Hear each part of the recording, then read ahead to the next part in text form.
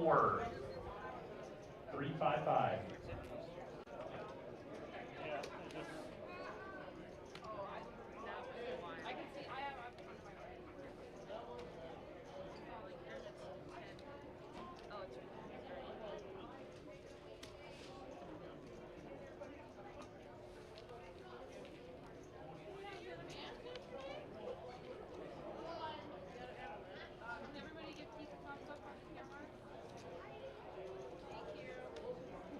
Some thumbs up. That means we are live. Welcome back, viewers. We're returning a little earlier than I anticipated. We are coming back after the first break here of Flight D. We're playing 300, 500 with a 500 big blind ante. Welcome back. We are live from Spirit Lake Casino and Resort. This is Flight D of the Casino State Championship. You are witnessing live stream action from the largest North Dakota poker tournament of all time. This prize pool is very close to hitting $200,000. Absolutely incredible. I believe we need another 40 entries or so in this flight, which is a stone cold lock. We'll get that in the next level or two. Just pretty much just, I'm just so happy I could be a part of this, guys. This is just an awesome weekend, awesome tournament. I'm glad we can make North Dakota poker over New Year's as amazing as possible. Very interesting feature table lineup here. A couple players I am familiar with, a couple I am not. If I can get some names up on the screen here. I'm not familiar with the gentleman in the 1 seat. He is from Canada. I dealt to him earlier today. Looks like his name is William Hall. Next to him is Matt Lizotte from Minot. He is a former North Dakota Texas Hold'em state champion back in 2017, I believe. He also was runner-up in the Rough Rider Poker Tour North Dakota State Poker title. That was over 2020, I believe. He got second place to Tiny. So a lot of deep runs in New Year's from Matt Lizotte from Minot. In the 3 seat is fan favorite Judy Zeitz from Rugby. Next to her is John the Thriller Miller from Minot. And next to him in the 5 seat is Zach Byers from Bismarck. Zach has had an incredible season. He's got 25 cashes under his belt. He was leading the Player of the Year race for many months. Duff Deseth just overtook him last weekend, 2 weekends ago. And Zach is now number 2 in points, but his season and his dream is not over yet. He can still make a deep run here in this tournament for a chance to overtake that Player of the Year and win that $5,000 bonus. As we see, Judy Zeitz, unfortunately, hits the queen on the turn, but that makes John Miller a straight. She can only chop now, but her time here is short and not so sweet. Good luck, Judy, on the outer tables if you get back in there. Pot over to John Miller. Anyways, back to Zach Byers. Like I said, he's had an incredible season. Unfortunately for him, though, we are on the final flight, and he is yet to find a bag. So he needs to get some chips across to Championship Sunday if he wants a chance at dethroning Duff there from the top of the ladder. Moving on down this table next to Zach is Vanessa Christensen. Nessa. She's the girlfriend of Chad Hare. He's taught her a few things in the poker world here of the last few years. She's just starting to cut her chops here on the RPT. So good luck to her. Hope she makes a deep run. Next to her is the first ever Montana Dakota State Poker Champion all the way back in 2016. That is Sam Fondrick out of Golden Valley, North Dakota. Very tough player.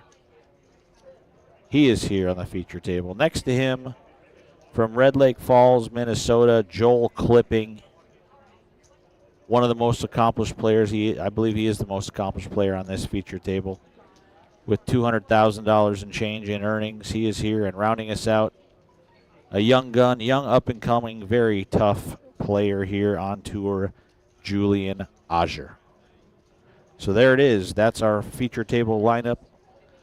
Let's hope they provide us with some very entertaining hands as we see two players with ace-king in this one. Matt Lazat's got the deuces.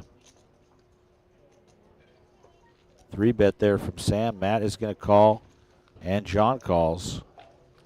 They're holding each other's outs. Let's see what happens. Ace, queen, 4. They both find the ace. Let's see how this hand plays out. Matt is not going to like putting any chips in the middle here. He's out of there. And John with the ace-king and the shorter stack. Is he going to put in a raise here? No, he just calls 5,200. No backdoor flush draws for either player. So they will chop it unless somebody folds, but I think it's just going to get all in here on the turn.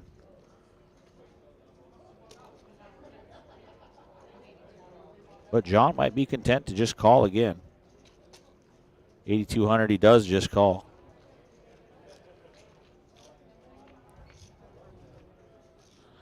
River's a 9. Sam definitely probably thinking he's got the best hand. John hasn't shown him any strength thus far. And he is going to fire out on the river. 13,500. John calls. They are going to chop it up. All right, then. On to the next one. We are only playing 300, 500, so everybody very deep. A starting stack of 30K is 60 big blinds. So you're not going to see as much all-in and call right off the rip like we were seeing on our last live stream. That was deep into Flight C. Huge flight. 383 players we had for that one. 48 of them put chips in the bag. So far, after 3 flights, 932 entries. 116 of them have qualified for Championship Sunday, but that also includes 14 double bags. They will get paid $710. Those smaller stacks will be removed from play, so that equals 102 actual players coming back so far. So plenty of players in the field looking for that double bag, and 14 players looking for that triple bag here in Flight D. William Hall, the Canadian. Don't know much about him. He made an 8-high straight flush earlier in Flight C. He wasn't in the high hand jackpot, though, so didn't get any money for that one.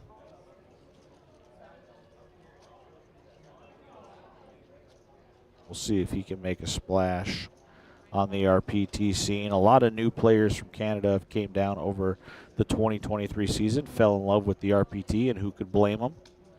We appreciate all the kind words they have said to us over the last few months, and we love having you guys.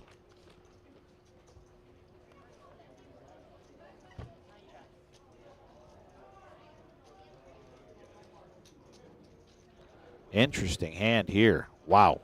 5 ways to a flop. Ace, Jack, 3, top 2 pair for William Hall, but middle set for Matt Lazat. Nessa's got a gut shot. John and Julian left with nothing.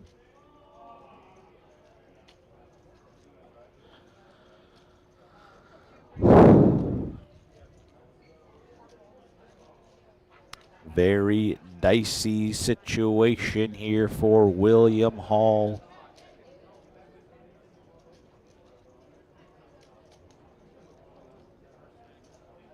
Matt's going to raise it there with the set of jacks. Back to William. He is going to, looks like a 3-bet to 20K.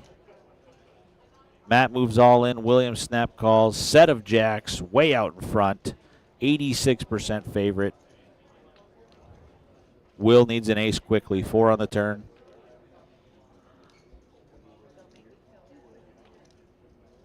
$10 on the river. 3 jacks for Matt Lazat, and he is pumped up. He has got a big chip stack here early on in level 4. William Hall, best of luck there back on the outer tables if you get back in this thing. Matt scooping a nice one.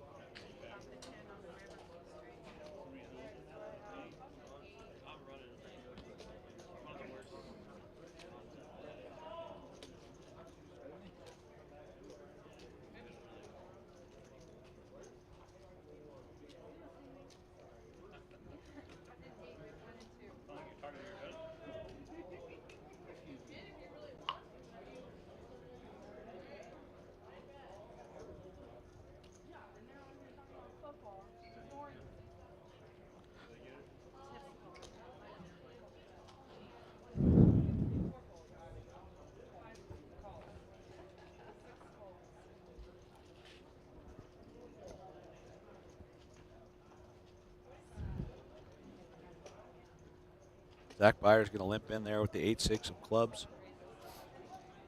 No limping from Sam. He's got ace queen. He makes it 2,500 to go.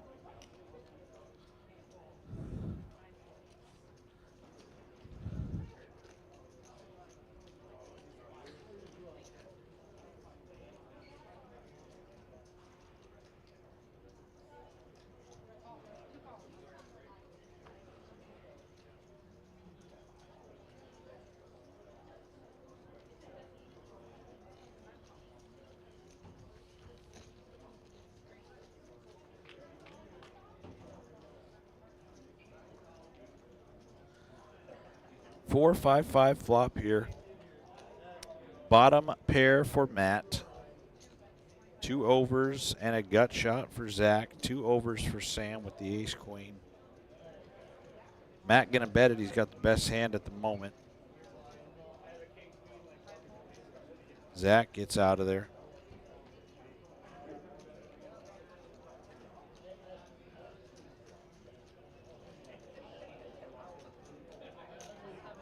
And Sam going to put in a big raise to 12-5 and try to take this thing down right now. Representing the overpair, Matt might. His hand is probably going to shrink up in his mind there very quickly. Yeah, you just gotta lay down the 8-4 there. Nice play from Sam Fondrick, putting those chips to work.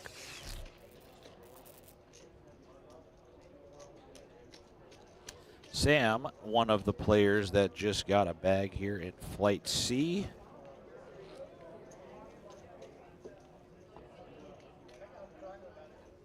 I believe I just saw his name.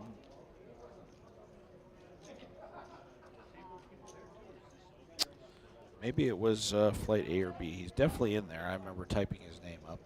Sam Fondrick looking for another bag here in Flight D. Casino State Championship, the weekend of the year in North Dakota poker.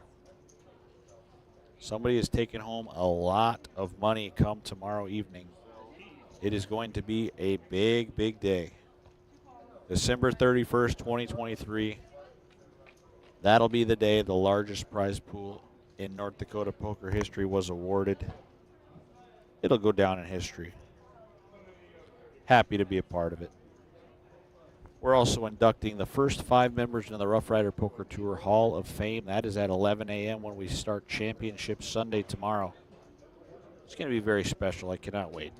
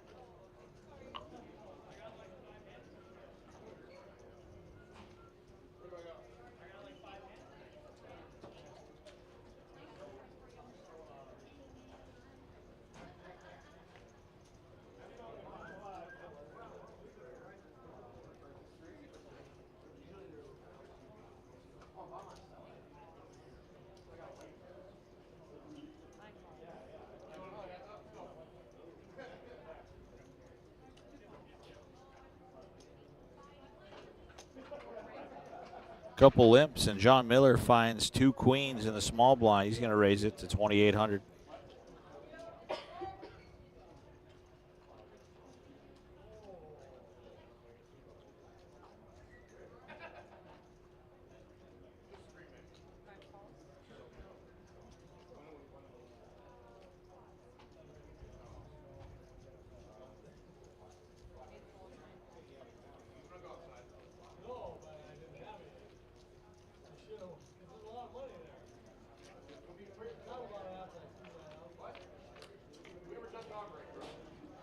Zach is going to call small on big here. He's got ace-7. Flop comes 10-10 deuce. John with the sneaky check. You love to see it, giving Zach a little bit of rope here. He doesn't take it, though. 8 on the turn. And John all in now. Interesting. Check it, then all in. Zach does not have enough to make that call.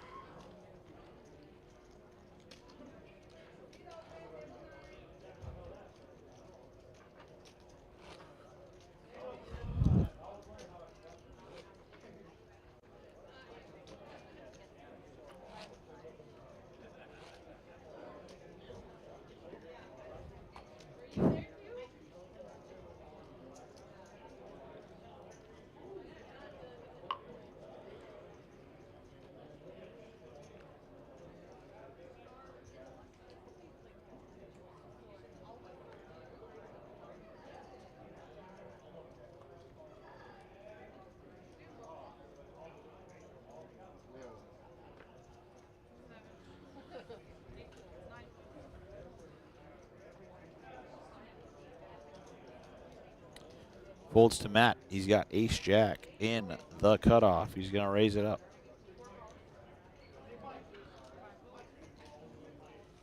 John the Thriller Miller. He makes a call with jack-10 on the button. Looks like they're going to go heads up to a flop.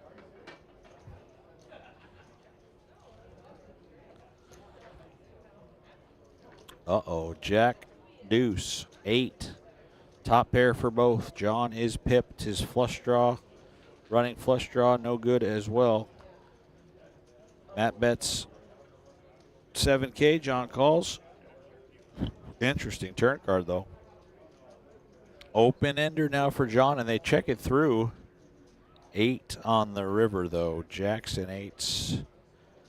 Matt is going to just table the best hand. No more money goes in, and pot over to him.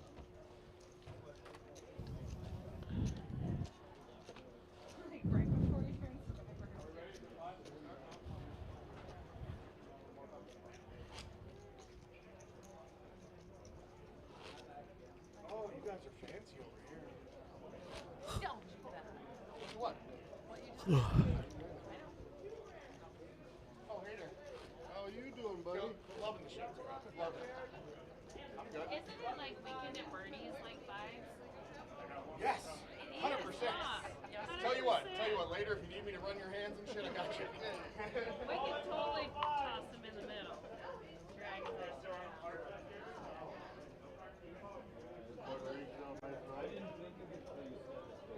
It seriously is, huh?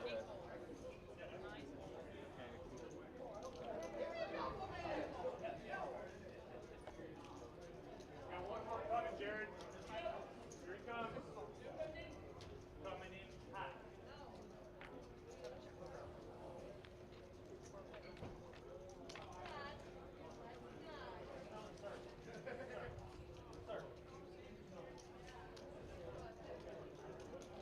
Looks like 4 players going to this flop. King 8-5.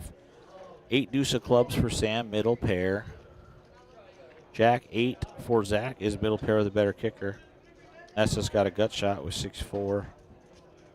John with the 10-7. The RPT stones, unfortunately, does not connect, and Zach is going to take that one down. So we're a very rapidly growing flight D here at the Spirit Lake Casino and Resort Rough Rider Poker Tour Casino State Championship. We are live. You've got Keith Lauder III in the booth with you. Thank you for joining us. We are live on the RPT Facebook page, as well as the Dakota Poker Tour Facebook page, and also on the Rough Rider Poker Tour YouTube channel. Make sure to like and subscribe.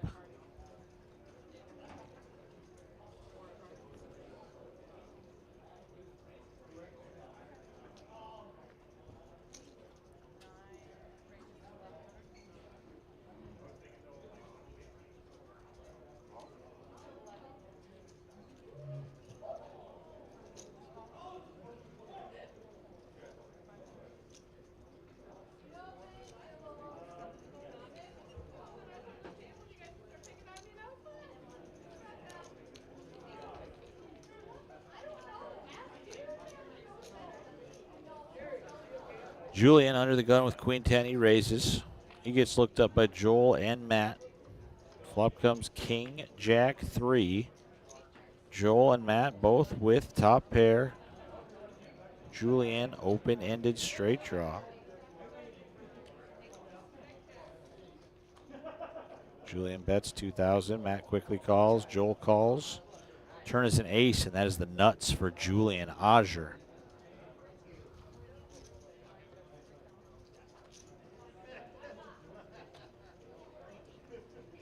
He bets 3,000. That is a bad card for both of the other two players. See if Joel gets out of the way there with second pair now. Bad kicker.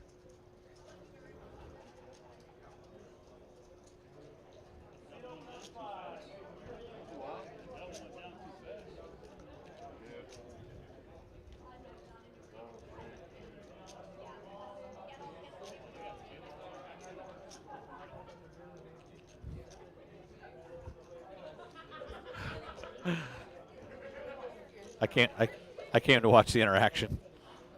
Hi.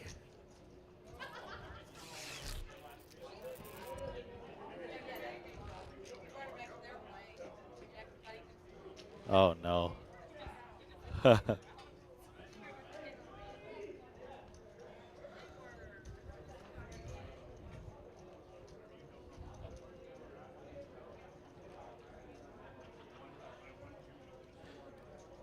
There you see our chip counts at the top of your screen. Matt Lizotte has the biggest chip stack on this feature table group. He's got 121,000. That is 4 starting stacks. A very good stack to have here. 4 levels into Flight D. He's under the gun with King Queen of diamonds. He makes it 1,200 to go.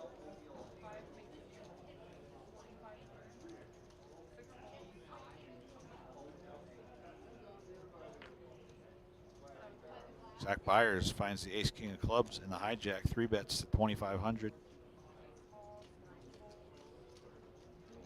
Joel calls. Ace 9 of diamonds. Matt calls. A lot of big hands here. Let's see if any flush cards come. Wow, this could get dicey. Jack, 8, deuce, 2 diamonds.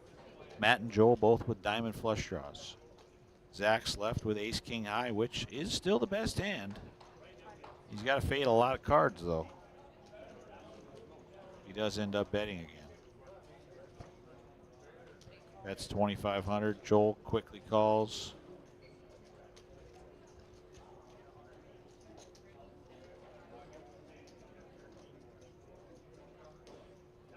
And Matt going to check raise with the king high flush draw. He's going to put Zach in a weird spot now. He's got not much for equity, just backdoor Broadway, and of course the 2 overcards. He probably doesn't think he has the best hand at the moment. You can see here at home that he does. He does make the call, and Joel with the ace 9 of diamonds makes the call as well. It'll be nasty if a diamond hits this turn, but the board pairs jacks, and I think it's probably going to check through unless somebody gets some sort of plan up their sleeve. And Matt is going to continue the story here. Gotta love the heart from him. He bets 12,000. That's a bad card for Joel as well. He thought he could hit an ace to be good. Now he's got to worry about trip jacks out there. And Matt with the 3rd best hand, scooping those chips, and he's going to show those guys king queen of diamonds.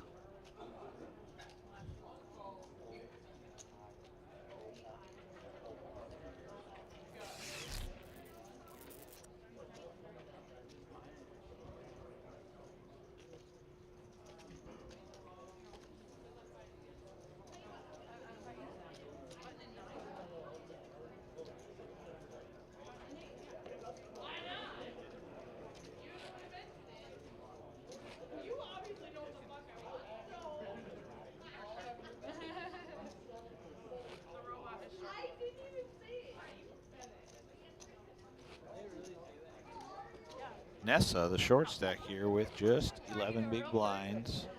We'll see if she can spin that up.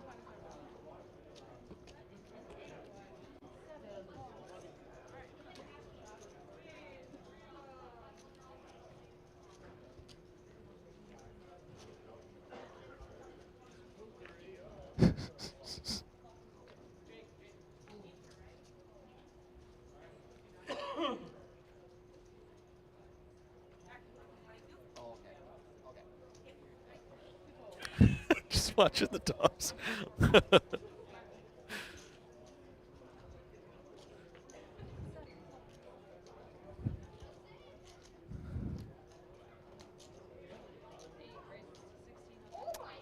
Folds to Joel on the button. He's got pocket threes. He's going to raise this one up for 1,600.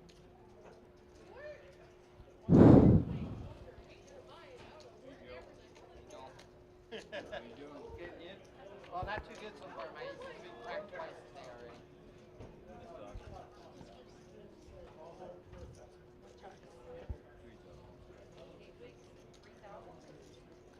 Joe Opiola from Winnipeg joins this feature table group. He's got Jack 9. He's not interested in continuing. Joel takes it down there with the pocket threes.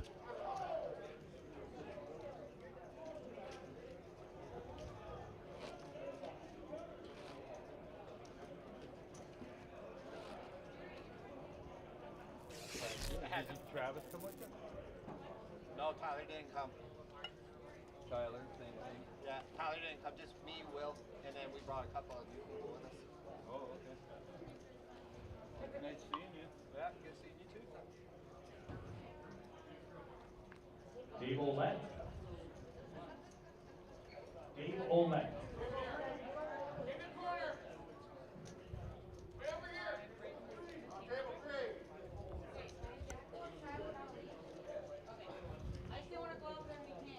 Zach Byers, ace 10, going to raise this pot to 1,500.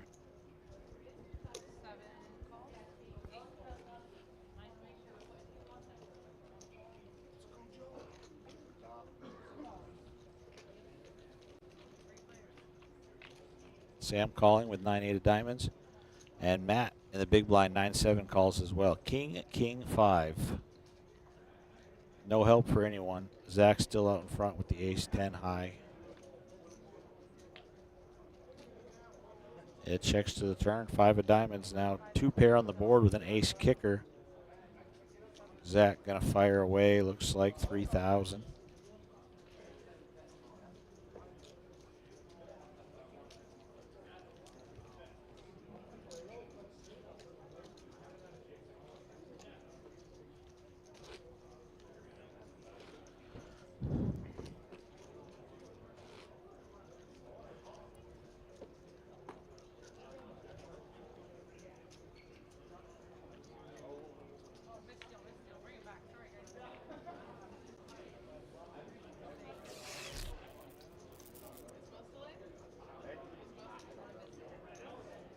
This is my second blind. The ace is cracked twice.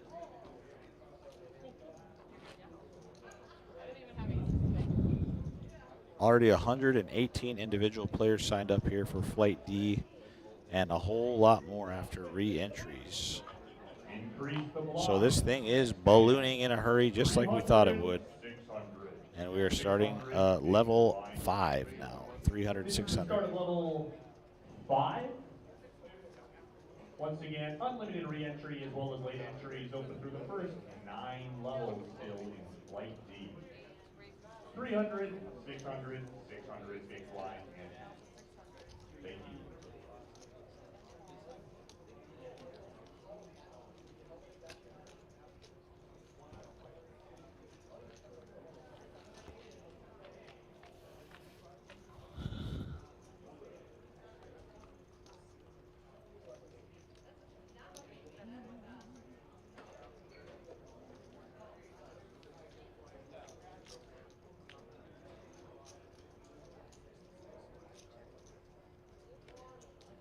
Joel, ace 4. He flops trips. Way out in front of the pocket fives for Joe Opiola. But Joe is betting this turn. We'll see if Joel clipping wants to pounce for a raise yet, but he's content to just call. River card coming, 7 of spades.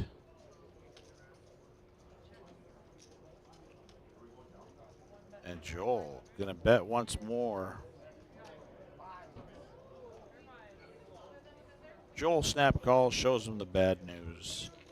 Trip aces for Joel Clipping, good for the pot.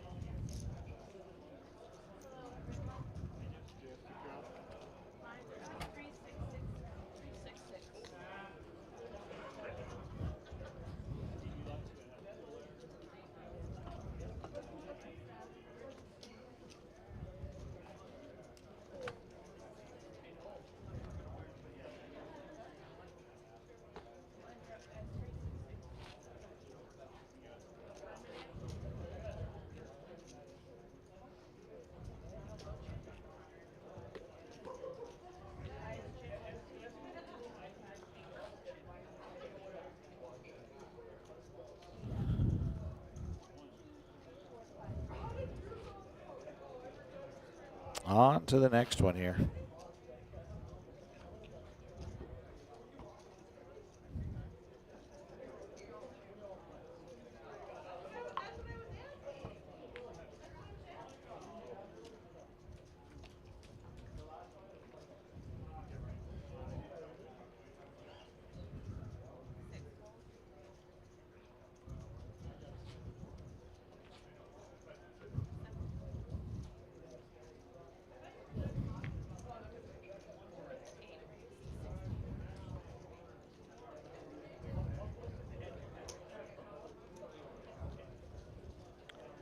Joel with the queen deuce of hearts. Little heat check here. He's going to raise. I'm afraid it's not going to get through to Matt Lazat on the button. He's got king, king.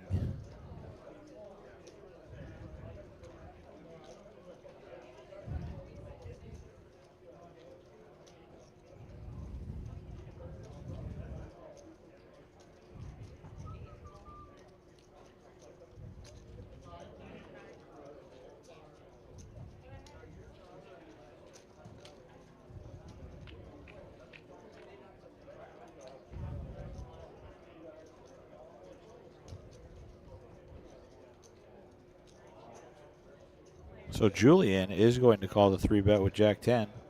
Flop comes queen, queen 10. Matt going to put Julian all in on that flop.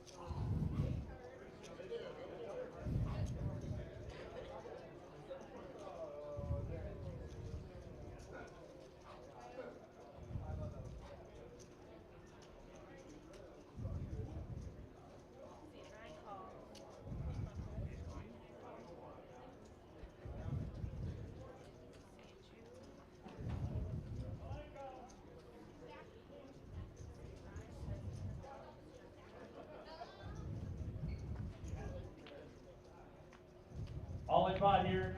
Holter Pritchard all in with Queen Jack. Wow, Julian is all in. He's in a world He is a non-believer looking for a 10 quickly, and he is busto. Seat open. Seat open on the live table. I just realized Joel opened that pot with the queen 3, I believe. Would have made a full house. Poker's a funny game. Very funny indeed. Matt Lazat stacking, though. Kings hold up for the knockout. And looks like we have a new high hand. A new high hand over here. Quad ace kicker for Eric DeWitt.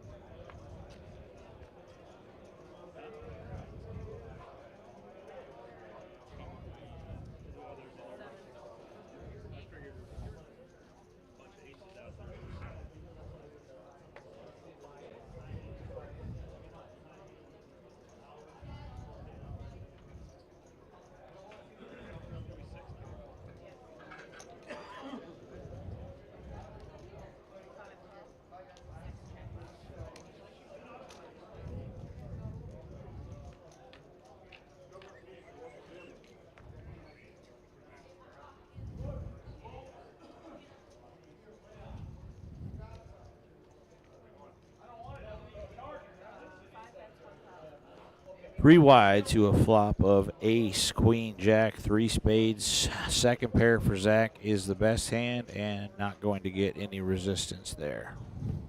Oh, gotta get my airtime in. Airtime. Looks like we've got a new player joining us.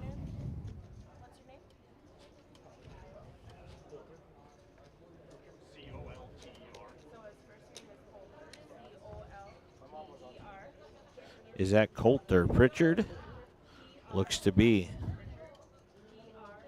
He won one of the high hand bonuses in one of the earlier flights. He's looking to party, and he's looking to bag some chips here in Flight D.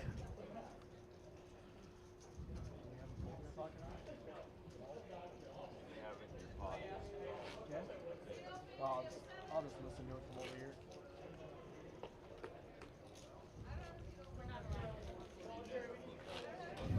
Watch the game or listen to it? Oh, this is the worst. Matt Lazat just crushing 161,000 here on this feature table. We are in level 5. We'll take another break after level 6. I will hop out of the booth, and I'm sure you'll get some fresh blood in here after that break. Thank you for watching, guys. Thank you for tuning in. Hopefully you're listening in your car on your way to the casino. Registration is open for 3 more hours in this thing.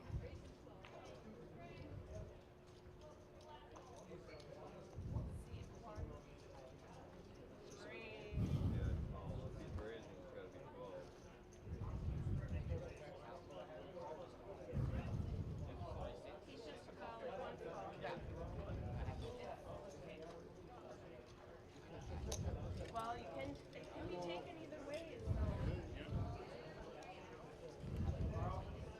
So 8 call, 9 call, 4 call, 4 call. 5 raises to 2,500. 6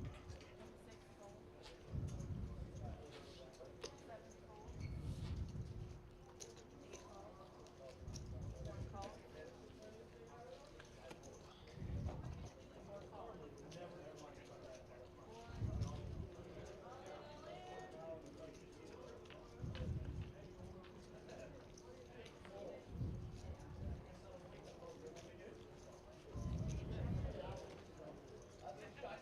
Four players taking a flop here.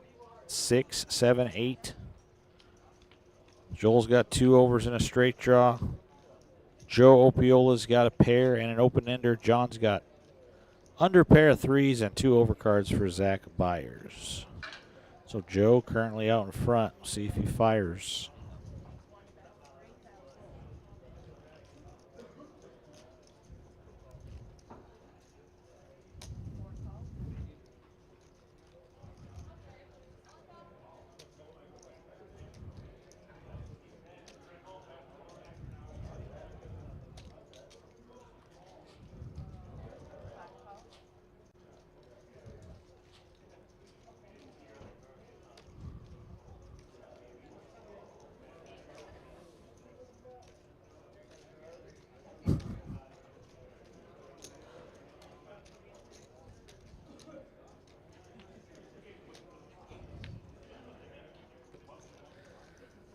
River card is a 6, so 8s and 7s for Joel is the best hand if it gets to showdown here.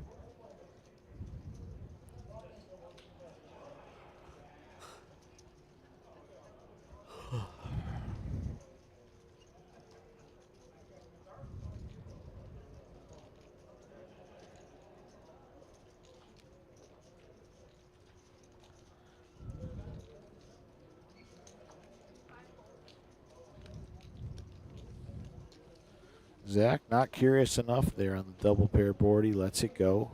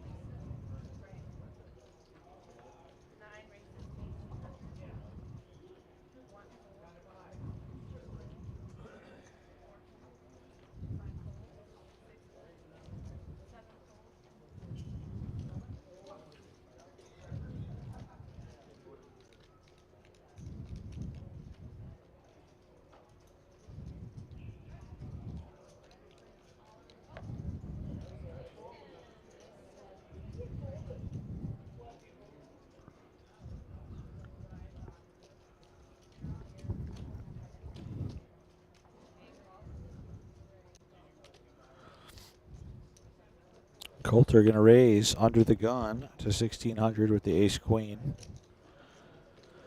Joel calls from the big blind with 7-6.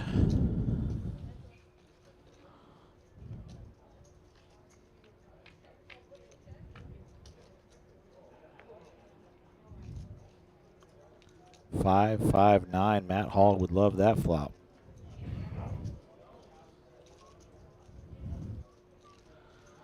Joel checks it. He's got a gut shot as well as live pair cards.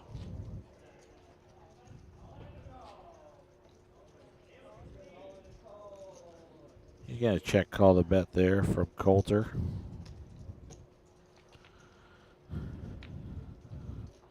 King on the turn. No help for Joel.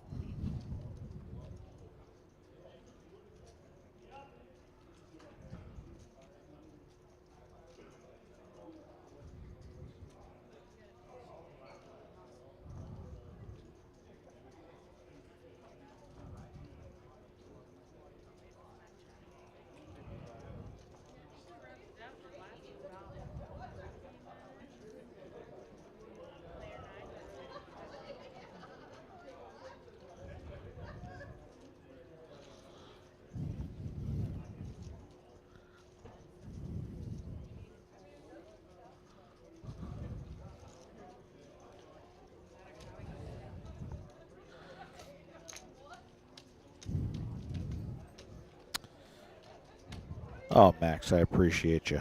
Thanks for watching. Max Bechtel, one of the GOAT RPT dealers. Hope to see him back on tour soon. He's requested Kyle C in the box. Kyle is on an outer table. We got a lot of tables rolling here for Flight D, 20 plus. It is busy out there.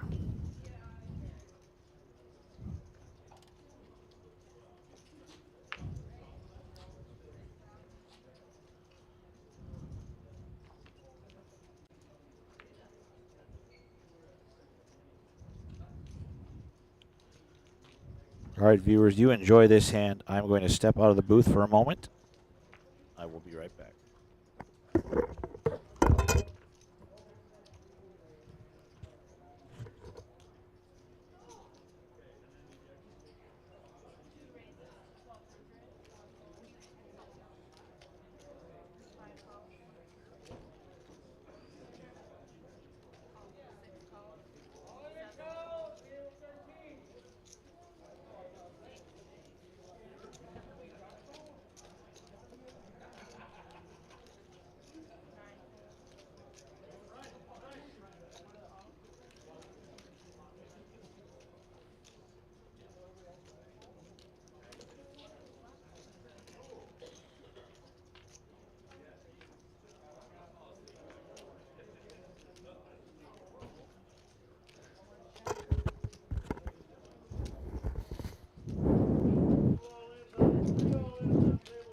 All right, I just relieved Keith of his duties, and this is Brian Peck back in the booth for y'all. We got our live stream running probably for a while.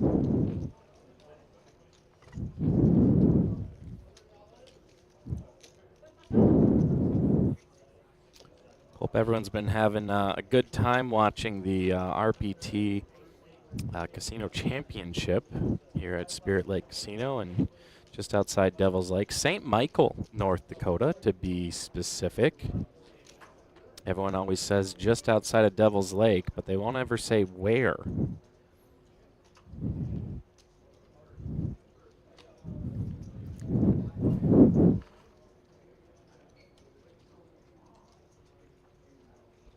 See if I recognize any of the players right away.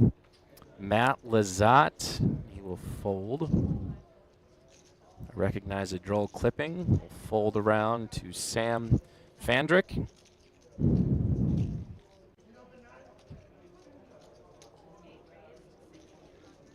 Joel will, looks like a raise to 1.6K. To Joe Apiola. He'll make the call for 1,000 more.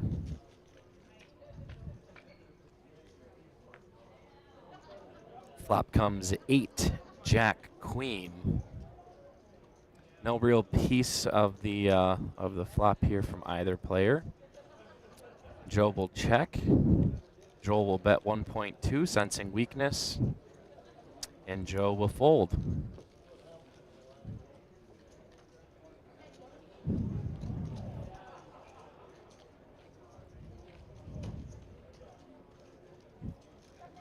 Let me pull up some live streams and see if you guys have any comments rolling out there.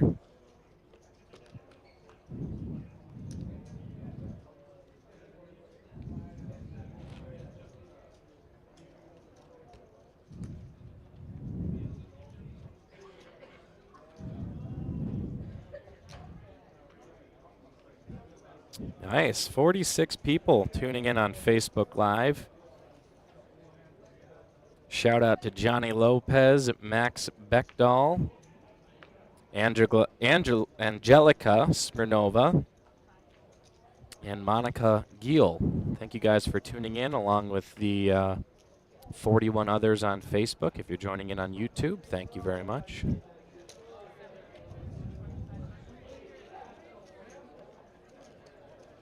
And this is flight D of 4 flights, so this will be our final flight before we reach Championship Sunday tomorrow. Joe Opiola waking up with kings in the small blind. He'll 3-bet to 15,000 and we'll probably see everyone else fold.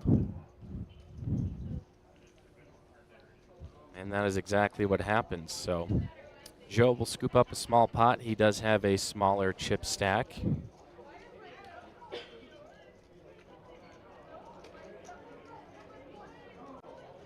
Maybe average comparative to where we're at in Flight D.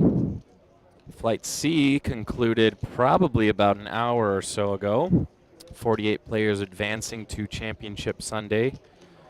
Not sure how many people have double bagged yet, but prior to Flight C concluding, there was 6 total people who have double bagged.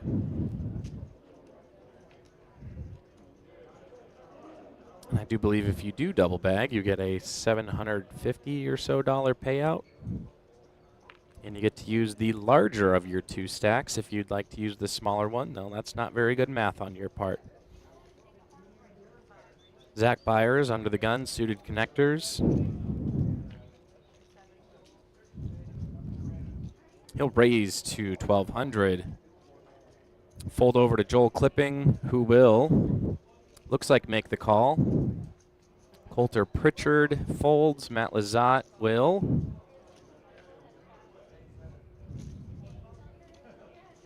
Call, and so will John Miller. So we'll have 4 ways to the flop.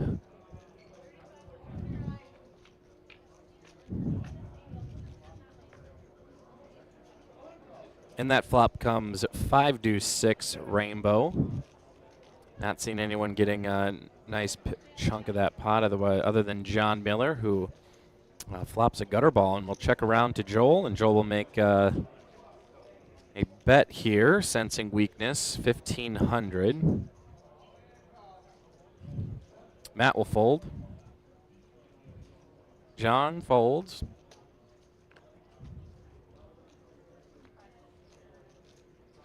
And Zach will fold as well. So Joel scooping a couple pots, adding to his chip stack.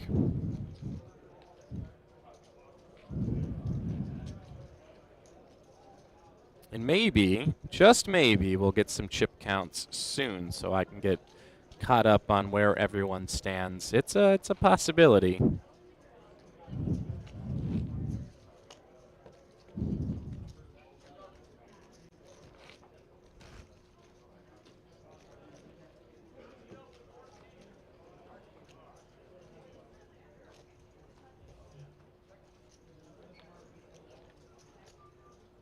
This is a RPT and DPT, Dakota Poker Tour co-sponsored event. So players playing will get points towards both tours, which is always nice to have that cohesion. Doesn't force players to choose one or the other.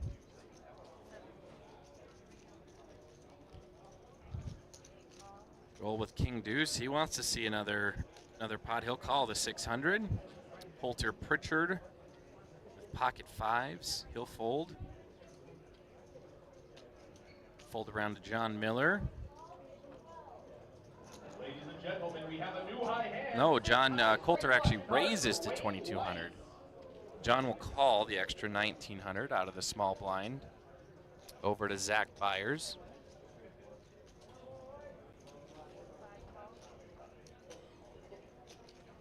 Who will make the call, and perhaps Joel will too. Not that he's pot committed, but he does seem to like to see a lot of flops, see what he can catch.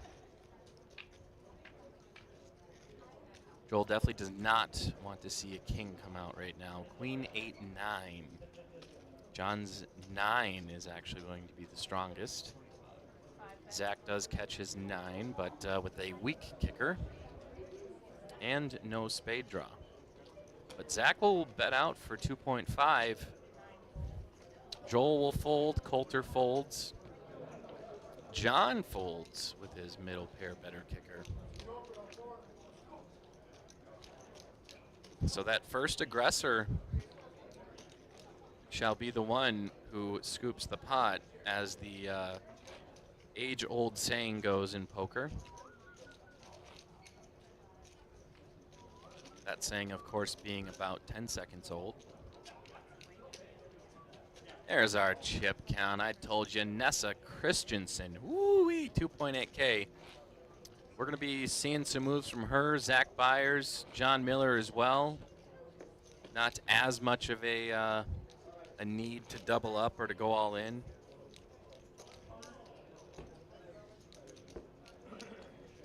Wayne White's all in. He's got 2 jacks. He's up against pocket queens. He's looking to get quad jacks. Oh, but it's a queen on the flop. You're right, it does. Turn is to 7, and he's no longer playing.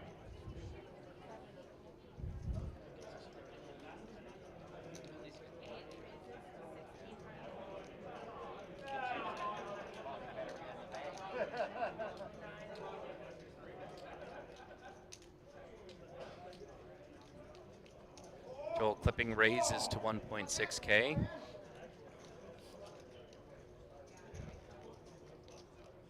Zach Byers in the small blind, ace-7 offsuit. He'll make the call, and Melissa will go all in for a total of 2,200. Joel will call for 600 more, and I expect Zach to do the same. Neither one entered this pot with Melissa or with Nessa in there, thinking they would just fold after Nessa goes all in. So we'll see a 3-way, 1 all-in flop. That comes 8, 8, 10. Nessa spiking her 10. We'll see what Joel and Zach decide to do. They'll check it. Turn is a 7. Zach does catch his 7.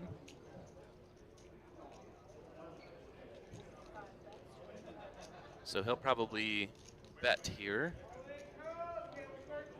I don't see Joel doing much with this.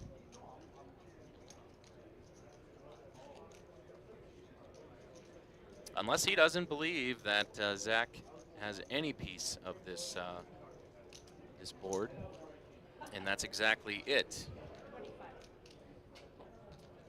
Joel will make the call.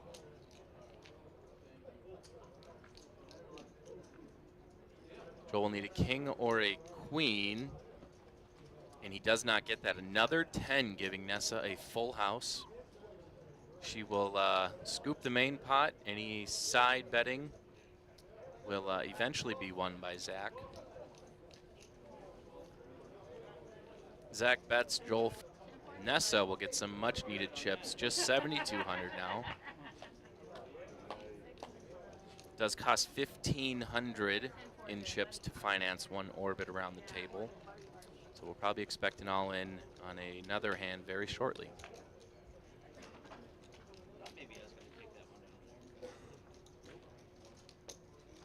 Gotta watch out for that 10-4 good buddy there.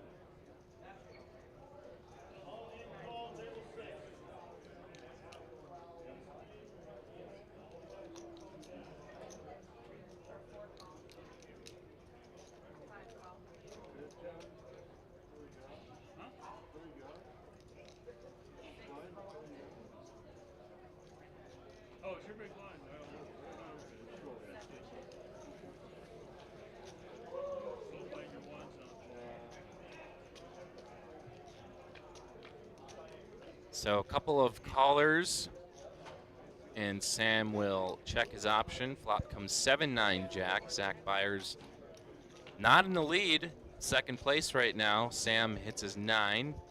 There's a 5, letting John get a piece of the action.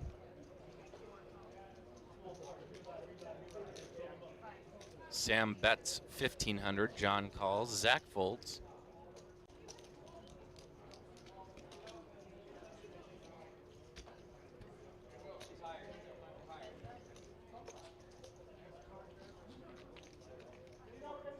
And the river is a queen, giving Sam the check mark. We'll see what story John wants to tell, though. Looks like we did check, check. And Sam will scoop up a 3K pot, or 5.7K, but add 3K to his total. Definitely want to thank our production crew who have absolutely knocked it out of the park this weekend. Mr. Goose and Jared. I feel like they don't get enough recognition. And so here it is. The lines are up. Next hand, 400, 800. Thank you to all those two do, and then also thank you to our event photographer, Reina Martinez. We'll be taking a break at the conclusion All those of photo this dumps level. you've seen on the Facebook page have come from 400, the 800, lens 800, big blind Annie. for camera.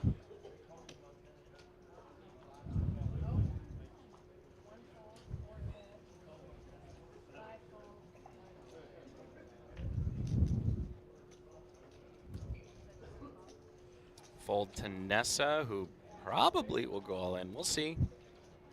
Does have a little bit of room, but it's getting to the point where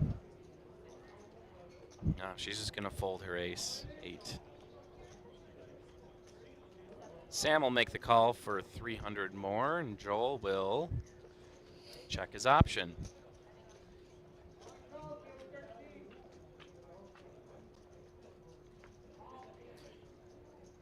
So we'll see a flop queen 5-6 rainbow.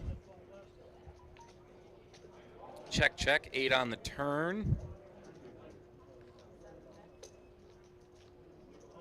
Sam bets 2,000, or at least threw 2,000 out there, but it's only 1,500, and Joel will fold since he had absolutely nothing.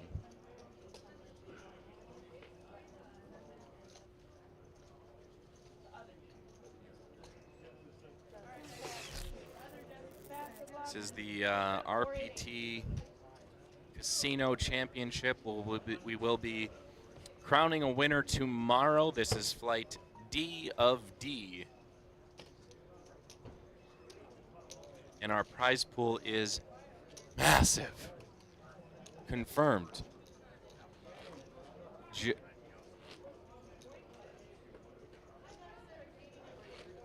Unbelievable. We are crushing the record by over $50,000. The prize pool is over $200,000. That's not to mention there's still late registration open for about 2 more hours. 2.5. Thank you to our research and development team for that information, Jerry. So the record is only going to be set higher and higher as players bust out and re-enter into the tournament. Is $200 plus for a 30K chip stack.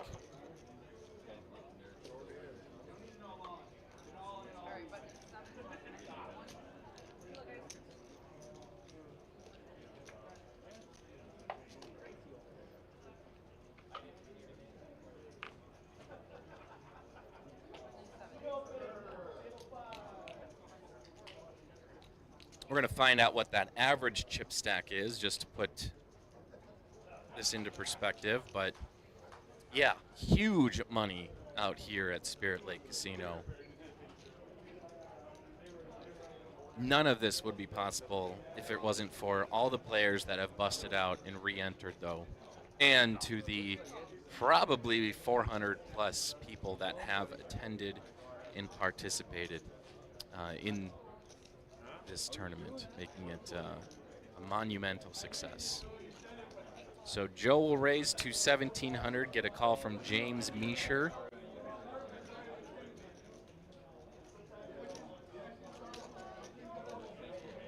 Average chip stack is 45,000. So if you're below that mark, you might want to start thinking about, if you haven't yet, eclipsing that 45,000 chip mark.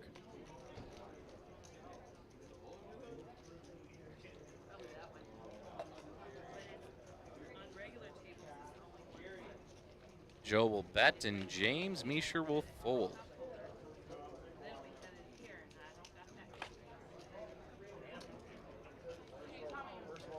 I was like so ready for the cup holder.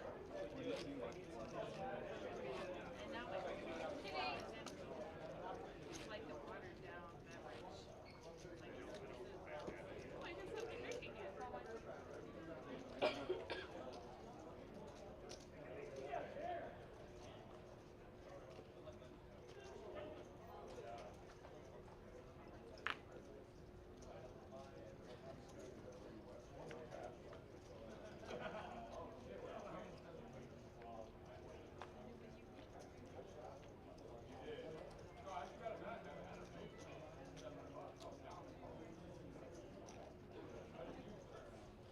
Matt Lazat with Queen Jack offsuit.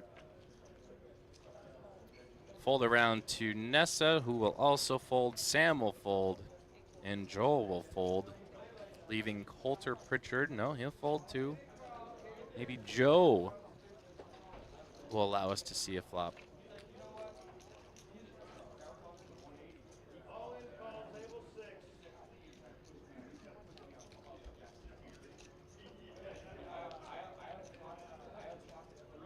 Eight on the turn.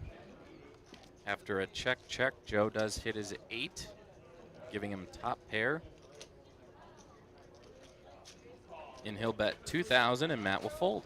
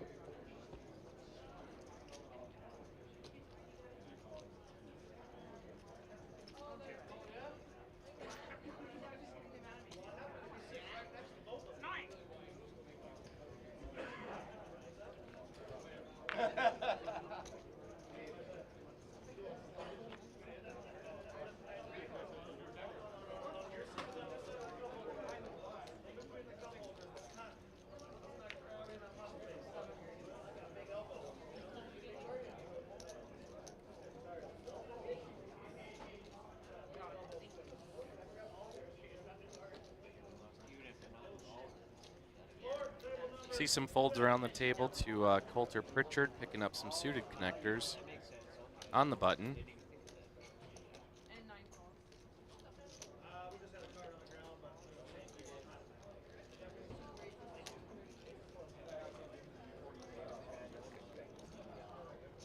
Uh-oh.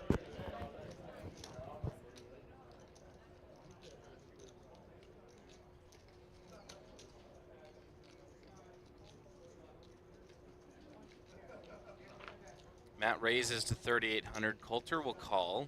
Joe gets out of the way.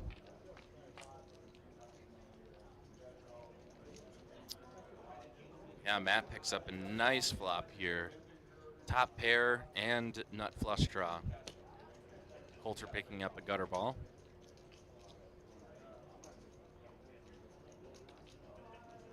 Matt will bet out 3,800 and Coulter will fold.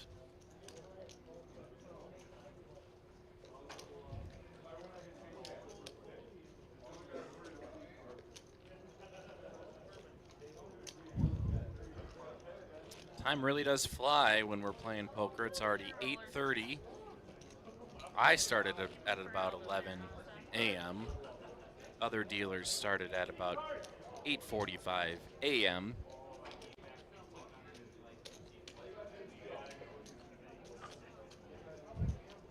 So huge shout out to our dealers working today. It is it's a grind for sure to constantly be shuffling in the minor twists and turns to retrieve bets and cards and the reaching. Really dealing, this is probably the longest I've dealt consecutively last night and today. And there is definitely a newfound appreciation for our dealers. My left pinky is starting to fatigue. Sam Fandrick will raise to 2,800. Joe will call. Matt calls for 2,400 more out of the small blind. And James Meisher will make the call as well.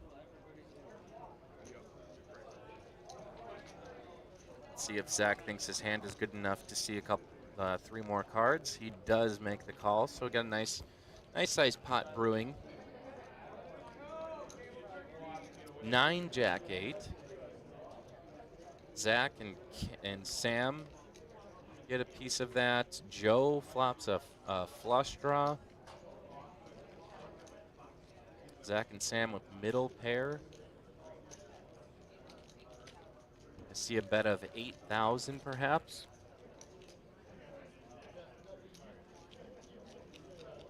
So just over half pot.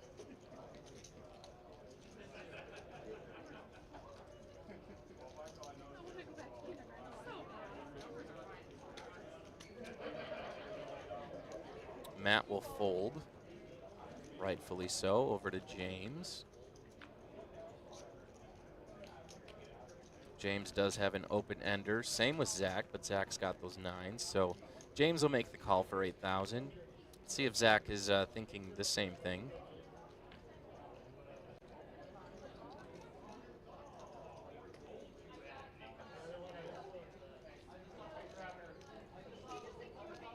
Queen of Hearts would suck for James and Zach, but it is the Ace of Clubs on the turn.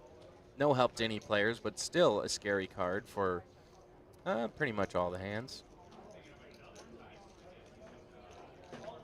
And we do see an all-in for 27.5K. Probably going to be a little too rich for James and Zach to stay in the hand, especially knowing they don't have much.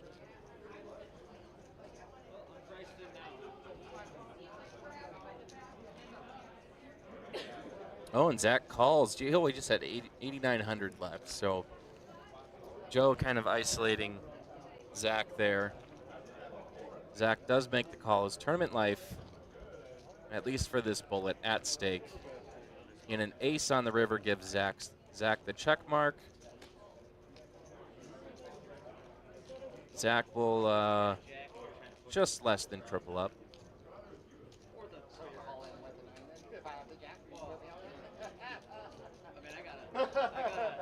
Even if you have the jack, I still have 8.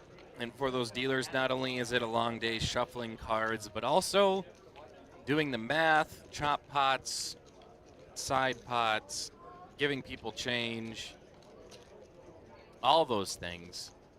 Making sure your cards are not exposed, keeping the action moving, making sure the dealer button's in the right place.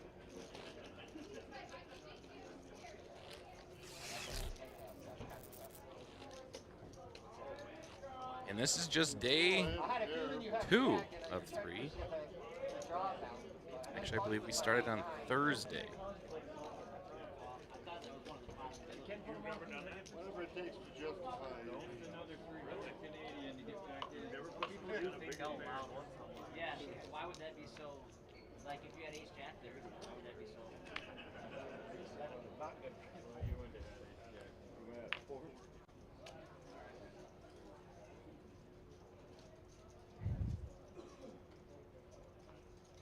Yeah, we did start on Thursday with a kickoff tournament. It was a $165 buy-in. Then yesterday we had flight A and B at 9 a.m. and 5:30 p.m. Same thing today for flight C and D. And then we have our championship day kicking off tomorrow at 11 a.m. The last chance tournament starting at noon. That last chance tournament is a $120 buy-in with $100 add-ons. Again, our prize pool, record-shattering, over $200,000 and counting. We still have about 2 hours worth of late registration. Do believe our blinds have gone up maybe recently to 488.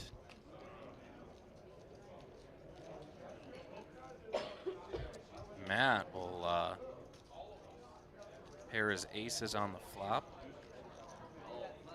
Coulter will bet though. 3.5 thousand. Matt's probably happy with this, although those two spades are a little fishy, and Matt not wanting Coulter to see a turn for very cheap will just shove all in, which would put Coulter at risk if should he call and put his tournament life on nothing. And he wisely folds.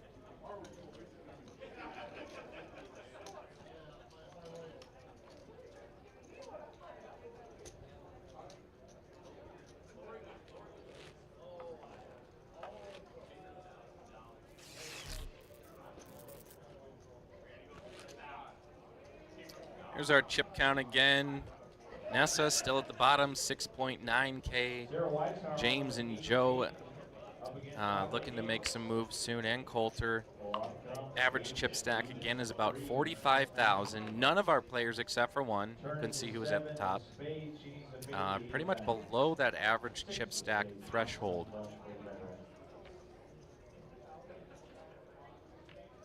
So we definitely don't have some of those bigger stacks on this table as we do in the rest of the field.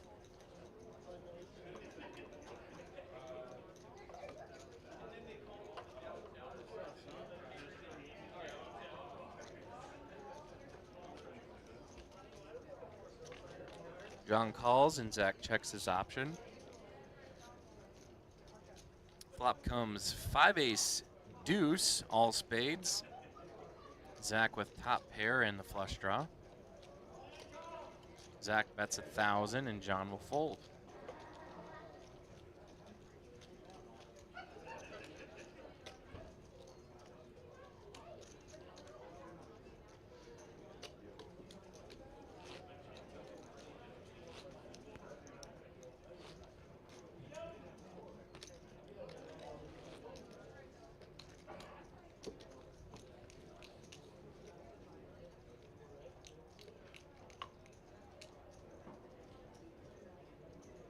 There it is, Casino State Championship, and it doesn't say just outside of Devil's Lake. It does say St. Michael, North Dakota, because that's where we are.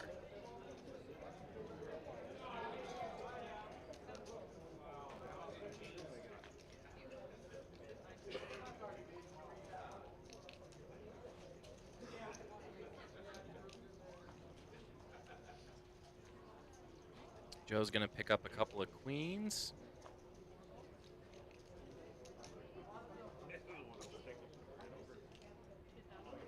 He'll raise to 2,000. Or Nessa will call. Keep wanting to say Melissa, but it's very clearly Nessa. Flop comes 5-9 ace. The only hope here is that Nessa shoves all in for 4.1K, repping an ace. And she does not do that. Joe take home smaller pot.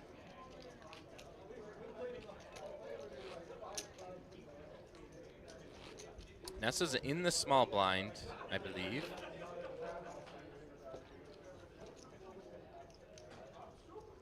Where are those blinds at? Yeah, I think she is in the small blind.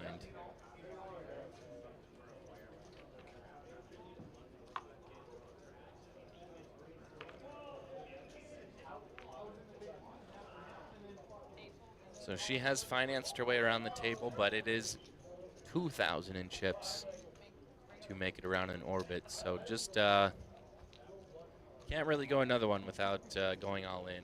And hopefully she steals some blinds and andes before then. But here's a little hand brewing. Ace Queen, pocket threes, pocket nines, and James Meisher's Ace Queen as well. James shoves all in for 16,000. Nessa with 3 deuce suited. Maybe not the time with all these callers and an all in. Coulter will shove all in for about 3,000 more.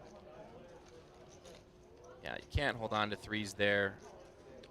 I would say maybe nines, but this is about what they expected was a coin flop. Little coin flip here. Ace queens versus nines, 2 all-ins. Matt has the chance to scoop up a huge pot if his nines hold. Matt just needs to avoid an ace or a queen and any other Broadway cards.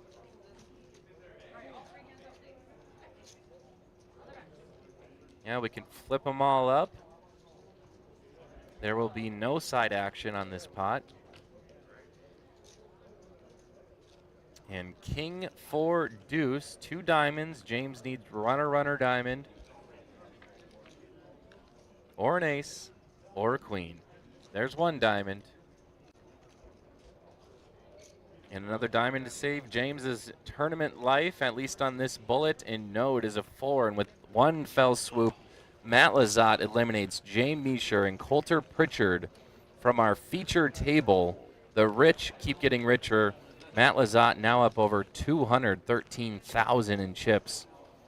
A very clear chip leader on this table, and about 5 times your average chip stack. So Mr. Lazat sitting very pretty. Nessa just holding on for dear life, 3.7 thousand. And basically Joel, John, and Joe are all going to need to start making some moves, being under that 30K threshold.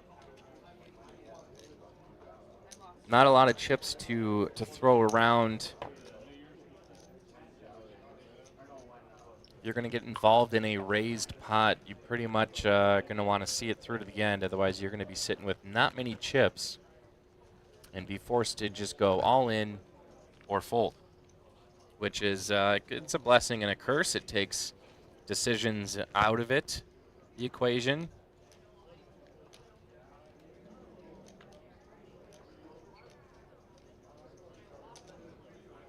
See Max Bechtel on the Facebook stream asking how many entries total so far. I don't know that, but I do know Flight C, which concluded earlier today, had 383 players, which is just astonishing. We're expecting Flight D to get close to, if not surpass that number. I'm hoping for 400. So here's a raised pot. Matt Lazat raises to 1,600 with ace jack. Joel, jack 9 will also be in. He'll check. 9 on the turn gives Joel a pair, but not a high enough one. Matt does have that ace.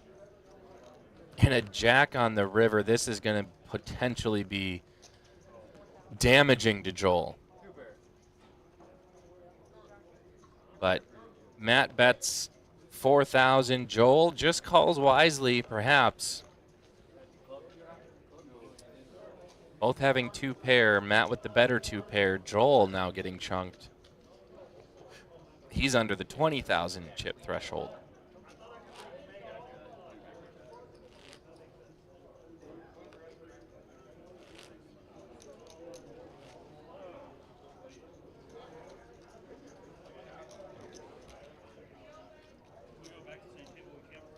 I did actually have some information on the total entries. About, as of like 15 minutes ago, 253 in Flight D.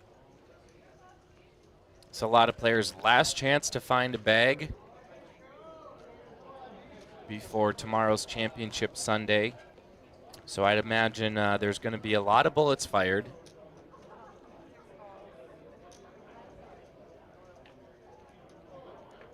We'll see a bunch of calls of the big blind. Joel calls in the small blind, and Joe Opiola can check his options should he wish.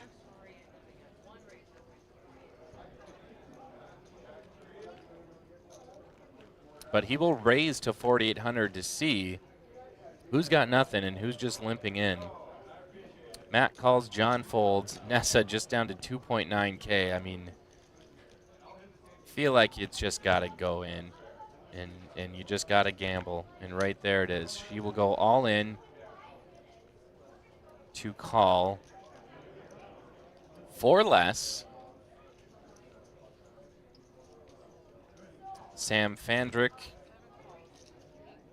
I believe, will also call, and Joel will fold. So 4 players to a flop, one of them all in. Joe Biola, the other short stack, 13.2K. He was the pre-flop aggressor. And depending on what our flop looks like here, we very well might see him go all in.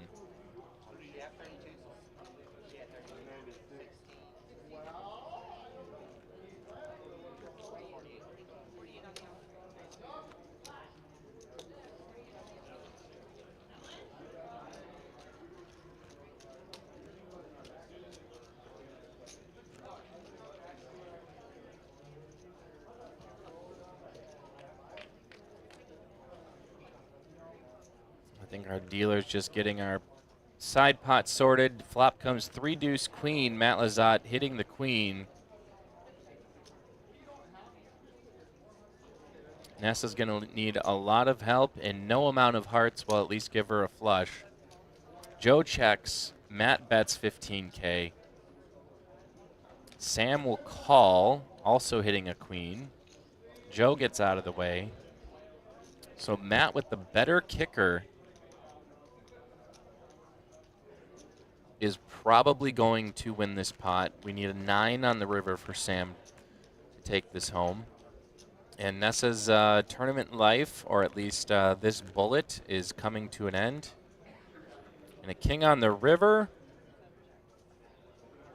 And Matt Lazat eliminates Nessa and wins a 50,000 chip pot. He's up to 250K now.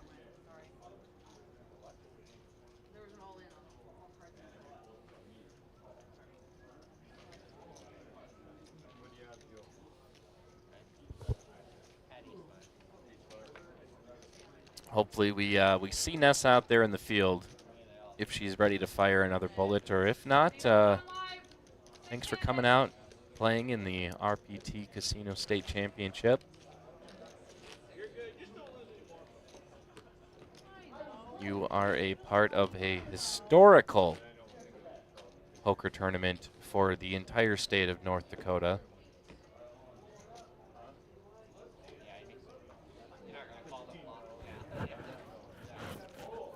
From the dawn of man, there's never been a larger poker tournament in this state, ever.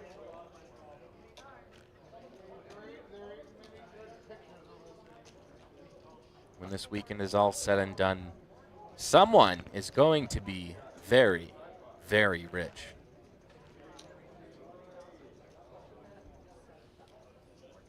Zach Byers in the hijack will raise to 3,000. Sam and Joel fold. Joe is almost in the ship it or don't play at all chip stack range. Matt Lazat, King 7. He's got some chips to play with, and very well just might call because he will. So it's Matt and Zach heads up on the flop. That comes Jack Deuce 8. And we'll check, check. Turn is a 3, helping neither player. And we'll check, check on the turn to a river of a 9, and Zach Byers will get the check mark. And I think they checked it through. Zach Byers picking up some much-needed chips, although he is not the shortest stack at our table. Might be in second or third place.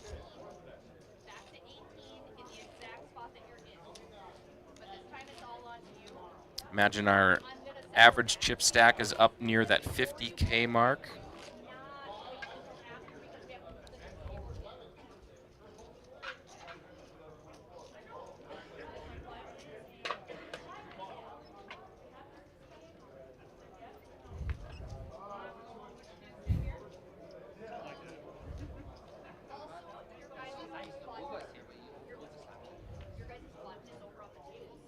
You know, it's one thing to run hot, get a big chip stack, and then just play loosely and have your luck run out, and all of a sudden you don't have a big chip stack anymore because you were doubling a lot of people up. But Matt Lazat showing us how to accumulate chips and keep them. Of course, good cards and run good has to be in that equation. And speaking of run good, Matt Lazat picking up Big Slick will 3-bet to 6,400. Joel just 16.7K, I think is going to shove all in here. Or he just calls. Just going to call for 4,200 more.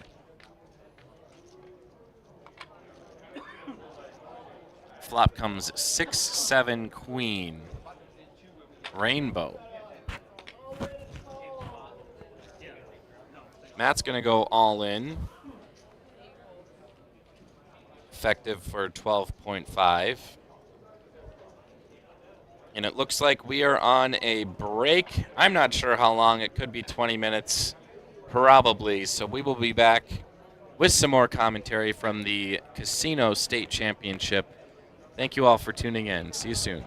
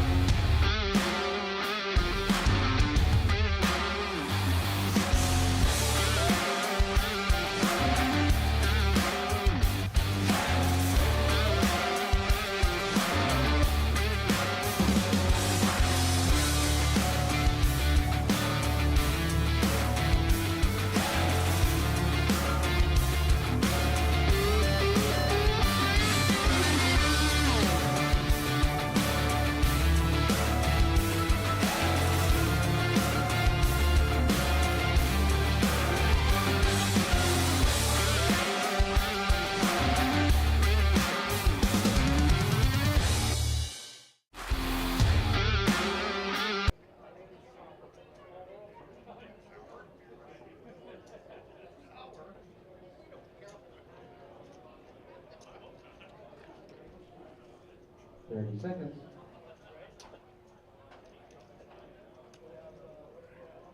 Need a dealer on 19. Need a dealer on 15. Pause the clock, please.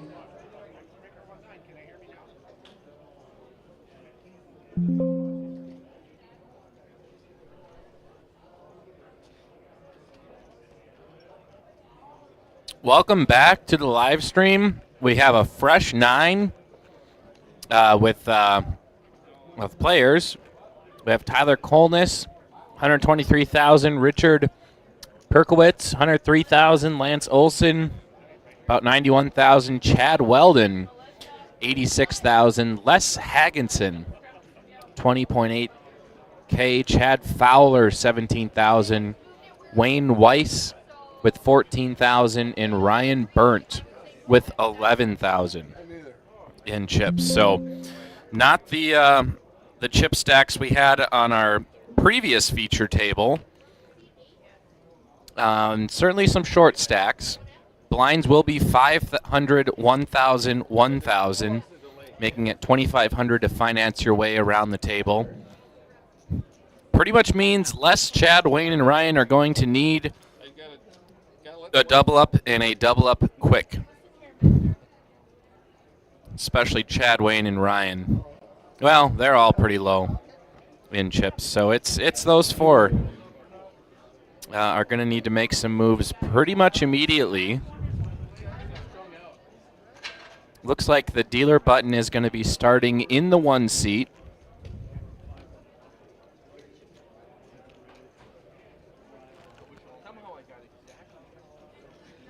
And I do see a Mark Duffner, folks. A Duff sighting, and he's not wearing his Sunday orange, as we might call it. In many pictures in the DPT catalog, Mark Duffner has always shown up in his orange and gray pullover, 3/4 zip. However, he is sporting another 3/4 zip.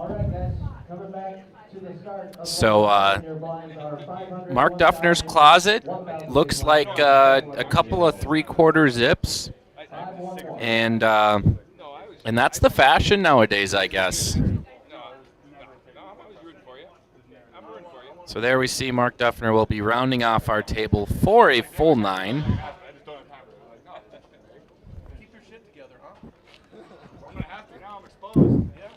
Also, huge shout out to Dave Olette for getting the dealers some sandwiches, much needed sustenance to continue throwing cards at all the players here.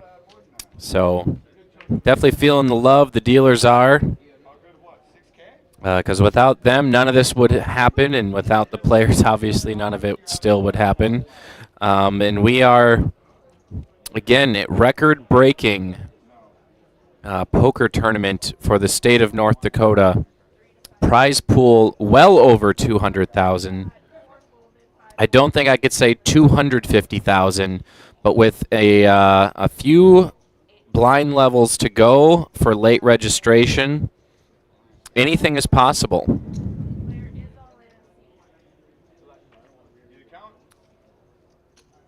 TK starting off with ace-5 offsuit. And it might be a shove all in here. That's what it looks like, but someone else may have gone all in before him. I'm not sure. We'll get this straightened out and figure out just exactly what's going on. So TK did not have the 123,000 that we originally thought. He did only have 18.4K.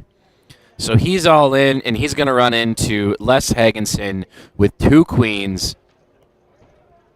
It's going to be not a great coin flip. If that coin flip had 94% of its face on Les's side, then that's what Tyler's looking at right now. And there it is. TK eliminated first hand on the live stream, and he's gone. So Still has probably 14 and a half minutes of his 15 minutes of fame used, or 30 seconds of his 15 minutes of fame used up. 14 and a half minutes left. So maybe he'll be buying back in. I would potentially expect him to do so, since late registration is still open.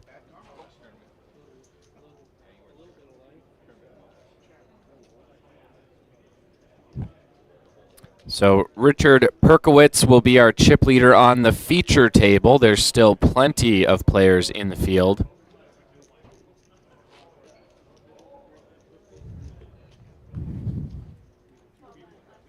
Okay.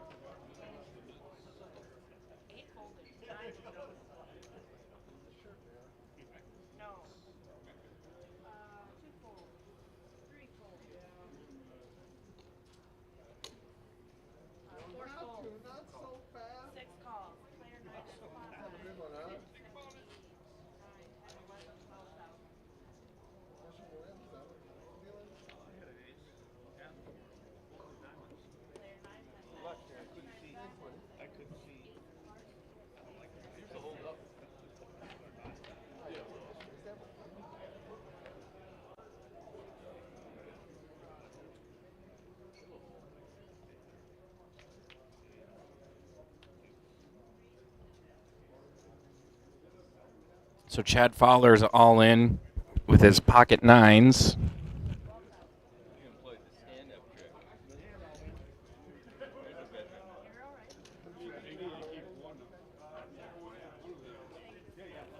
And he will get a much-needed double up, extending his tournament life that much further.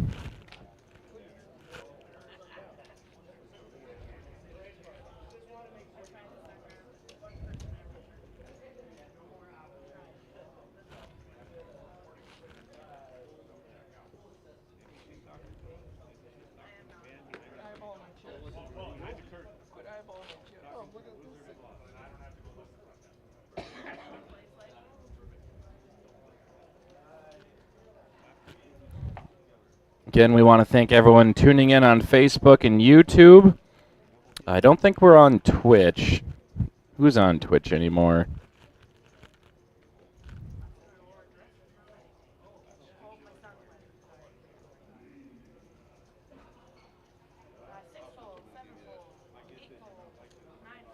Want to give a shout out to our live stream audience, which currently is on break, but it was just a quick 15-minute break.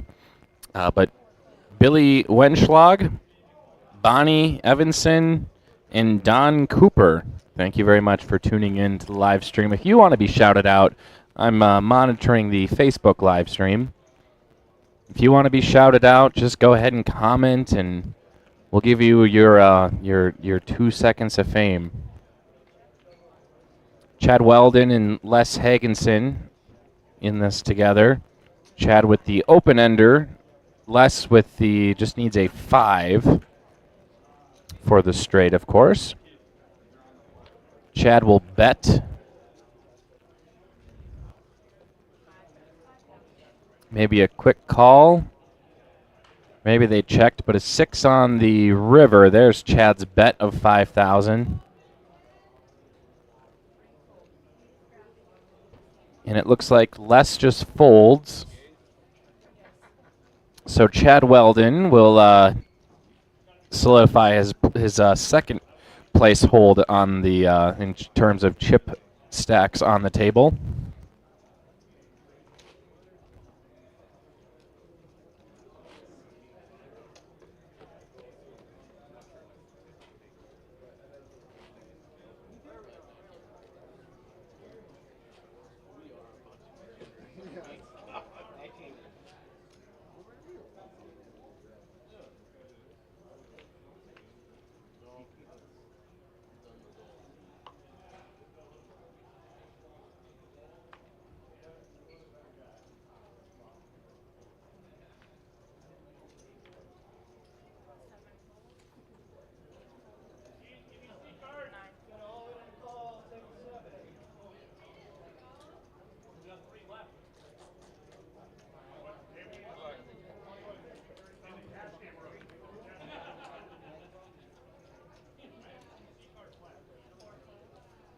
Ryan Burnt is all in with King Queen offsuit. We'll see if anyone has the cojones to call him, and they don't.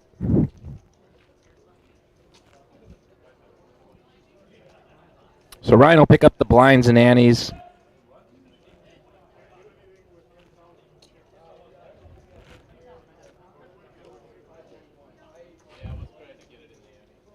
You are watching the Casino State Championship at Spirit Lake Casino and Resort. This is the RPT and DPT co-sponsored event, meaning anyone participating in this event will get points towards both leaderboards on the season.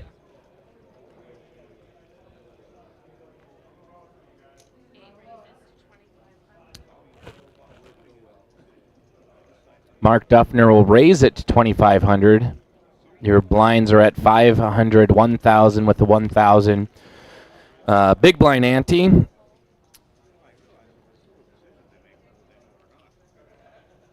And I think it's up to Wayne to call here to determine whether or not we are going to see a flop.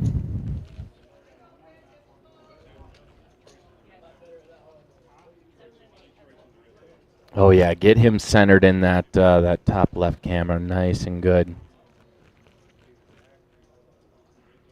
Flop comes 2-9 Jack. The Duff flopping an open ender. Same thing with Wayne. Duffner's open ender just slightly better.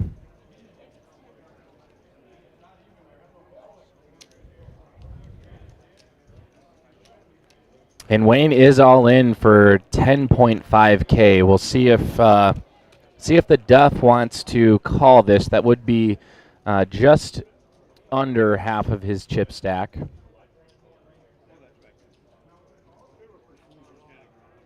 I'm sure if Mark saw what Wayne was holding, he would call this almost instantly.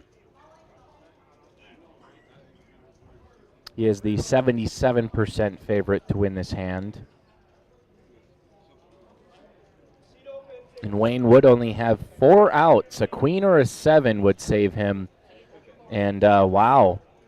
So Mark will fold, which, not knowing the hands, is, you know, no harm, no foul there for the Duff.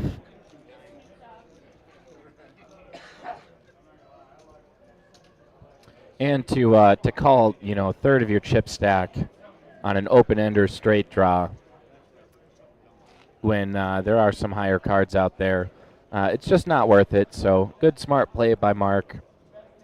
First aggressor there was probably going to take down the pot.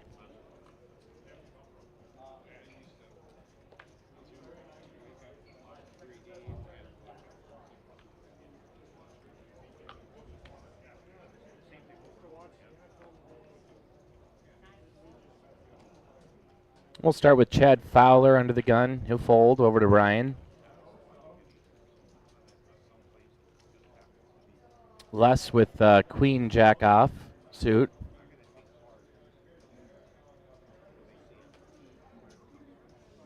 Looks like he's going to be raising to 2,300. 2,400. Richard will get out of the way. Looked like a call from Chad Weldon with 10-9. And the Duffner's putting in a call as well with 2 undisclosed cards. It's always fun when you can't see what someone's holding in their hand. Really makes you sit on the edge of your seat. And our flop comes 7-8-9. Les with the gutter ball, Chad with top pair and an open ender. What does Mark do here? Bets 2,000, it looks like. 3,000. Les will make the call.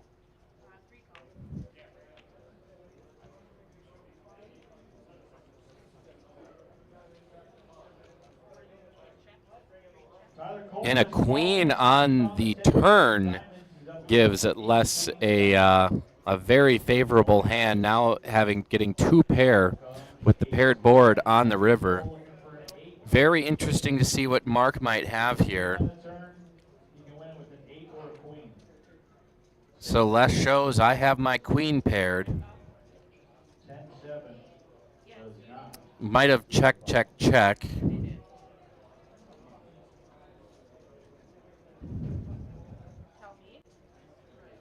Perhaps Les might have turned his hand over a little too soon, maybe. Either way, he's got the check mark, and we'll never know what Mark had.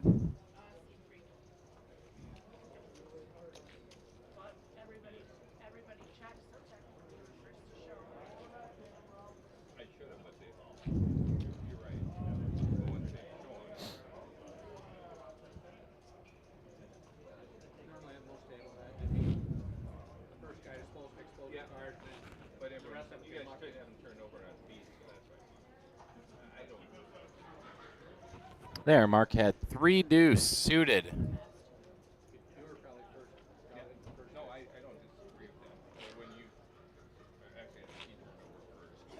Which, if that is the case, doesn't make a whole lot of sense why he was around that long.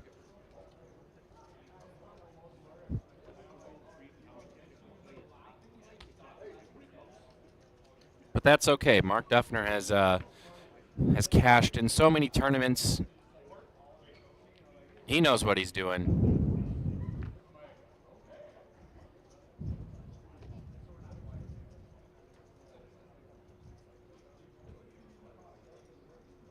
So Ryan will fold. Les folds. Richard will fold. So will Chad. Lance with pocket 9s will raise it up to 3,000, I believe. Wayne Weiss will fold.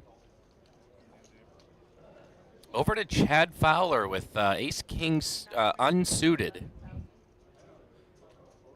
I believe he'll make the 3-bet to 11,000.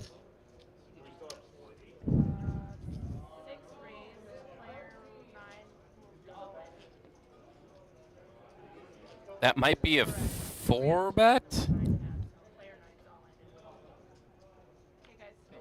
4-bet to 25,000. And that puts That puts Chad all in. And Lance, something happened here. Chad's all in. Lance called. Coin flip, pre-flop, 6-4 ace. Chad spiking the ace. Needs to fade a 9 and a 9 only, and there's only 1 9 left in the deck, and Chad will double up through Lance Olson. A much-needed double up, and they'll be sitting right around that average chip stack. It's going to be around 50,000. It might be a little bit more. I'm not sure how the rest of the tournament is doing.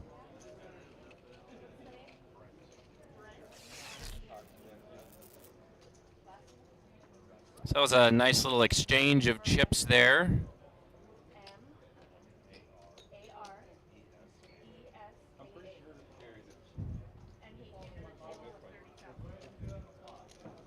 Thank you again to Spirit Lake Casino for hosting, letting us use their bingo hall.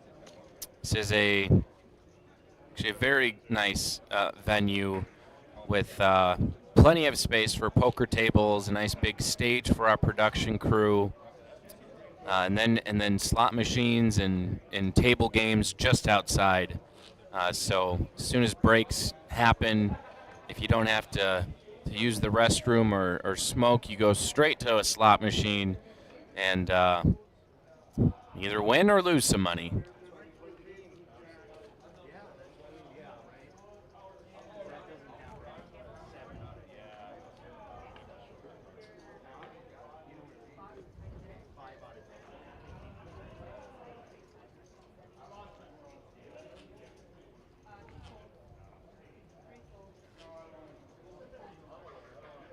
So Ryan will fold.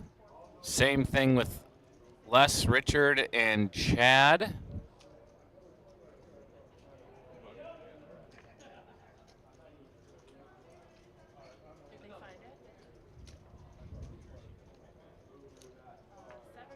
Wayne Weiss will do something. He might have folded and someone else might have.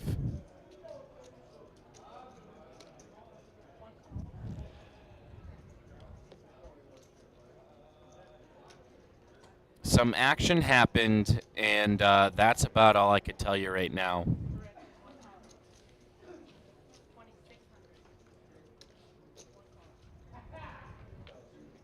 So Wayne raised to 2.6. We had some calls, and then our flop has come deuce, queen, queen. I believe that is Brent Maresca, who has joined us in seat 1. Brent will check. Wayne bets 2.6K.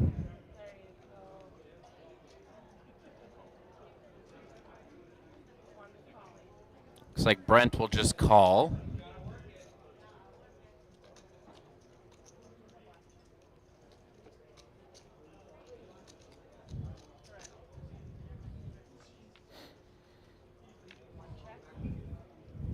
Turns another deuce. 2 pair on the board. Check, check. 10 on the river. No help to Wayne, but is it a help for Brent? We're not sure. This might be a play the board situation if Brent doesn't have a pocket pair or a higher card than a 10.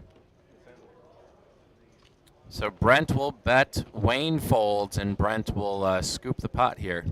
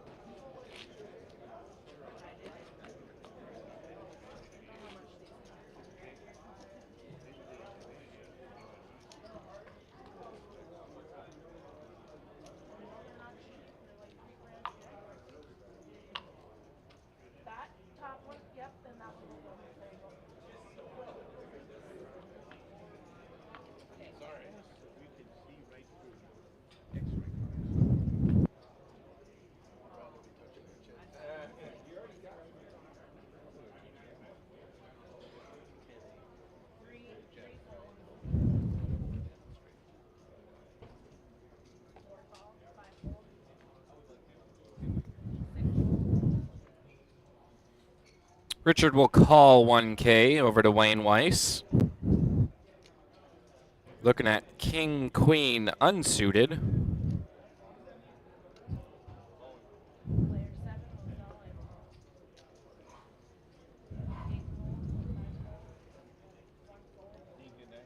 Wayne's going to shove all in for just 11.3K.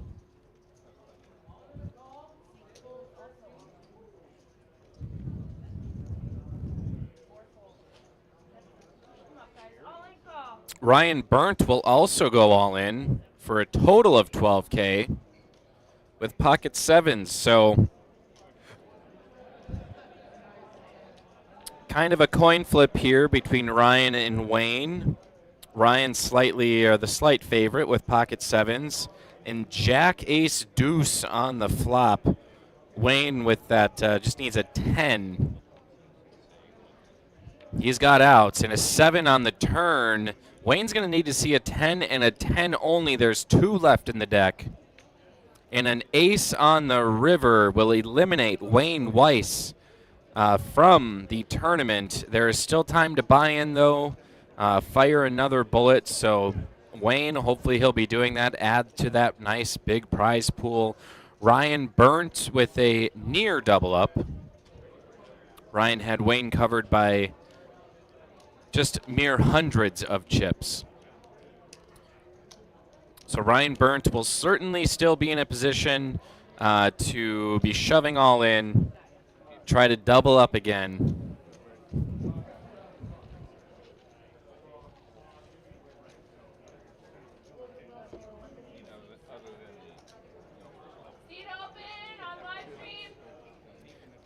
Average chip stack is still sitting at about 50,000.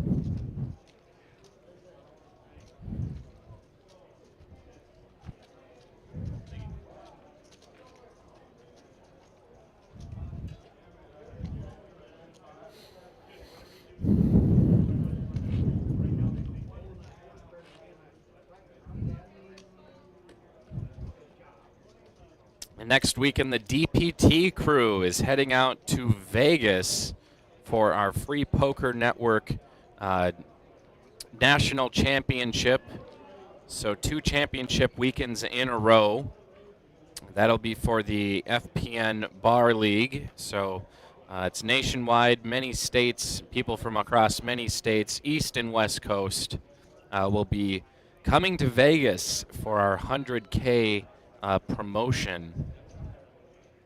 So if you guys want to tune into some more kind of local poker, local production poker, tune into the Free Poker Networks tournament next weekend from the Golden Nugget in Las Vegas.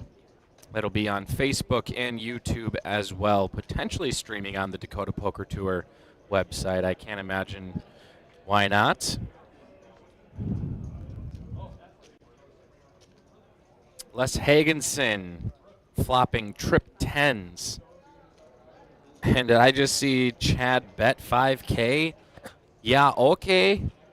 Les says, I'll pay 5K for that. Why not? Jack on the turn. Chad is nearly drawing dead. He does pick up an open-ender.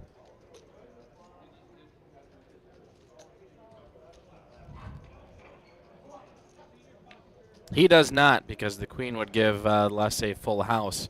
Nonetheless, none of that happened. A 5 on the river. Les Hagenson will scoop in some much-needed chips off Chad Weldon.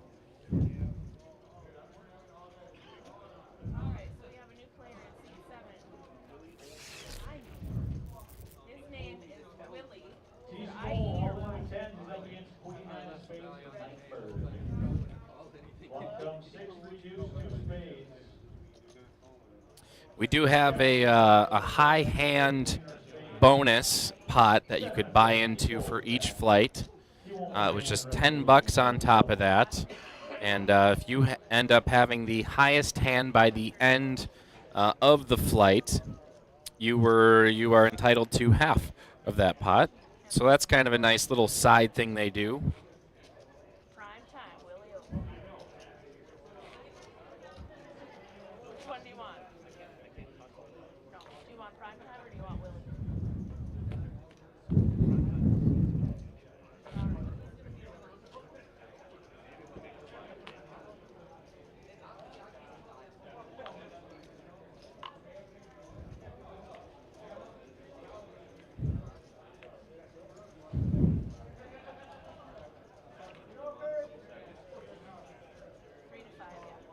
Coming up on our, we've been playing poker today for 12 and a half hours over the course of 2 flights. I should have also, as I walked out outside to see how many players were remaining, but I did not look at that. So I will do that very soon, let you know how many remain.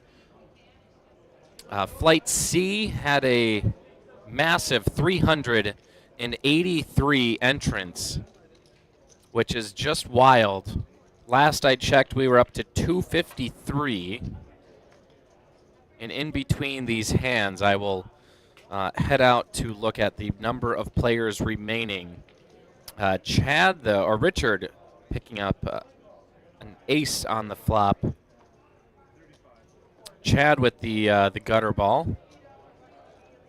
4 on the turn. Richard will bet 3.5K, and Chad calls. 10 on the river will give Richard the check mark. Let's see if Chad tries to get cheeky and do anything out of the ordinary, but Richard will bet 6.5K.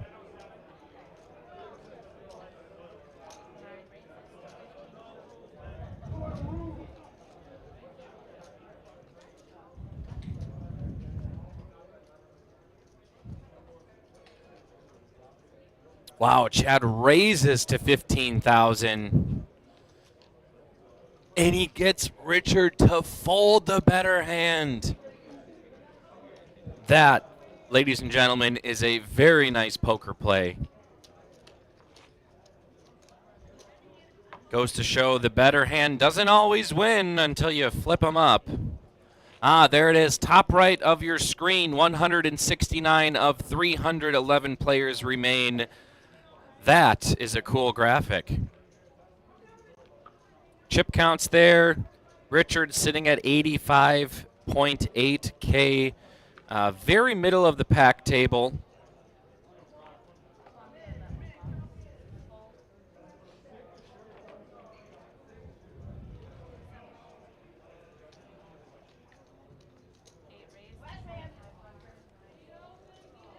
The lines are going up next hand, 600 small blind, 1200 big blind, and 1200 big blind ante. This is the start of level 8.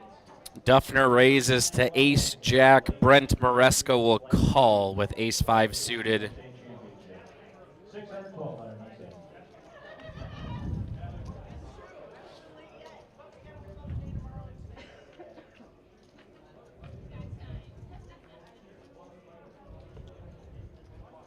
Hey, see you later, says the camera. We're going to go straight up to the ceiling.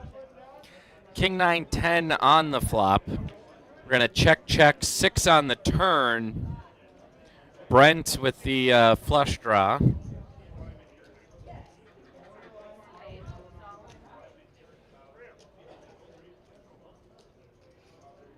Duffner goes all in.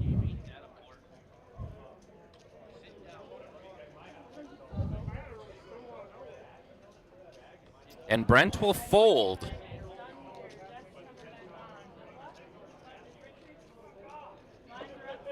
So he's going to be sitting at about 25,500 in chips. If you remember our previous table, Mr. Lazat had over 200,000 in chips. So there's definitely some bigger chip stacks out there in the field. They're just not at this table. Think fast up there. Which sometimes it's not so fun seeing the big chip stacks on the table when it's just one guy with 200,000 and the rest are just smaller chip stacks, because then that bigger guy could either throw his weight around, you just don't see as much action, or everyone's just trying to cling on to their chips tightly and not too many eliminations happen. But blinds are up to 600, 1,200 with a 1,200 big blind ante, thus making it 3,000 in chips to finance your way around the table one time.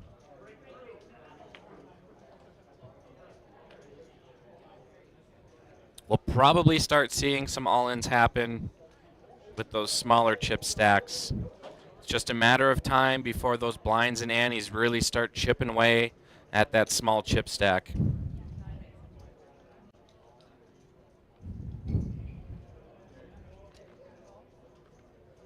Chad will raise to 2,500. Brent will call.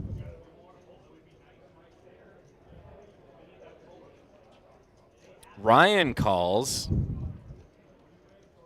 And Chad Weldon picking up some queens in the small blind. Maybe.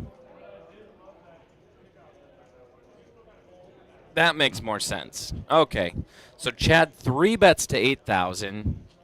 And it's pretty much up to Brent whether or not we're going to see a call or a fold. Could be a raise too. Brent will call the 5,500 remaining. Flop comes king, queen, 4, all spades. Chad now has trip queens. He'll bet 10K and we'll probably see Brent very quickly fold, which he did. You stay there, camera. Right there. Right there. Hold. Stay. All right, throw the camera a treat. Richard Perkowitz up top, 85,000. We got Willie Olson, I believe, is a new face at the table. But Willie, Mark, Ryan, and Brent are really going to be the ones that have to start making some moves. Blinds and Annies are just 10% each orbit of Willie's chip stack. Even more so for Mark, Ryan, and Brent. And I know the metric is always just the big blind, but the big blind ante and the small blind still chip away at that chip stack just as much. Needs to be factored in as well. Mark Duffner with pocket fives will fold. Chad and Brent will fold. I assume.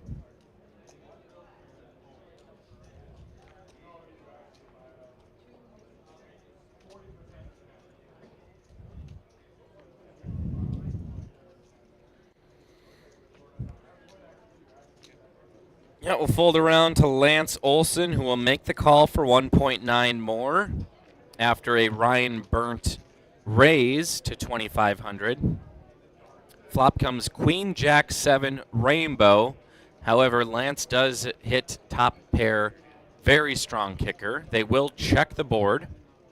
See a 9 of spades on the turn. If I'm Lance, I definitely, if we do see a river, definitely do not want to see another spade. So Lance will make it hurt. 3,500. Ryan folds.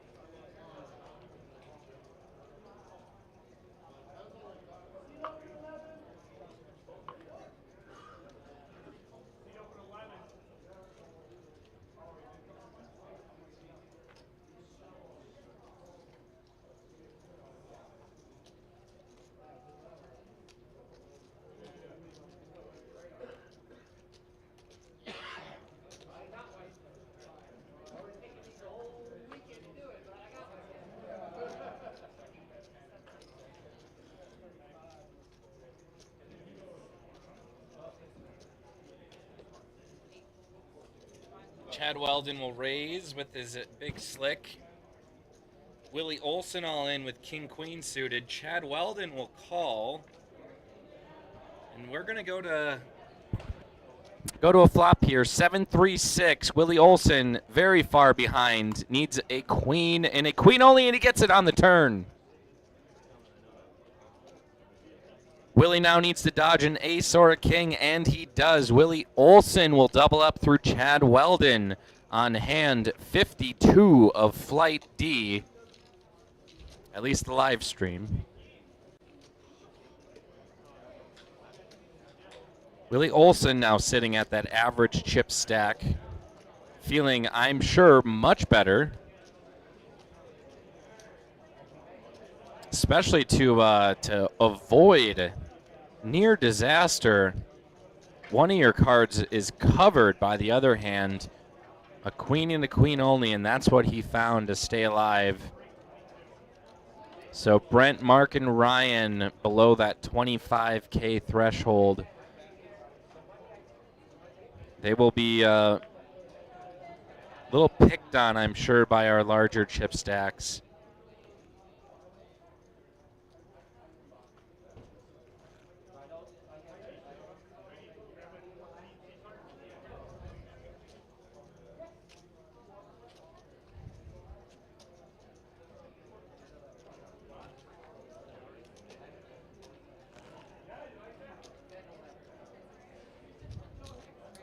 Lance Olson, King Queen, unsuited in the cutoff. He'll raise to 3,500.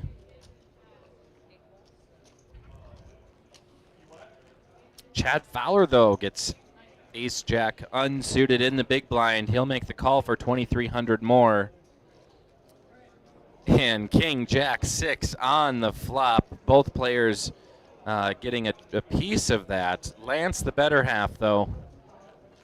Chad will wisely fold his middle pair. Lance bets 8,500. We'll see if Chad will play.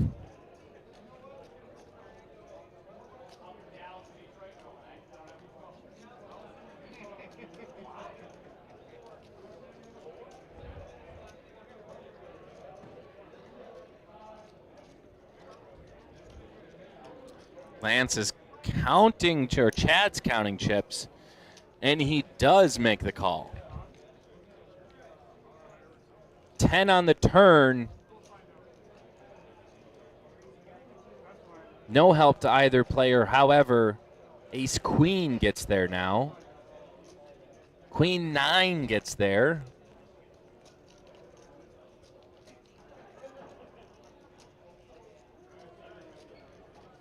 I don't know if you're worried about Queen 9 given the pre-flop aggression and call.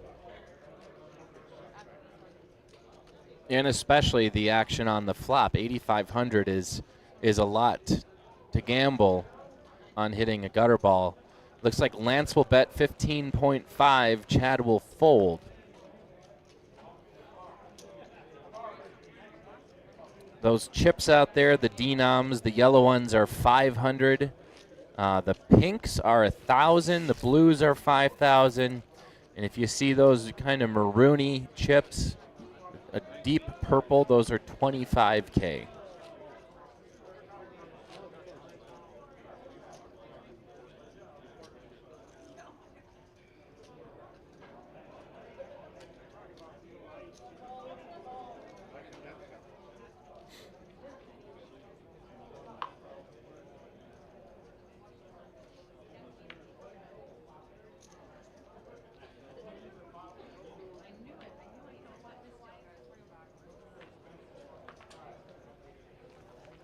We'll fold around. Did I just see? Might have been a misdeal. Brian Burnt had ace jack is what it read. It's all good in the neighborhood, though.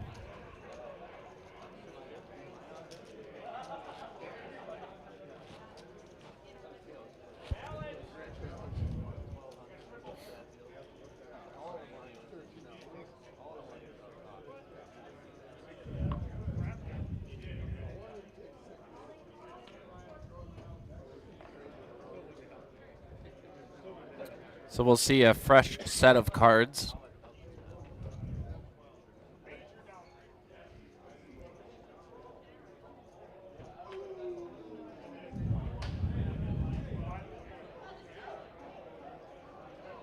Fold over to Richard, who's got some suited connectors. Looks like he's reaching for chips, but it's probably just a call. Might be a raise. Raise to 3,500.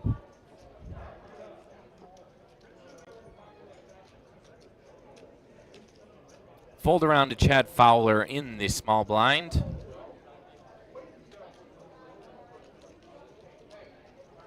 He will fold, and let's see if Brent will also fold. Just not enough chips to call that, protect his big blind.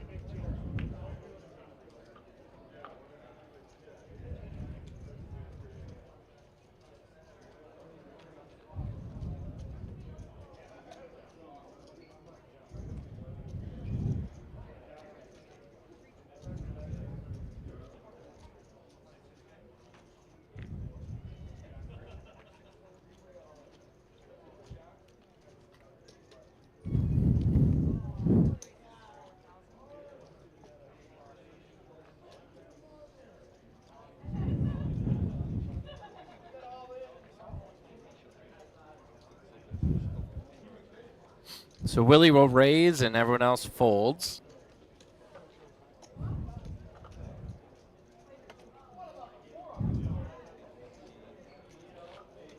Willie, a big, big believer in UFOs, believe it or not. Staunch defender. Whether or not UFOs are real, which at this point I think we can all admit they are.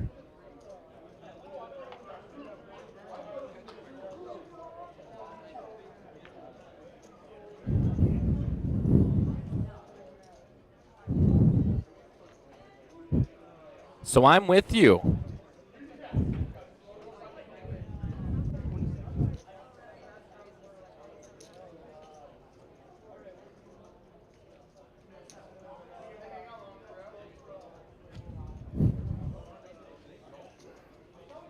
Willie will call after a Rance raise.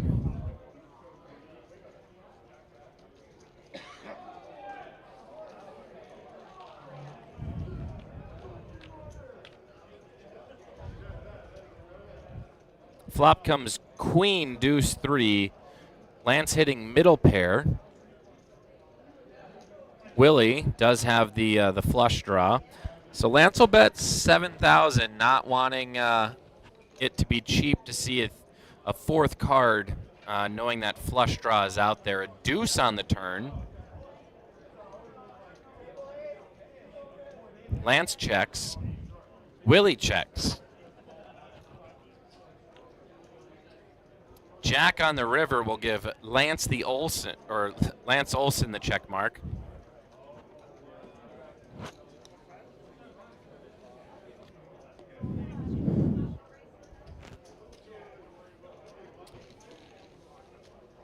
And Willie will fold. That little Willie is going home.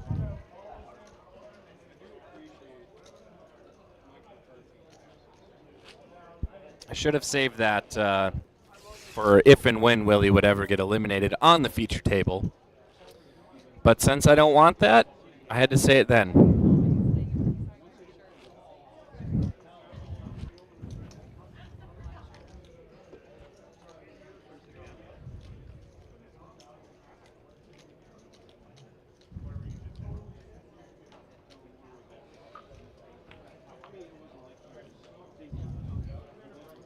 I think it should be mandatory that once every 2 or 3 levels, in addition to the breaks we get, that between each hand or between a hand, all the players at the table must get up and run and touch the farthest wall from them just to be able to get the blood flowing and not be so stagnant. Then we could really, really check the boxes on that whole poker players being athletes thing.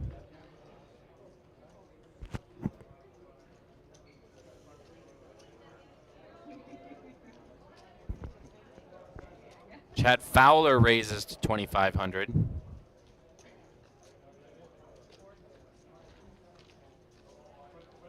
And that will win him blinds and antes.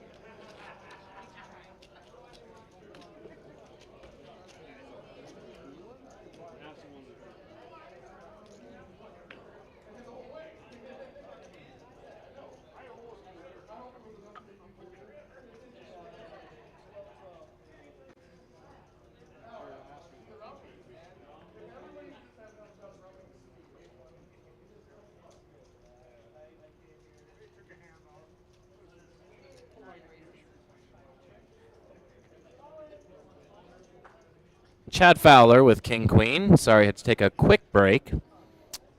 He'll raise to 2,500.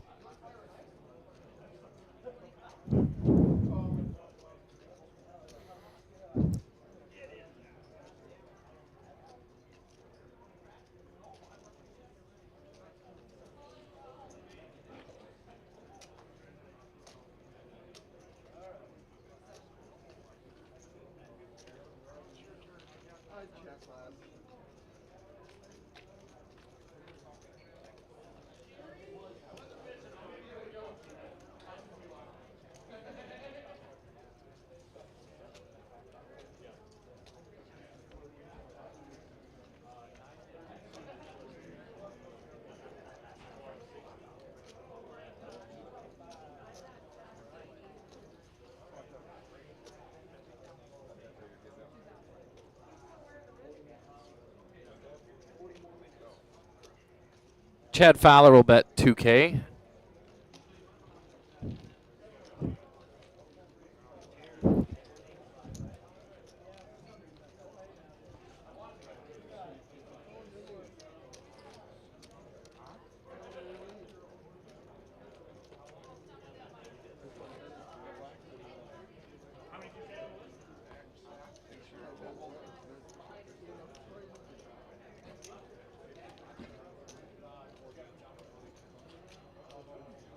And there's your chip count, ladies and gentlemen.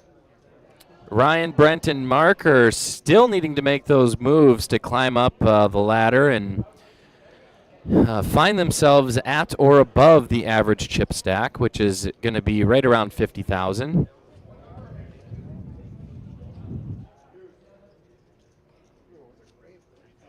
One thing I do know for sure about this field is it is strong. Tons of great players out there. So despite it being, a lot, there's just a lot of good players. So if you want to come out, I think there might still be time for late registration. If by now you'd have to have a private jet to fly in to the Devil's Lake Airport, Municipal Airport, and then either get a cab or, if you have your own private jet, you'd probably have a limo waiting for you. Come on down to the casino, and probably within like a 20-mile radius, you could still make it here for late registration. Top 12.5% of the flights, this is Flight D, top 12.5% of the field will bag their chips and move on to tomorrow's Championship Sunday. There are a few players who have bagged in 2 flights. Those players will get will choose their larger chip stack to play tomorrow, and on top of that, will get their smaller chip stack bought back at the rate of $750. So, tons of money to be won.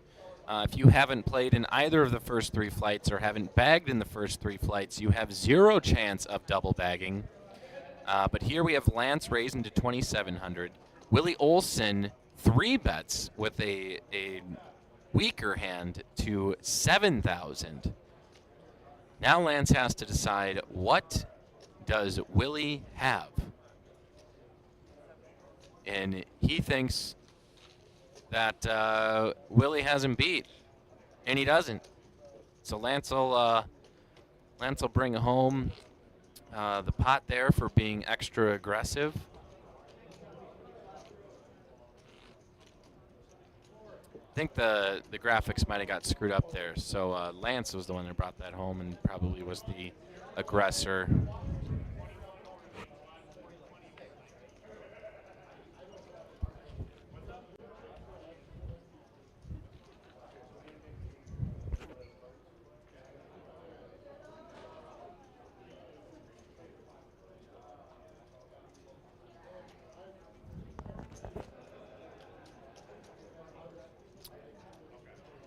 Richard Perkowitz with King Queen. It's either a 5,000 bet or 3,500, either or, and it was the latter. So he raises to 3,500. fold around to absolutely everyone. Everyone folds. Richard will bring home some blinds and antes.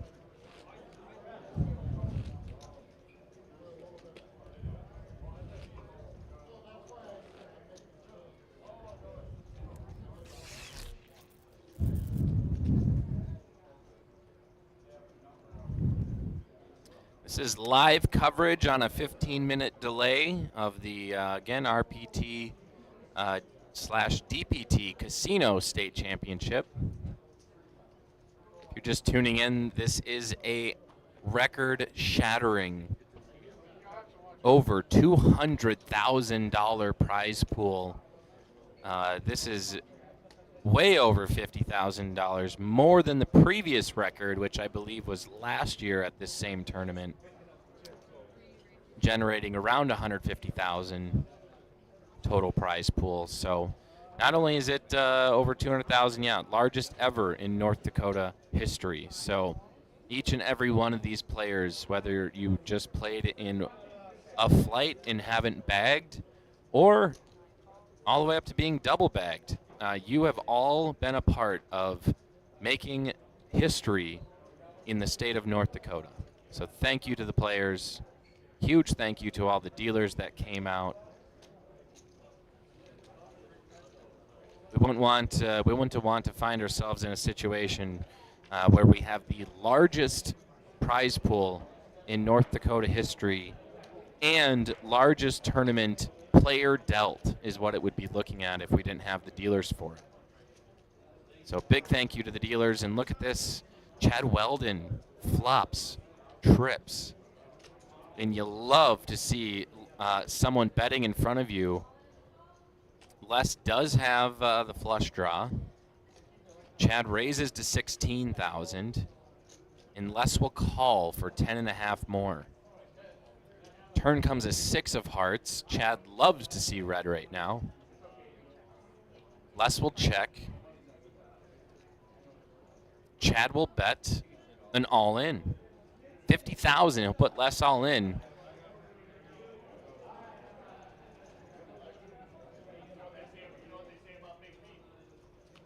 Les has got to be thinking ace 4. Stronger flush draw or the trips, and whatever he thought he diagnosed correctly in laying down his hands. So Chad Weldon will pick up a nice size pot there.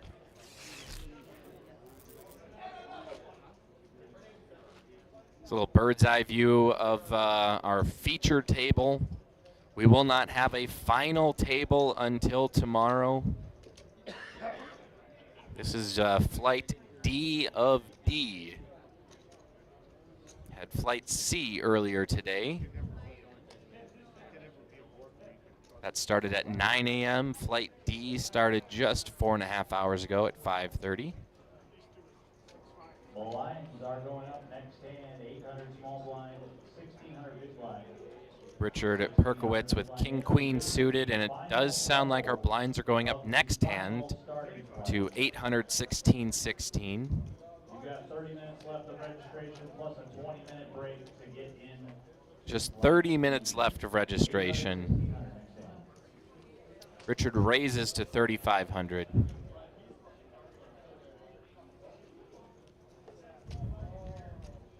We very well might fold around all the way back to Richard, and Richard will take on home the blinds and antes.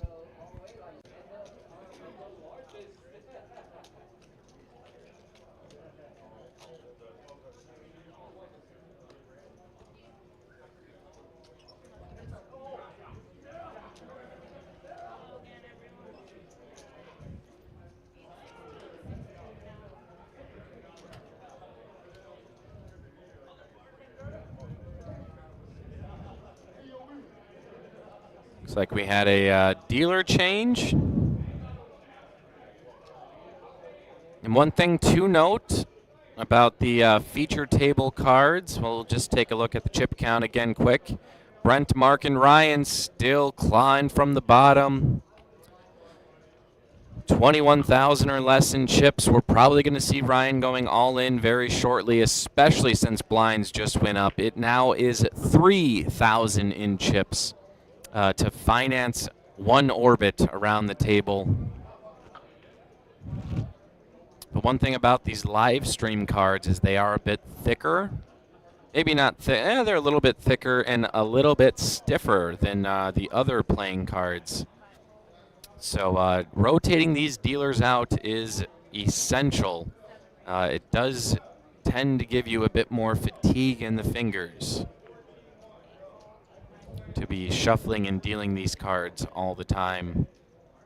Willie Olson raises with suited connectors, the lowest ones possible. And that'll get everyone to fold.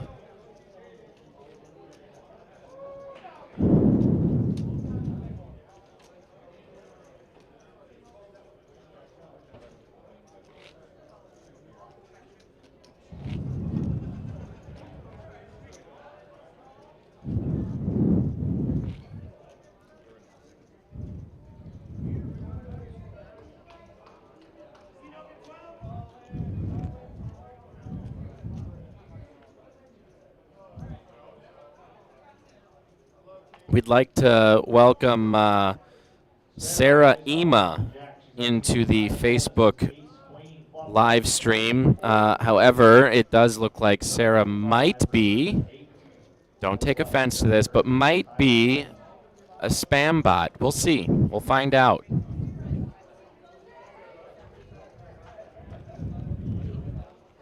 Prove it, Sarah. Prove you're not. Lance will raise to 4,500 and we'll fold around to everyone. So not a whole lot of action. We're tightening up a bit with the blinds going up, although not just tightening up. We really just aren't seeing very good cards dealt at the moment, which is absolutely critical to having action on the felts.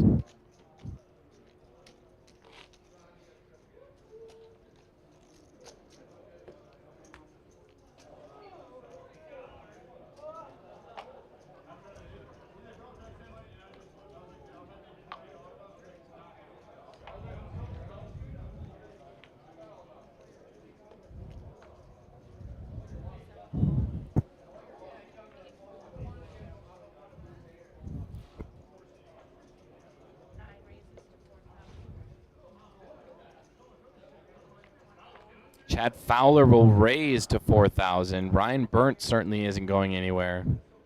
He also has suited connectors. He'll go all in with 14,000. Les will fold. Richard will fold. Chad Weldon, one of our larger stacks at the table with pocket sevens.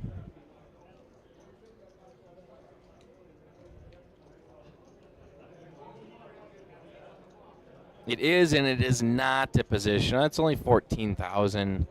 He'll be left with 80 afterwards. It very well could be a call situation. Knowing Ryan is kind of got his back up against the wall with such a small stack, he could be going all in with anything, although he definitely has been patient to where you could sniff out that Ryan does in fact have a premium hand. Not just that, but Chad also has a middle pair in his hand, which isn't terribly strong, especially assuming that you're against two overs and a few people in front of you. So Lance will fold, and it is up to Chad Fowler to call, and he does not. Ryan Burnt will pick up the blinds and antes, build his chip stack up just a little bit more.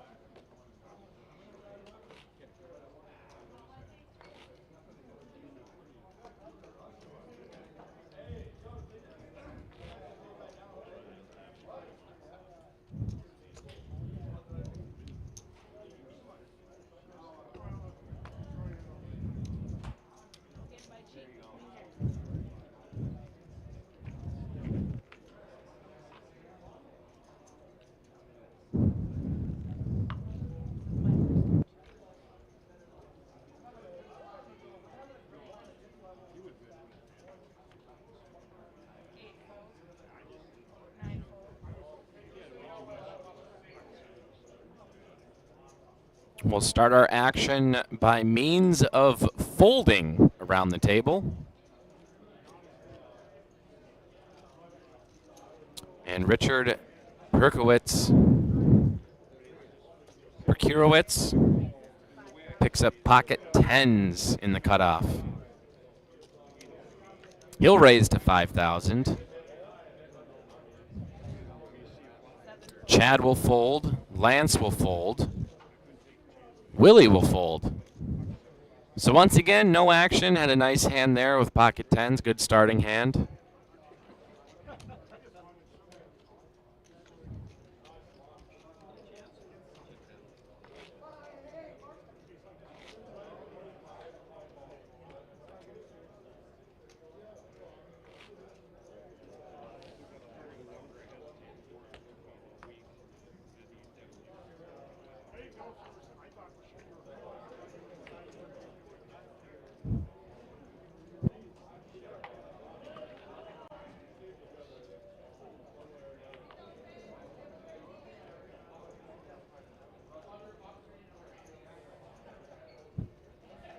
Looks like our player pool has shot up to 328.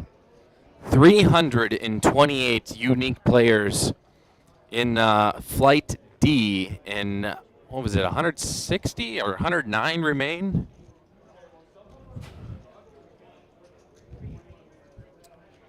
It was 160 players remain. And I step outside for a second, and we have hands brewing. I'm going to do this more often. Les raises with jiggities. Richard calls with ace-jack. Chad calls with pocket sixes. Duffner's got to get out of the way. And Chad Fowler also has a premium hand. King-queen suited of diamonds.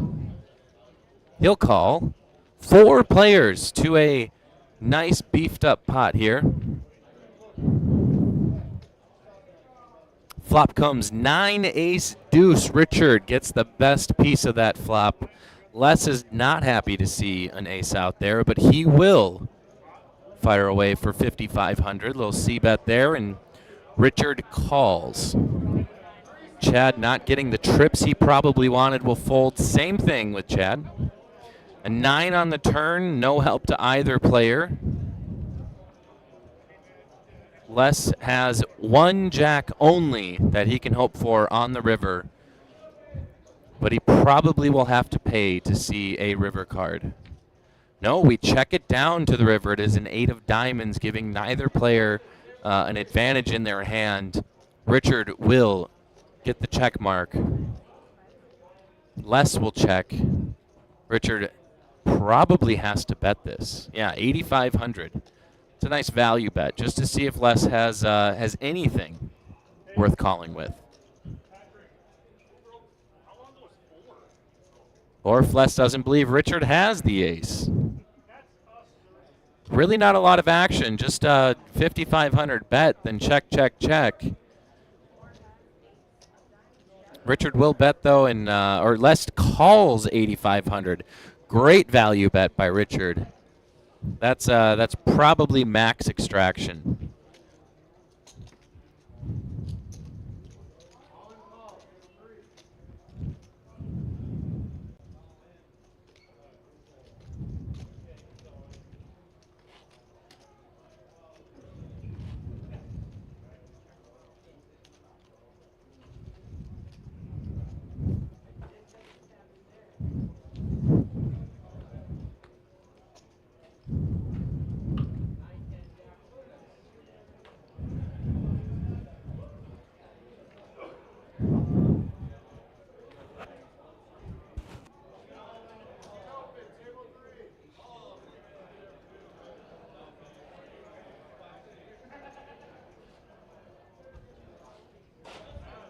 And we'll move on to our next hand.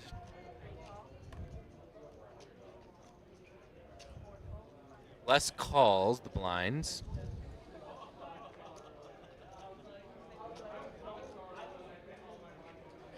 Lance and Willie will probably fold.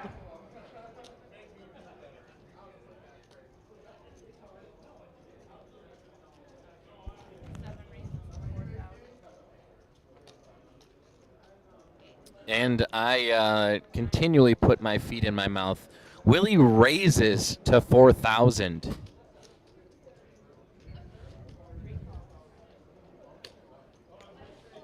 Unless we'll call. So we'll see a flop. Two less than stellar hands. Flop comes 6, 8, 7. Les with the open ender. Willie with 2 pair. Les is all in. Willie's going to snap call this. Folks, we might see an elimination here. Les will need runner, runner, diamonds, or a 5 or 10 to stay alive. 7 on the turn gives Willie the full house. Les Hagenson eliminated. I think there still is time to buy back in should he choose to do so. Starting chip stacks are 30K. Would put him really no further ahead of where he just was.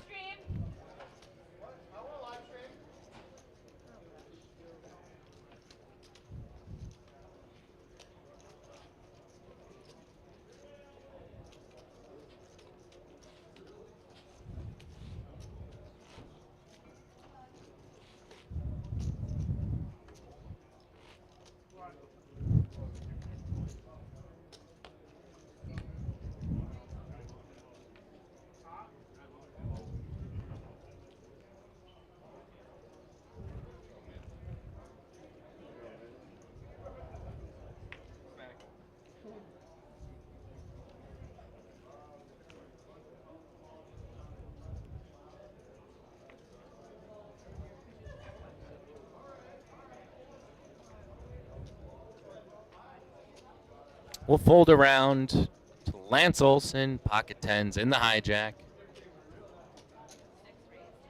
Lance, feel like has been catching some pretty good cards, or at least has been involved in a number of pots.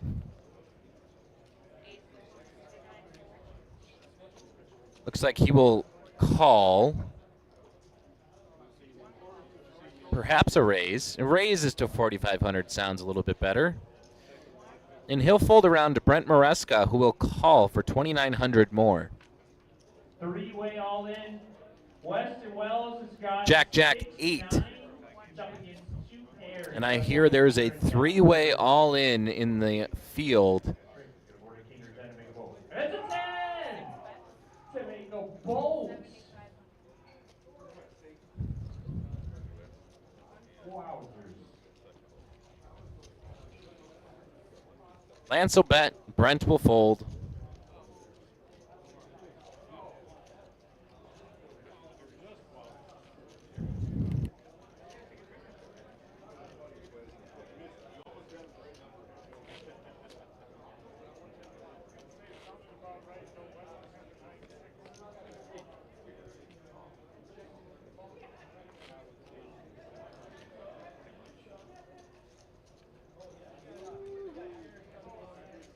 And if you're just tuning in on Facebook or YouTube, you're watching live coverage of the Casino State Championship in St. Michael, North Dakota at the Spirit Lake Casino and Resort right on Devil's Lake. Beautiful scenery, even in the wintertime. Yes.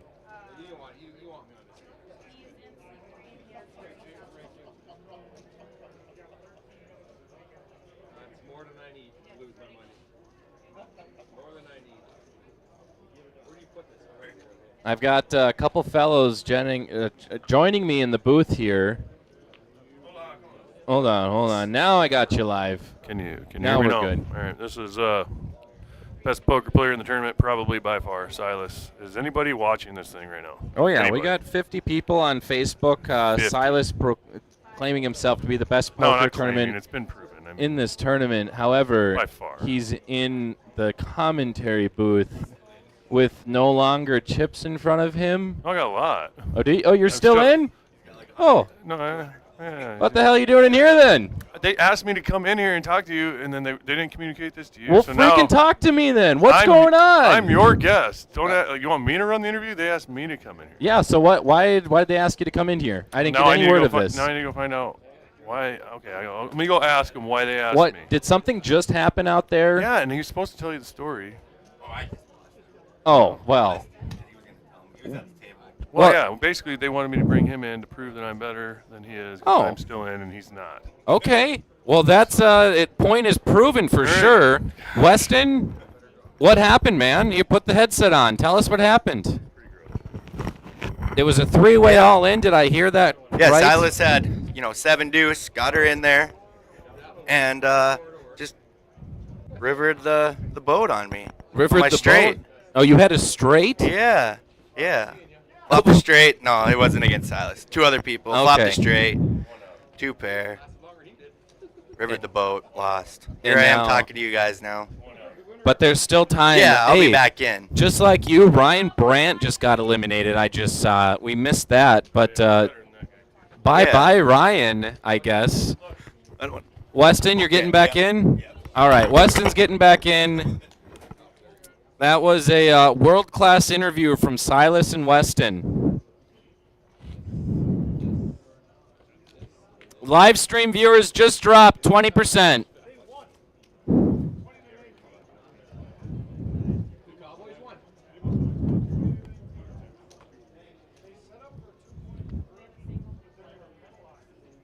I was just ambushed for an interview that I had no idea about, which is fine. We'll roll with it.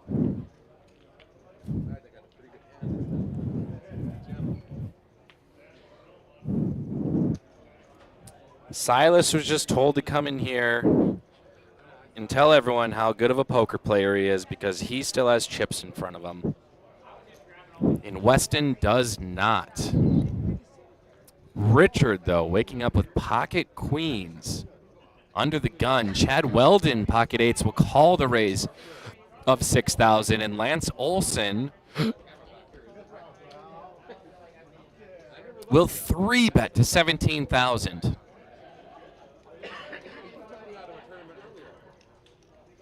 Will the 2 big chip stacks go at it? We'll see. Steve Berger will fold. What will Richard do? What's the matter, Richard? Afraid of a little 3-bet? Doubt it. He'll call for 11,000 more. Chad very well might call, but he'll just fold. So ace-king versus queens, no all-ins, but 2 larger chip stacks at the table. Jack 5-9, 2 spades on the flop. Richard's still ahead. Lance needs runner, spades, or a king and or an ace to pull ahead.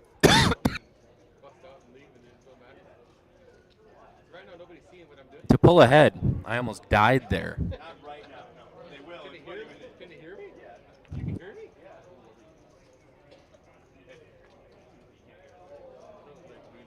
Richard will bet 26,000 and Lance will fold. Great bet by Richard. You really don't want to see a 4th or even a 5th card on that board.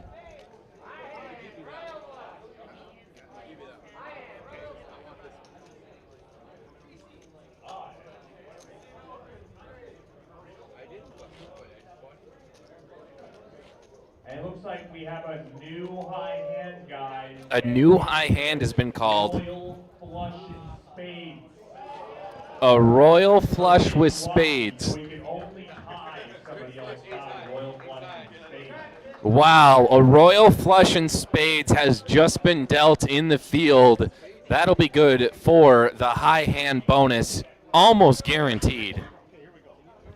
Pretty much guaranteed. It is guaranteed. No one else is going to get a royal flush. I almost dealt a royal flush today, but just couldn't get the 10 of diamonds to hit. Did have a king high straight flush dealt today, but that player didn't buy in to the high hand pot, which at this point would have been a moot point because a royal flush has been dealt here at the North Dakota Casino Championship. Really couldn't ask for anything more. With how many hands that have been dealt today on all the tables, a royal flush was bound to happen. Don't tell me the odds.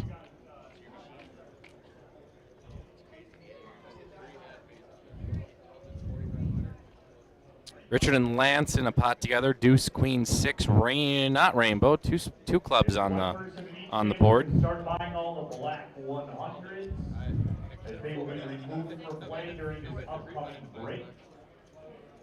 Sounds like we'll have a break coming up within the next 10 minutes or so. So prepare yourself for that. Blinds will go up to 1,000, 2,000 with a 2,000 big blind ante.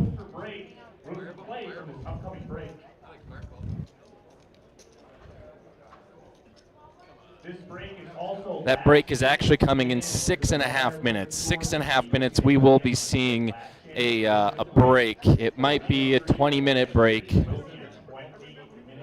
It is a 20-minute color-up break. We will be getting rid of the 100 chip denomination. 160 players of the 350 unique entries are left today. There is still 6 minutes and plus the break to buy in if you find yourself you bust out. I believe there is also a forfeit your stack option. If you have less than, I think, 30,000, you can forfeit your stack and rebuy for a fresh 30,000 coming up during and starting our next level. Another great way to generate more into that prize pool and to get rid of some of these shorter stacks. Who wants to have a short stack going into it? Willie Olson raises to 5,500. Chad Weldon will call with 6-4 offsuit.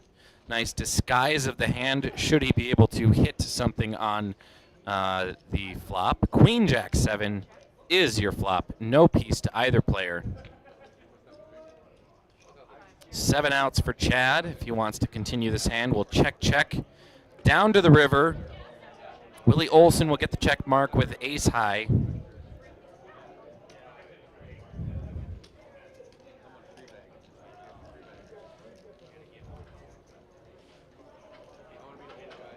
Again, another big shout out to both production crew and the dealers, and Jerry and Keith and everyone else working. Patrick managing all the dealers, all the cash game dealers in the back room, the 10-7, what is it, Heaven Lounge.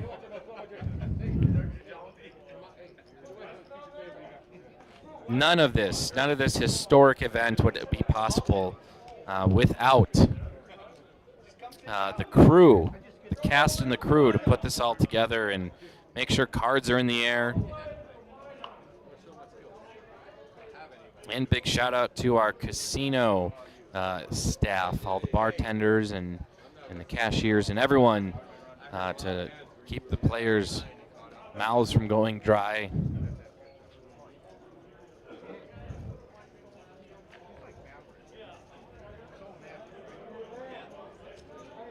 Tomorrow will be Championship Sunday. Trying to find... That starts at 11 a.m. and there is a Survivor, a second chance tournament starting a little bit later in the day. The winner of this entire tournament will take home a massive sum of money. On top of that, a $10,700 World Series of Poker main event seat package.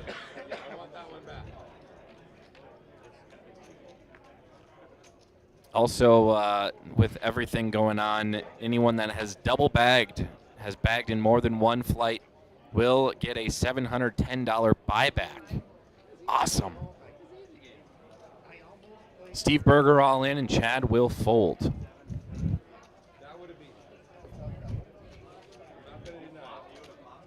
Just 2.5 minutes left on this level. We'll see probably 2, maybe 3 more hands, depending how it all plays out.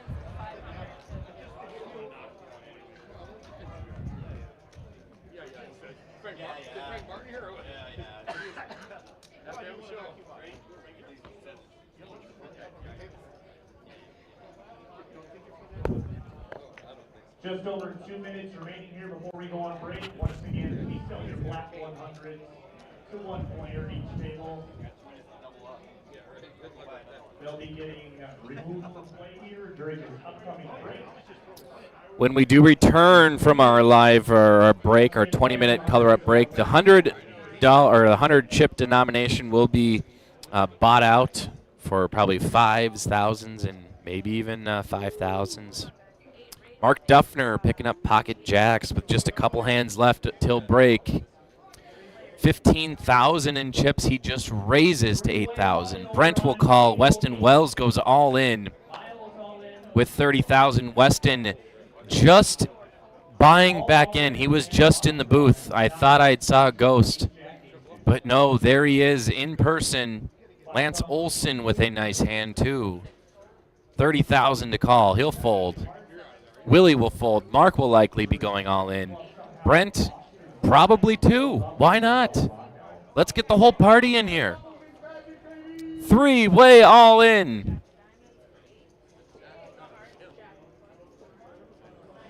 Mark Duffner is the favorite pre-flop with pocket jacks. Brent does hold a jack in his hand, leaving just one jack in the deck. Queen, 6-8, all diamonds. Mark loves seeing that. More outs for him. Mark would love to see another diamond for the ultimate check mark. There it is, a diamond on the turn. Mark Duffner will triple up and knock out Brent Maresca. In the process, Weston Wells will be chunked for 15,000 in chips. He is severely short-stacked. He might have a chance to forfeit his chip stack and rebuy back in for another fresh 30,000. Wow. What a way to jump into your first hand after busting from a pretty bad beat. Weston, I believe, had flopped that straight and then got rivered for the full house, knocking him out of that buy-in. Right back into it. He's already halfway down on his chips. Richard sitting on top with 136,000. Mark Duffner climbing his way up to that average chip stack level of 50,000. Think there's going to be just one hand more. Nope, we are on break, ladies and gentlemen. We're on break. We're going to take that 20-minute color-up break. We'll see you on the other side.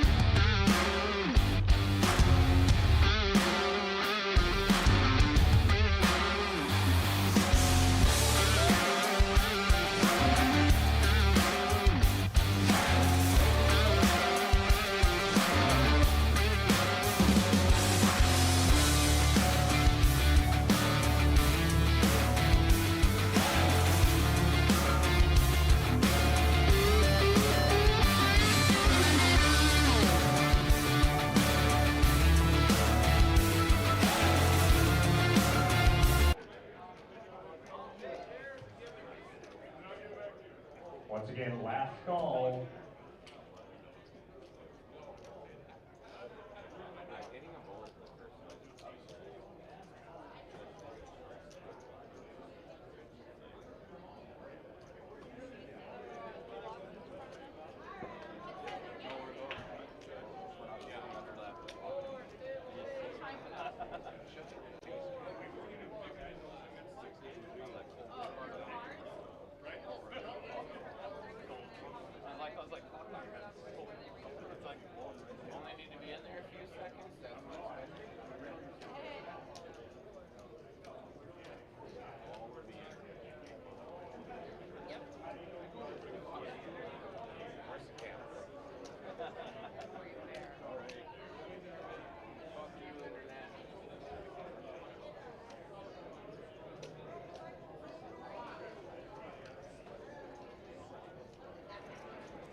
And we are back, ladies and gentlemen. Thank you for sitting tight through that break. There is your chip counts, but I have actual seat positions this time. In seat 2, we do have a fresh table of faces. Seat 2 with 37,500 chips, Tom Gullickson. Seat 3 on the button, 171,000, our chip leader at the table, Alex Molberg. Seat 4, Jarek Lovick, 31,500, or maybe Lovechick. And then seat 5, Sean Lamberts with 34,000. Jared Strode, 69,000. That's a familiar DPT face. Marlon Leadholm, 132,500 in chips. He's in second place. And then rounding off our table in the 9 seat is Masaki Ova. He'll be sitting at 82,500 in chips. Looks like he is in second place, or third place at our feature table. And a new addition in seat 7, it looks to be Rob Urbach. I'm not sure what his chip stack is. It looks to be okay. And by okay, I mean in dead last place with 30,000 in chips. I believe he just rebought is probably what that means. So he's got 15 big blinds starting out. Same with Jarrett Lovechick. Tim, Sean, Jarrett, and Robert will all be looking to make some pretty quick moves, especially knowing blinds are at 1K, 2K, with a 2K big blind ante, thus 5,000 in chips to finance one orbit around the tables. Robert and Jarrett can do that just 6 times. So we will certainly be seeing some moves from those players, and probably pretty quick. But good luck to everybody. I hope to see some double ups, triple ups, why not even quadruple ups?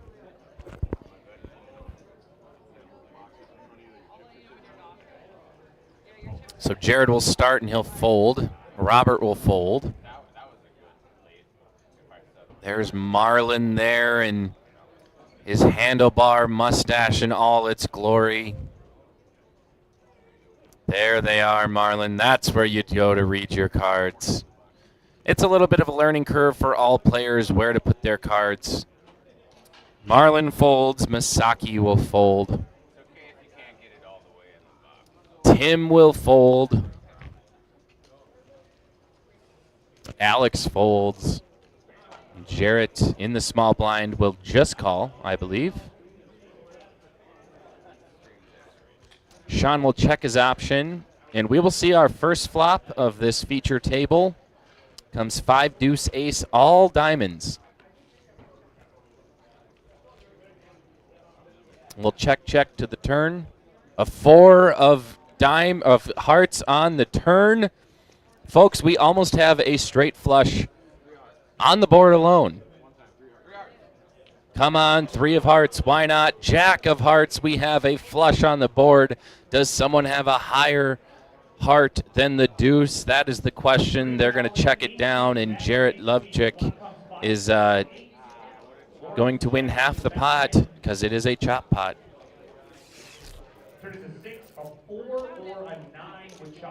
Wow, starting off with some oddities.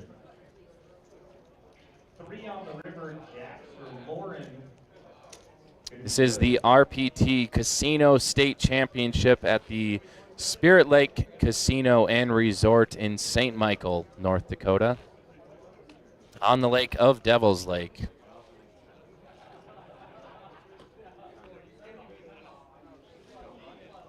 We have generated the largest prize pool in North Dakota history, well north of 200,000, completely shattering the previous record of around 150,000, I believe was set last year at this very same tournament.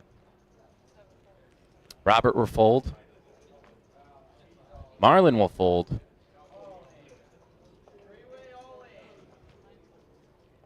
Masaki Ova will fold.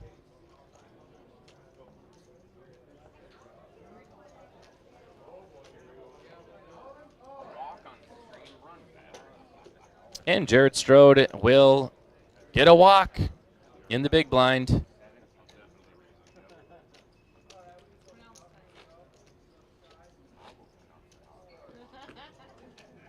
Jared Strode, a champion at the Valley City Eagle Eye Shootout or Showdown in Valley City, I think a couple years ago. Also did very well in a number of DPT tournaments. This is a RPT DPT co-sponsored event, meaning players who participate in this will get points towards both leaderboards.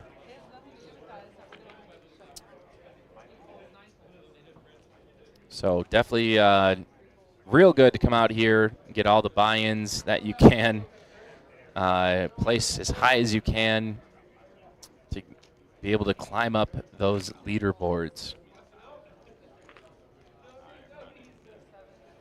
Jared Strode will call the 1,000, and Robert will check his option.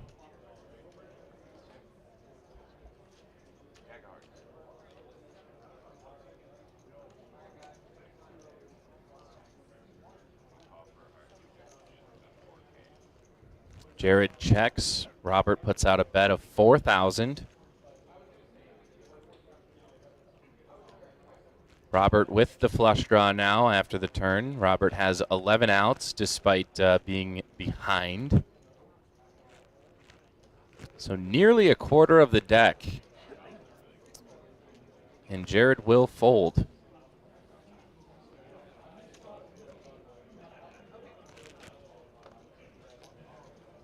For the leaderboards on Rough Rider, the Player of the Year will receive a 5,000 package to the World Series of Poker in summer of 2023.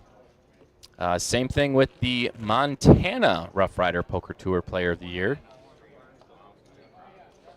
And they may choose to use that 5K all for poker-related buy-ins or to include travel and hotel expenses.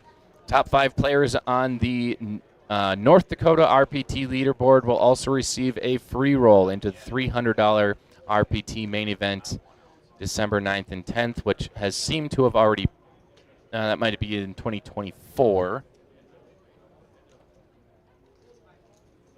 And we'll check our leaderboards right now.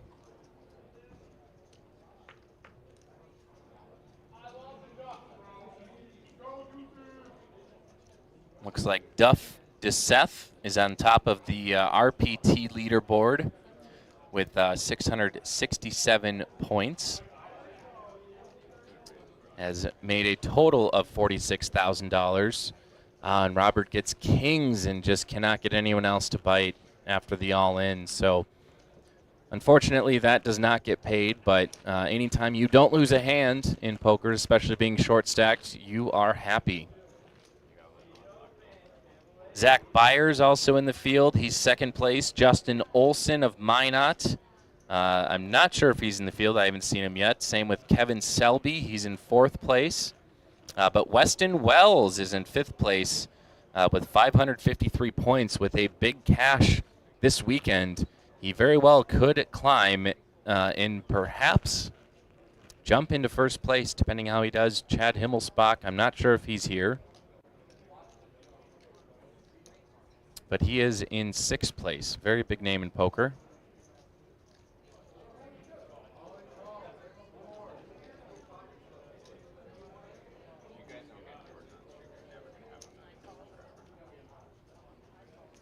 Jared will raise to 6,000. Masaki will call. Sean Lamberts will call.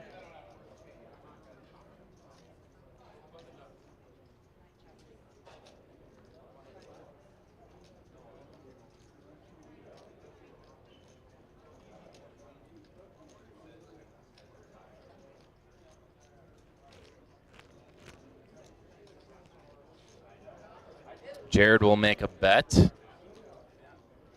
after a pretty dry board. 577 rainbow. Jared bets 5,500 and everyone else will fold, so Jared will take home some chips. On the Dakota Poker Tour leaderboard, we got Brad Pausch in first place. I have seen him here this weekend. Max Bechtel, I do not think is here, judging by his comment on the Facebook thread saying, "I wish I was there." But he is in second place with 7,700 points. Brett Lieben, 7,003 points. Tanner Larson, 5,340 points in fourth place. Cameron Libfried in fifth place. Duff DeSeth is in sixth place on the DPT leaderboard with 4,918. He very well could jump Brad if Brad does not cash in this tournament. Alex Molberg, though, back to the action with pocket queens.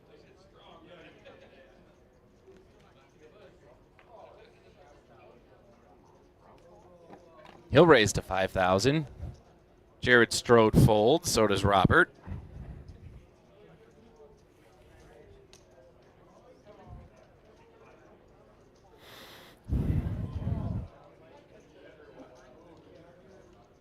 Alex with a pretty sizable chip stack, 167,000. And Marlin will 3-bet to 15,000. Alex will love to see that. He'll make the call. Oh, Robert is in with his pocket sixes.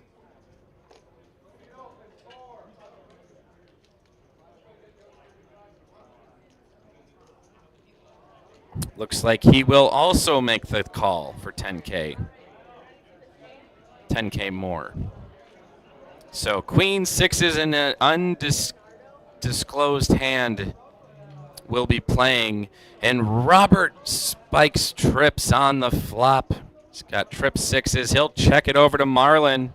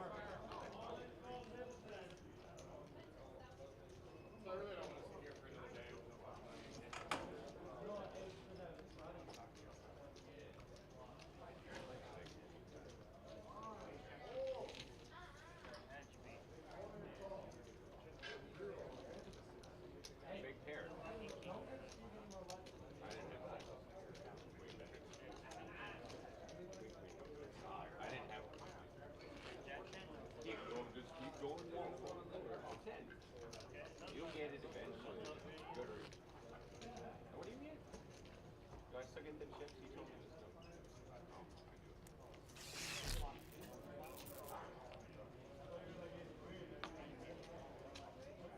You knitted it up? Strong weight? I had just folded king four suited before. That's the one I said don't fold to the stream. I don't think that's a fold. We've been 9-10.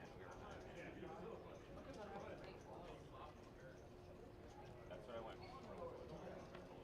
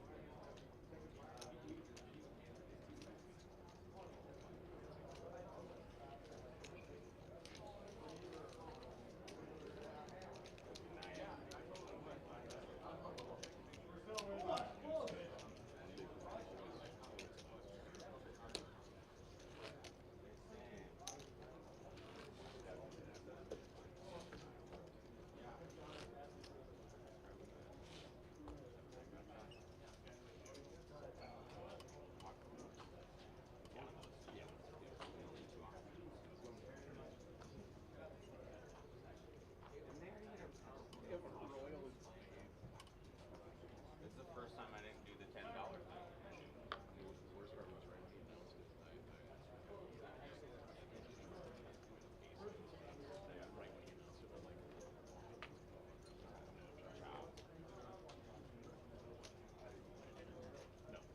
No, I wound up getting 3-bet and then somebody lit jammed over there. Yeah, it was a huge lit jam. The biggest pot I won was getting an ace 10 against ace queen and jack.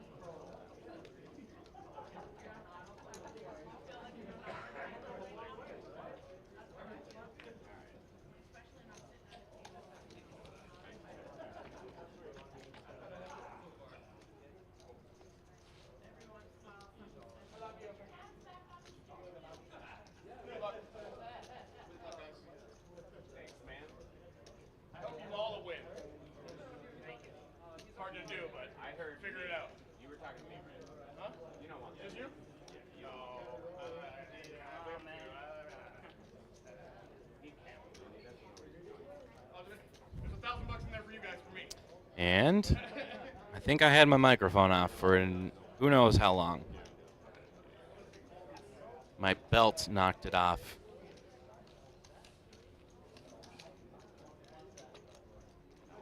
So I was talking to myself. Yay. Not like I'm already doing that.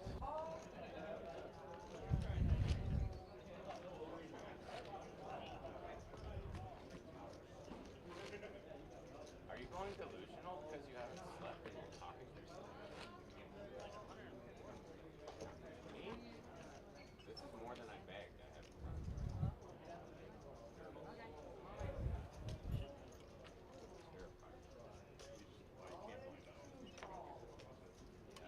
Oh, I got way. You're way under. I got like 50. I'd like to welcome to the stream Ashton Wenland. She says, good morning. Well, good morning to you too, wherever you are.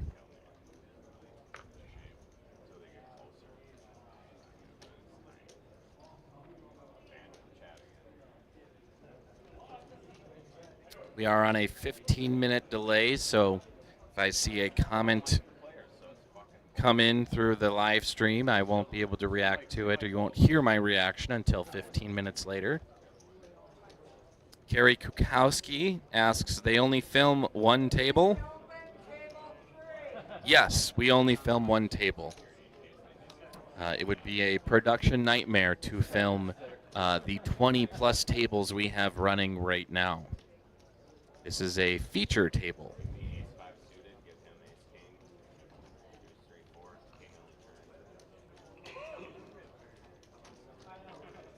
And the rules about phones: cannot use your phone while in a hand on the table. But even if you were watching the live stream, it's 15 minutes in the past. There is no amount of time we could give you to wait 15 minutes to see what your opponent might have, and then make your call after that. That would be an egregious usage of time. Tim Gullickson flopping flush draw. He is not. Looking at a chop pot right now. Unless Tim can find a diamond on the turn. 4 of spades on the turn. Tim will check. Jared will check. We'll see a river. 2 of clubs. So if both players stay in this hand, we're going to see a chop.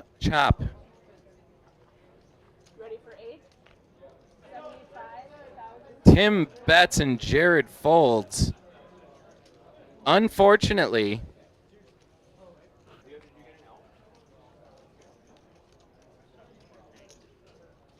Junior Gons says, let's FG to Robert, run it up. You betcha. That's what he's done. Seat 4 has 24,000. Also, shout out to Scott Mendro. We are streaming on Facebook and YouTube on both the Rough Rider Poker Tour page and the Dakota Poker Tour page.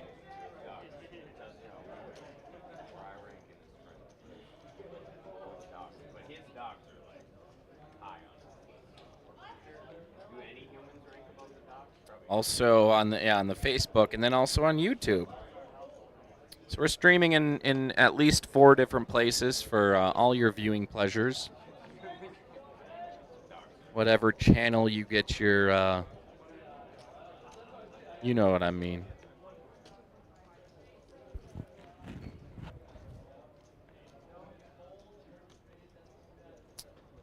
Action over to Jared Strode with Queen 9 offsuit.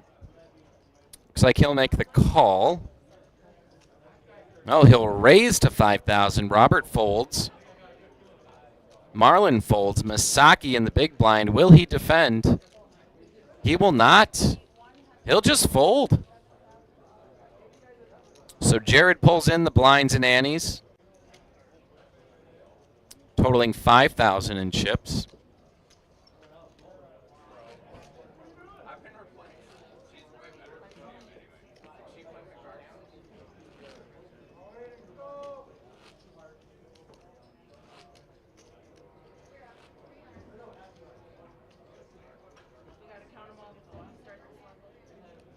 Blinds are going up next hand. 1,500 small blind, 3,000 big blind, 3,000 big blind ante. 1,500 3K next hand.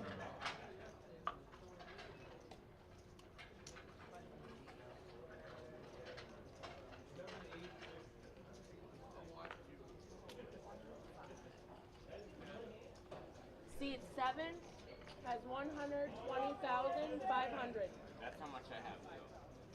120,000.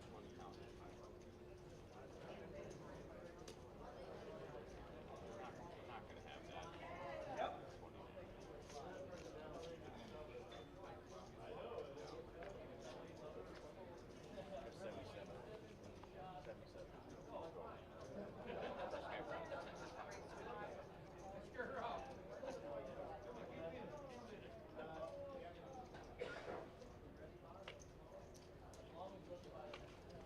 Seat 6. Hear me? 77,000.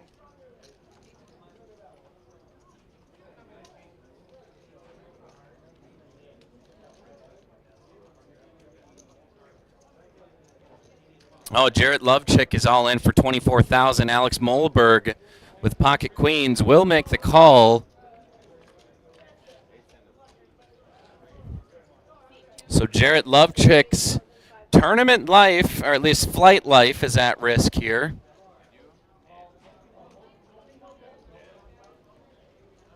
A 9, no. A 5 on the river eliminates Jared Lovechick. And now there's only probably like 80 more people to go to eliminate. Maybe less. Started off with 160 people, and we need to whittle that down to somewhere in the 40s. We had 393 entrants last flight, and that had to, for 12.5%, that is 48 people. I think we're less than the 393 or 383, whatever the number was.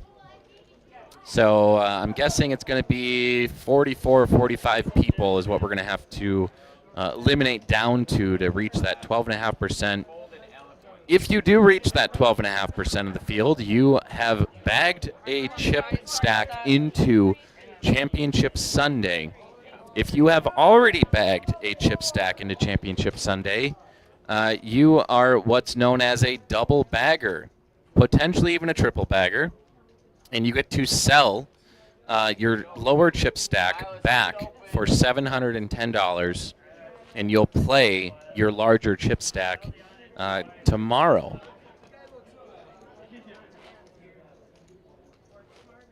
Pretty sweet deal, if you ask me.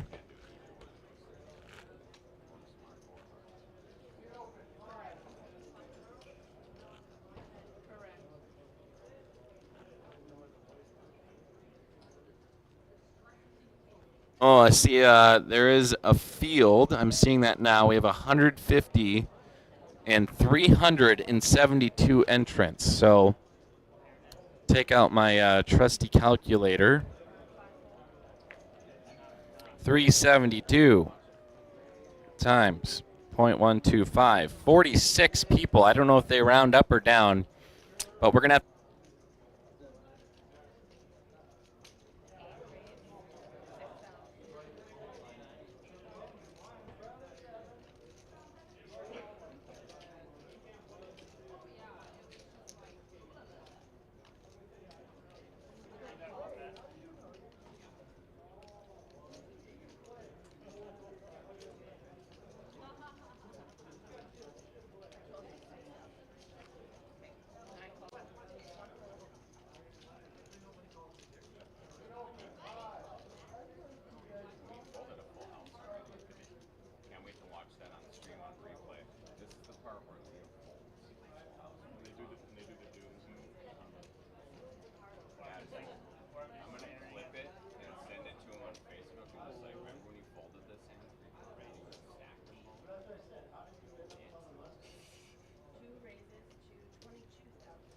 my mic might be dying. I'm going to go ahead and swap batteries. Well, hopefully we can make it through this hand.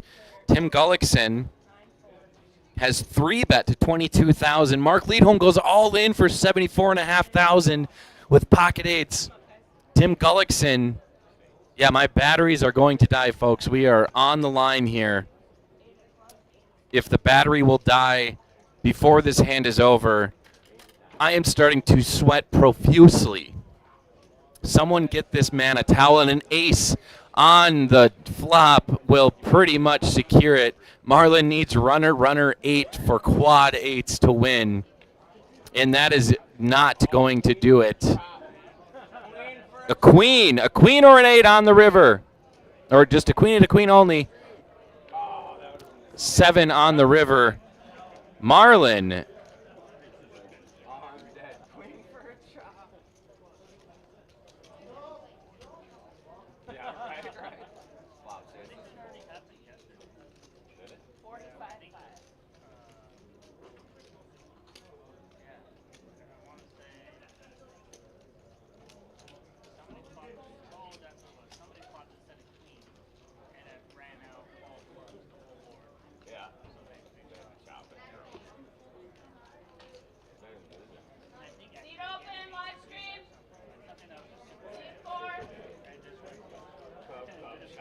And with a fresh set of batteries, Folks, we're back. We're back. Just in the nick of time to be able to commentate on that that double up with aces.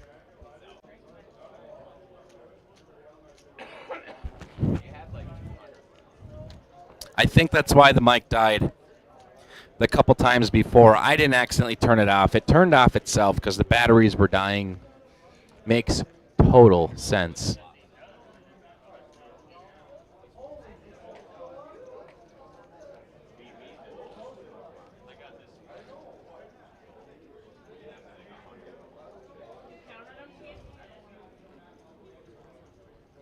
Sean Lamberts.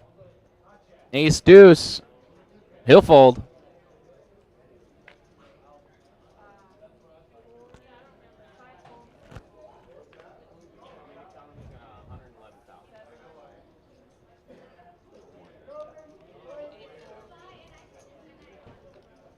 Masaki Ova picking up pocket queens in the cutoff.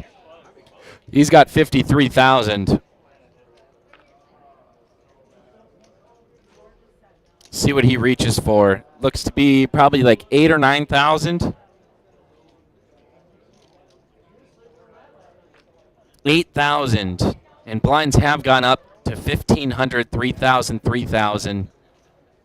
Now costs 7,500 in chips to finance an orbit around the table. Alex Molberg will try to defend his big blind with King 10 offsuit. Your flop is King 6-3, not what Masaki wants to see.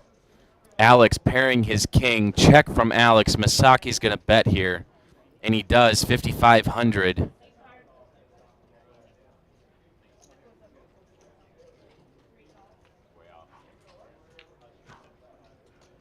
Make the call. 10 on the turn. Alex checks.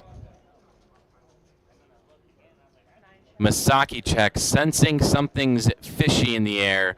A 2 of diamonds on the river. There is now a diamond draw that gets there.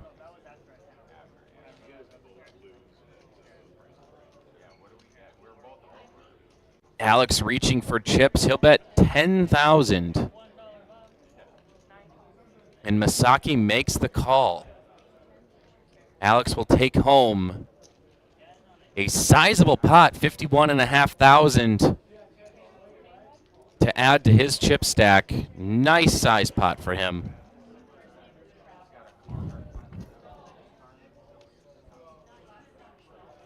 Our low chip stacks at the table. Sean Lambert, 17,500. Marlon Leadholm, 29,000. And Masaki Ova left with just 30,000. That is how much a starting chip stack is.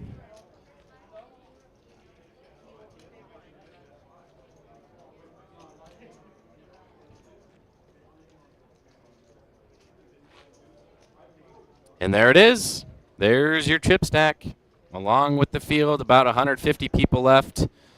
372 entrants. That might have been updated. It might have not. Who knows? There might be less. That's good news.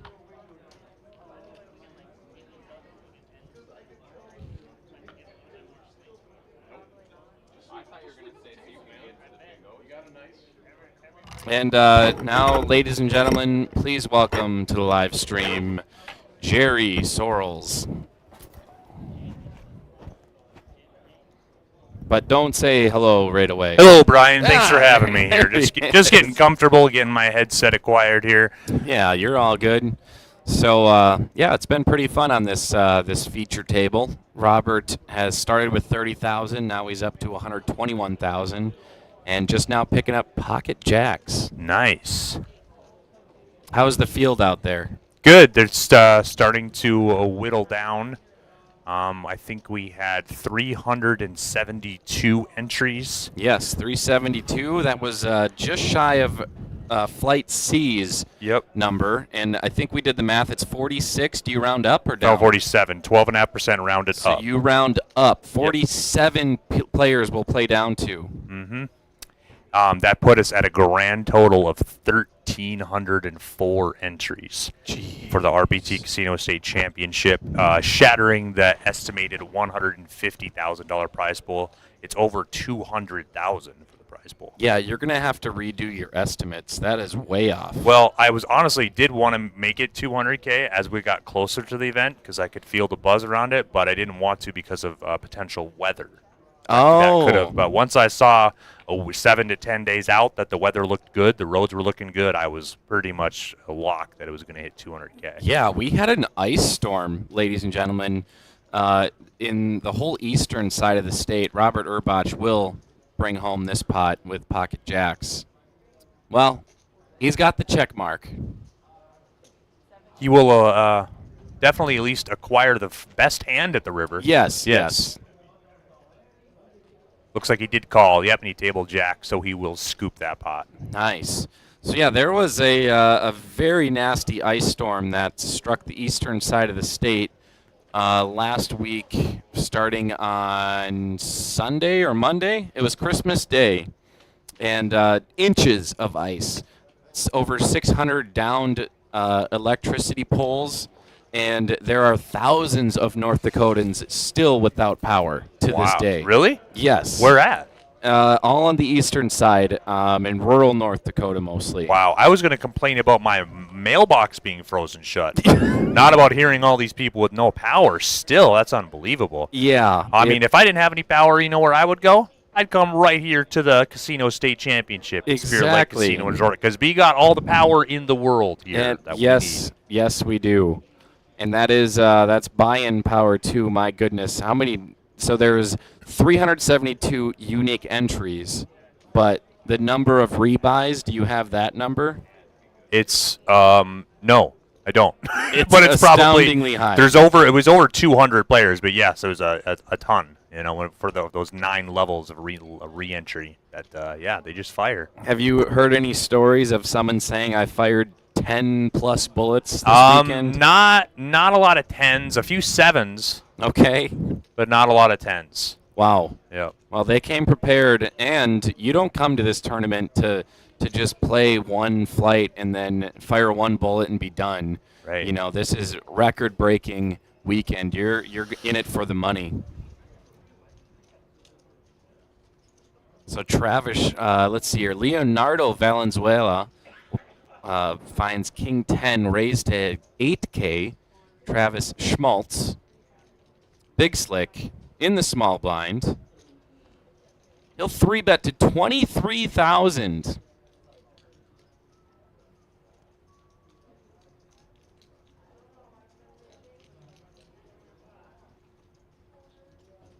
Leonardo, an absolute statue until he folds his cards.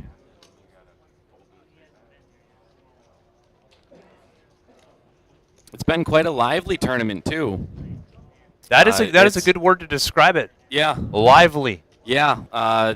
You have drink rounds, right? Yeah, we had a lot of players sponsor drink rounds. So, we did 10-7. We did 10-7 like every flight. We did 8-4 every flight because Nordy's here. And, random players would sponsor their own drink rounds. They just and players love to drink. They do, my goodness. It was very lively. Everybody had a great time.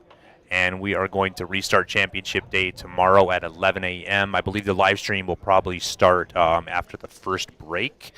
So probably around 2 is my guess. We do take a quick 30-minute lunch break. And we do have a color off. And then with the 15-minute delay, if I had to guess, somewhere around 2 or 3 is when it would fire. Beautiful. And we also have our quick Hall of Fame ceremony that we're doing tomorrow morning at 11 a.m. Yes, I had talked about that a little bit. There's no leaks right now of who. There's some rumors going around. They're swirling, as they say, but we are inducting the first 5 players into the Rough Rider Poker Tour Hall of Fame. 5, okay. Tomorrow morning, yes, and you'll have to be here to find out who those 5 are. Is it solely based? How did you find these players? Was it based on their? So I started playing Rough Rider Poker Tour events when I was in 2008 when I was 20. 22, I believe it, or whatever I was at the time, years old. So basically, it's based on my 15 years of either playing or owning or running events. Yeah. So that's plenty of time to gather who is worthy of being inducted. I mean, is that gonna there's be like, so many people that are worthy. Is it That's why total we had to wins, do though? 5. There's no set criteria. Okay. But there's so many people that are worthy of getting in, and they will, and that's why we had to do it 5 for the first time. I'm not sure if 5 will get in every year. We do want to make it, a prestigious elite group.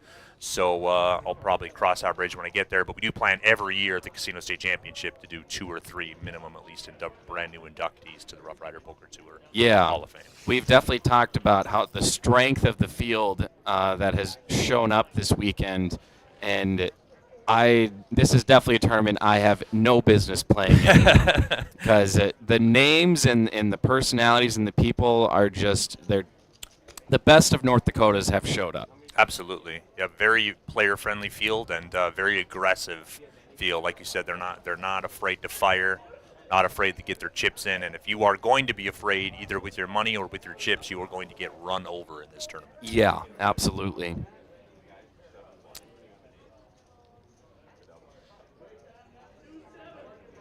And also, we will be crowning your Rough Rider Poker Tour Player of the Year tomorrow as well, too. Now, based on who bags and who potentially, could win the tournament, it's not decided. Potentially, somebody in the top 20, right around there, could end up winning it and then becoming Player of the Year in return. So I'm going to step out here real quick, Brian. Okay. You enjoy yourself with the viewers. You enjoy yourself with the live stream, but I'll be back.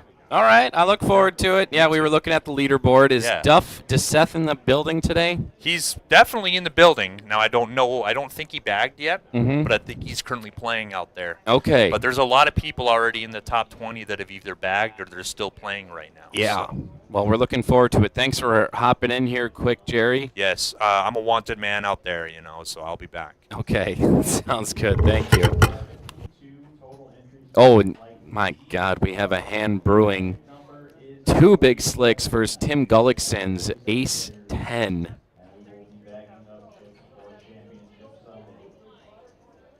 Still getting numbers officially crunched here, but I believe the total entry count was 1,304. So it'll be For an enormous prize pool. Yeah, give yourselves a round of applause. 2 Ace Kings going at it. This prize pool is going to be epic.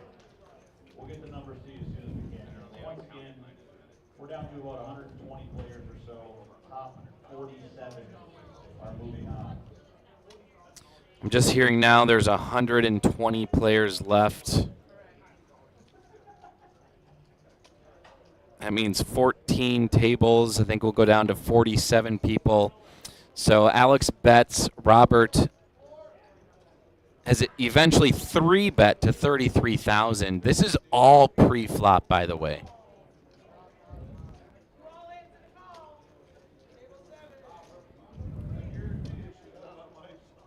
And Alex will make the call. He will call. So a massive pot brewing, 7-10 deuce, 2 clubs, fairly dry board, and Robert's reaching for chips. Alex might not go anywhere knowing he's got a very good hand and knowing that Robert probably is betting with a similar hand. Could have a pocket pair, but Robert does have a nice sizing 24,500. Really going to make Alex think here. Robert may just win this by being aggressive.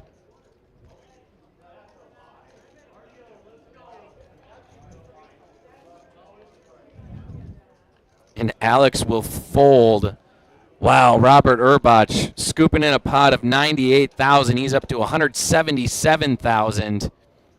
Huge pickup for Robert. Remember, he started at the bottom, a chip stack of 30,000 chips. That is a starting stack. He is now quickly finding his way in a comfortable position, catching cards when it matters most, making the right bets and calls. As the live stream chat says, LFG.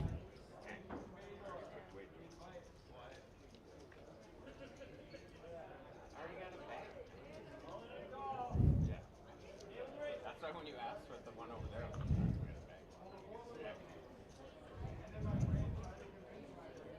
down to my way to 400.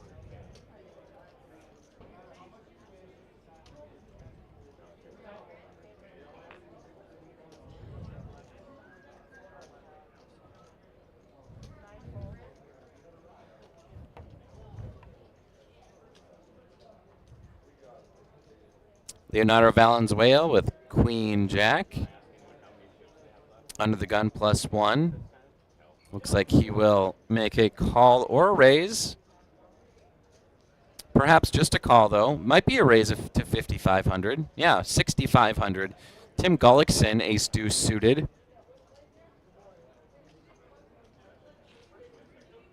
Think he'll play for that price. I would even like write on a card and set on the side and be like,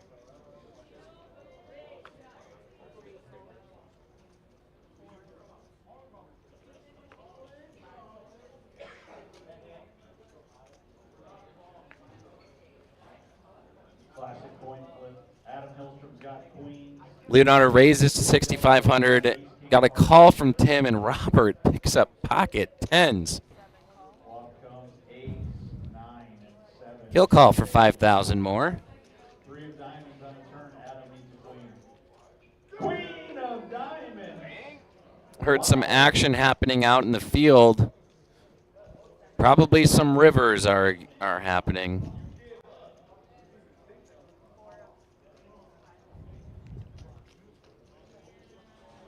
I think we're ready for a flop. Might have a dead card. You never know. There it is. Queen 5-8. Leonardo taking the lead. 4 on the turn. Robert will check. It's now a spade draw.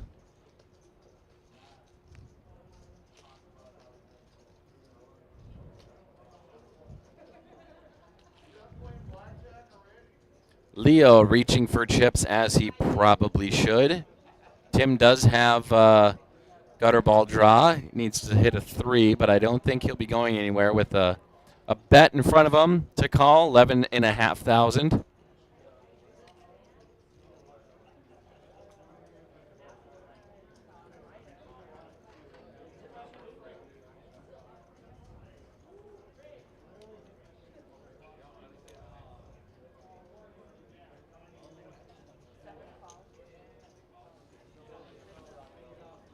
And Robert will call.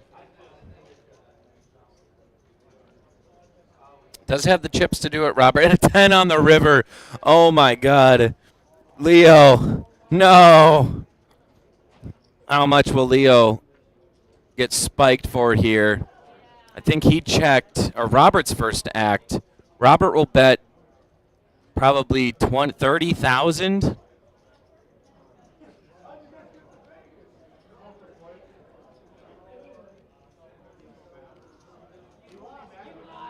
Leo is hurting. What happened? 9 jack? No. No way.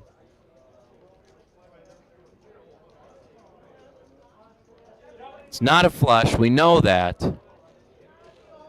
If it was trips, 5s, 8s, or 4s, he would have bet differently, you think.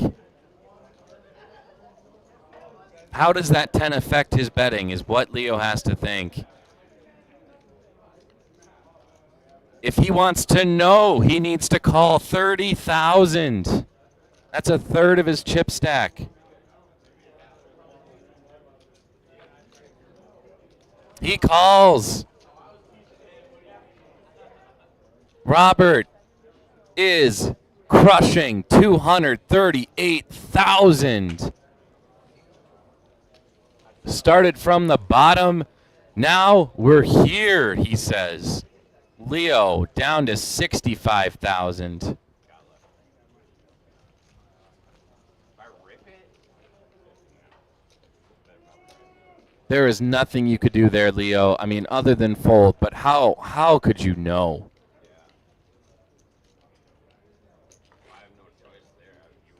Robert Urbach, now leader on this table, 238,000.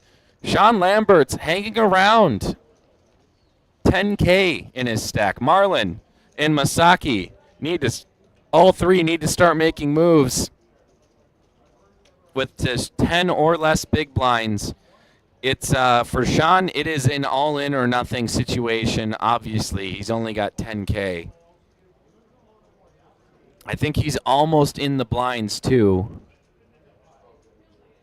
Maybe has a few more hands until he's in the blinds.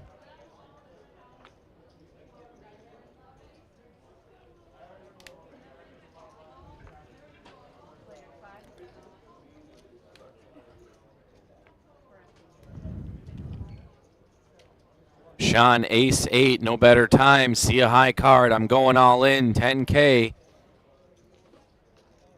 Who's going to call him off? Definitely not Masaki.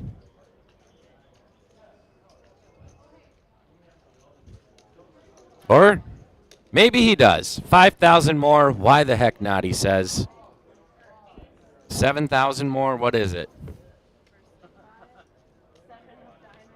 So, ace 8 from Sean Lamberts versus Masaki's suited 7 deuce.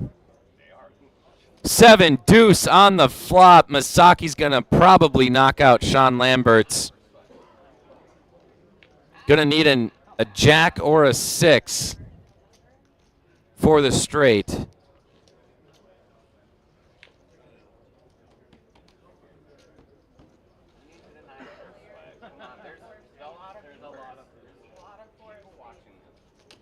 Sean's gone. He is out of the building as a 4 comes on the river.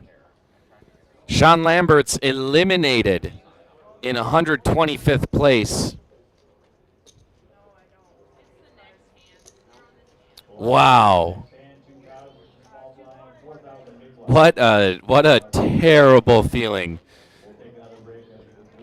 to know your opponent has 7 deuce and he flops 2 pair. I would just be speechless. I would probably leave as well, at least for a little bit. He's definitely got some buddies out there to cheer on. Or maybe buying some cash games in the back. Go play some slots, some table games. We're at a casino.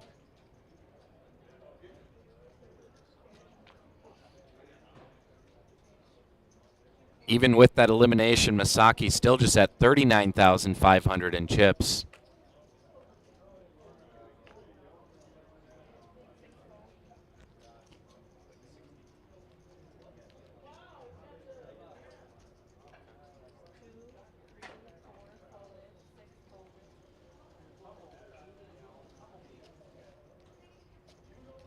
Robert will call.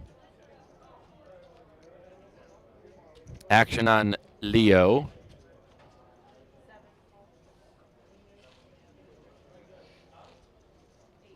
Nope, we'll back it up.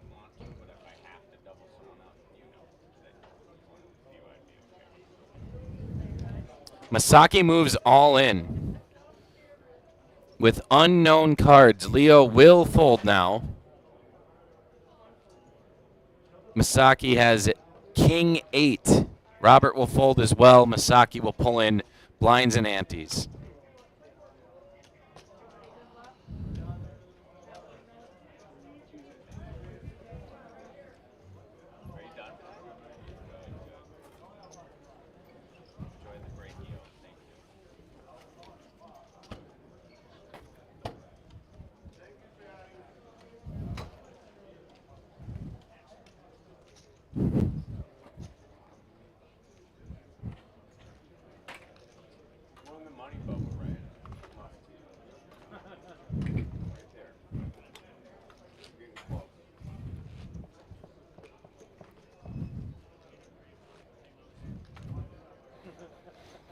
Wow, we have had one hell of a feature table. Tons of action. Tons of crazy flops.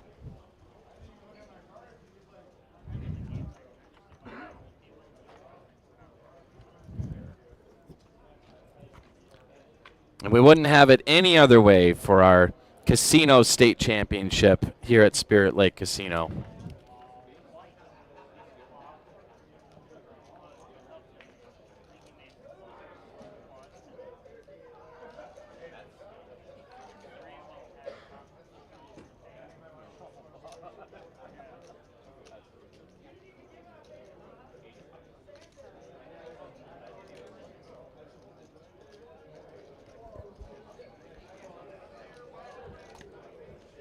Robert will play his Jack King off.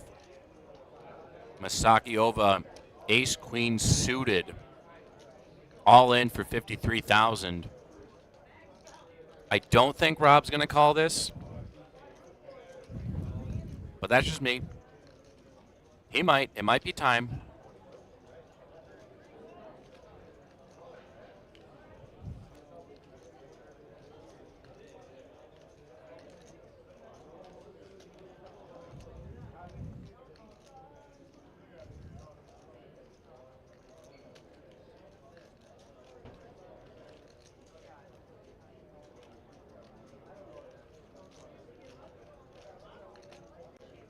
We'll see what the great mind of Robert cooks up here. He's thinking a high pocket pair, I'm sure. Ace high kicker.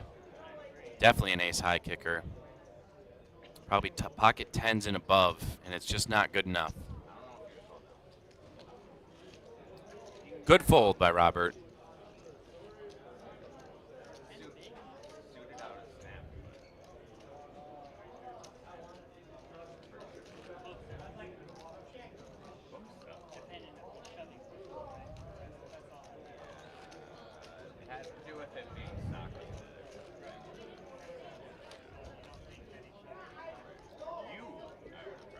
Queen Jack all in up against Ace Jack hearts for T-call. He's in good shape to score the double up. Let's see what happens. Flop comes. 7-4 deuce, 2 hearts. Queen is a non-heart. Move on to our 101st hand on flight D that we have streamed.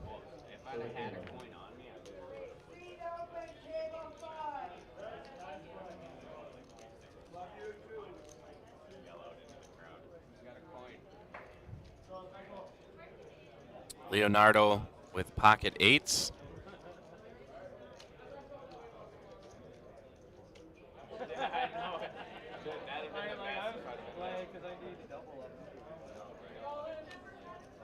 He might be shoving here. There it is, all in. 55,500 in chips. We'll see if anyone else has a hand to call it down. Alex Molberg certainly might. But 50,000 is quite a big chunk out of his chip stack.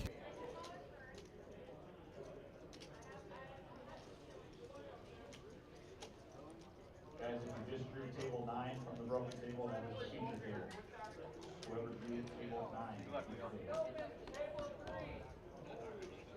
Wow, Alex calls with ace jack offsuit. And 10 deuce ace on the flop. Alex spikes the ace. Not good news. 9 on the turn. Leonardo needs an 8. One of them's already been eaten up from another hand. One outer. Queen on the river eliminates Leonardo Valenzuela.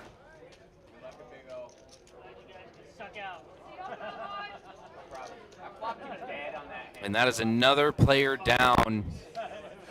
On our way to that magical number, 47 players to remain to bag, tag, and see you tomorrow at the state champion or at the championship Sunday.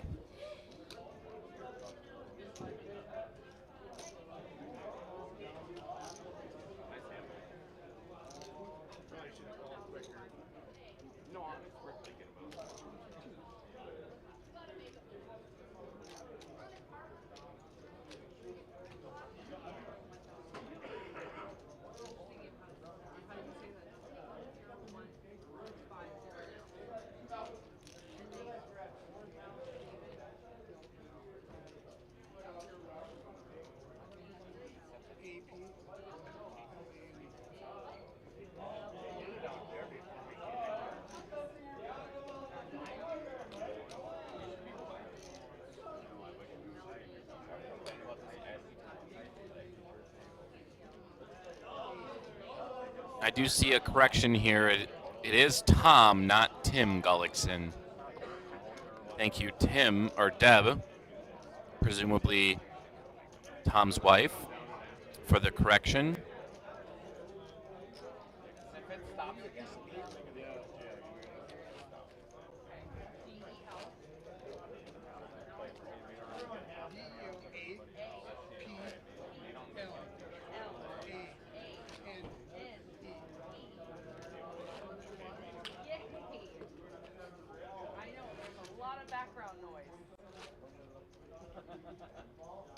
Maybe, just maybe, if we ask nicely enough, we might be able to see a shot of the rest of the field. In between a hand or something, we might be able to pan a camera over so you guys could see where we're at on the rest of the field. I think there might be 13 or 14 tables left. Maybe 12. Might be down to 12. You never know. Masakiova, big slick suited. Going to be shoving all in here. It's going to put it all on the line, see if someone has the cards to call.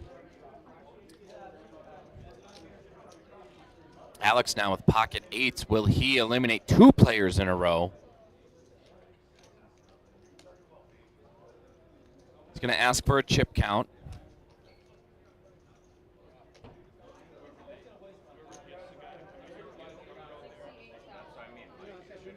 Might be 69,000.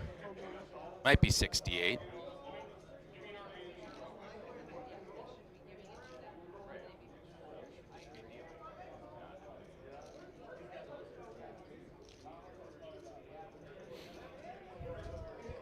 Alex will fold his pocket eights. It's just a little too rich for him.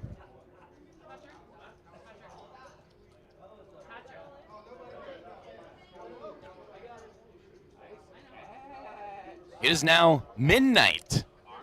Time flies when you're playing poker. And Masaki will pick up the blinds and antes.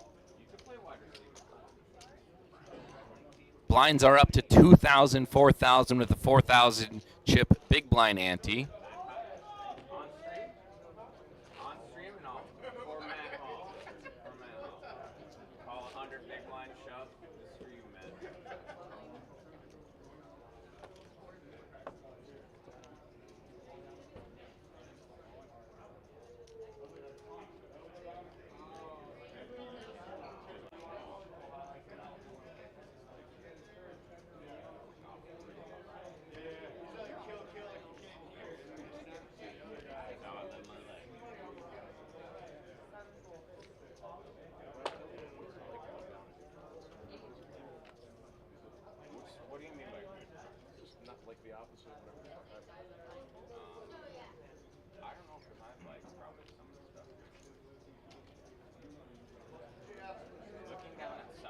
Tom Gullickson, ace-6 suited of hearts.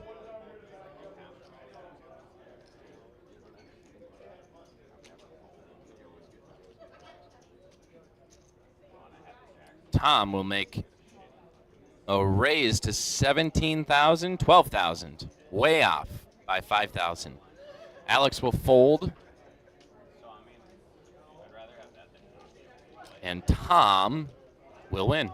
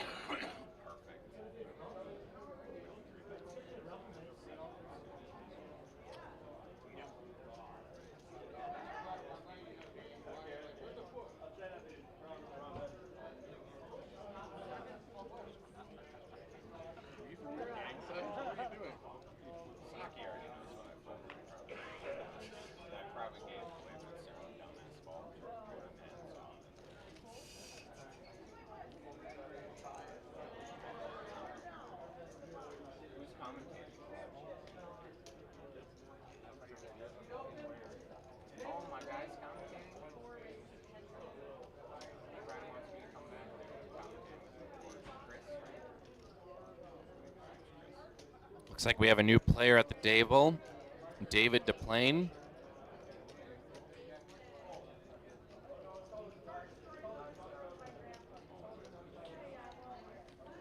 Delaplane.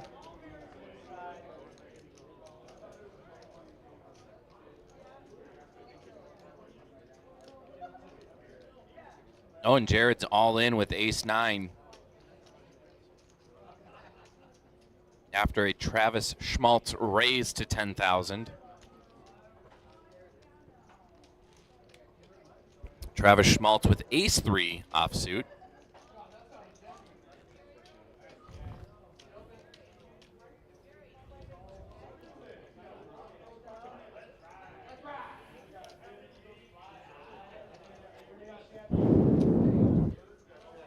And he'll fold.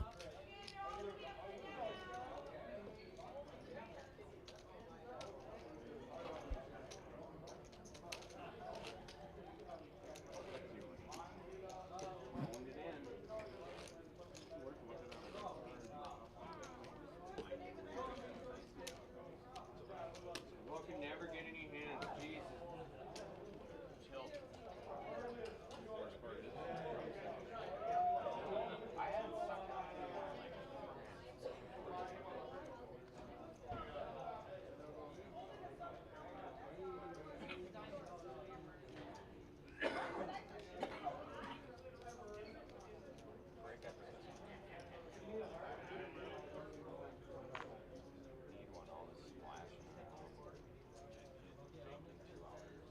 What's up with you? It's Chris, I'm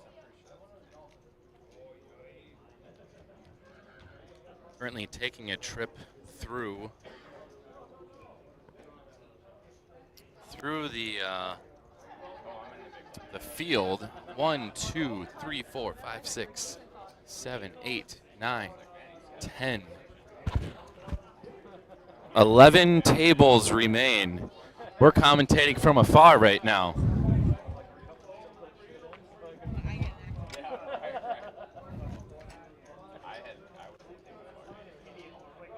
And 115 players, I think I'm seeing.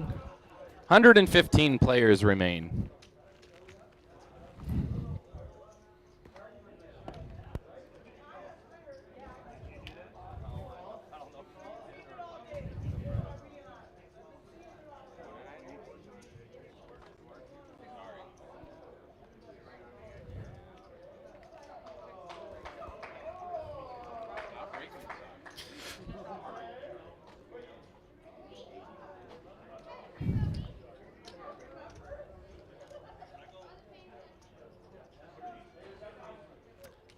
So David will raise to 10,000.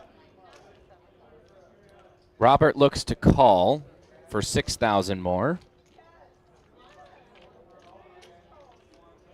And will be 2 to the flop. That flop comes 3, 8, 6. Robert catching the top pair. We'll check to the turn. Another 8 on the turn. I could see Robert slow playing this, but I can also see him betting 16,000.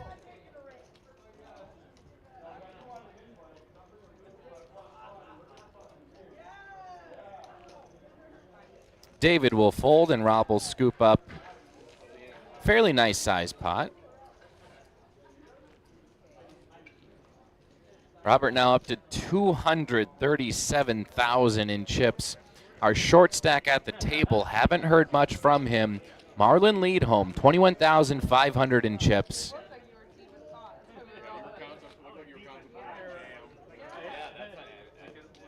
Next on the chopping block would be Jared Strode, 73,500, and then Masaki Ova, 78,000.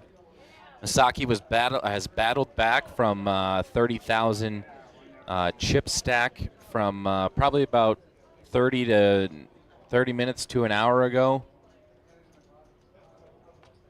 So he's done some nice work after getting chunked a couple times.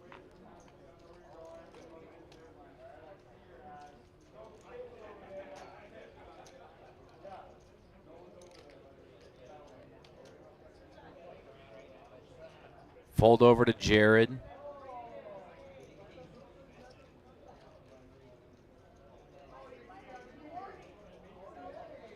Jared on the button will go all in for 73.5.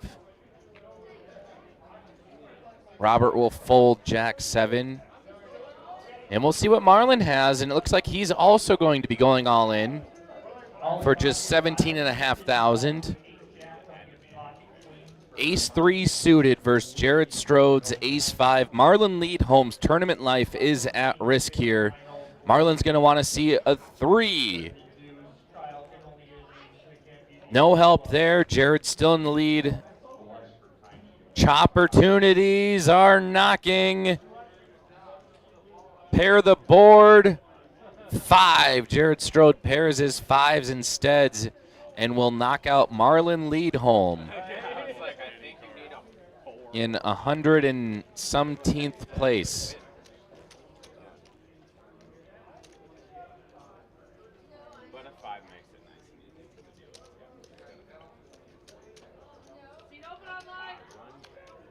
Jared Strode, much needed chips, now nearing, almost eclipsing that 100,000 mark.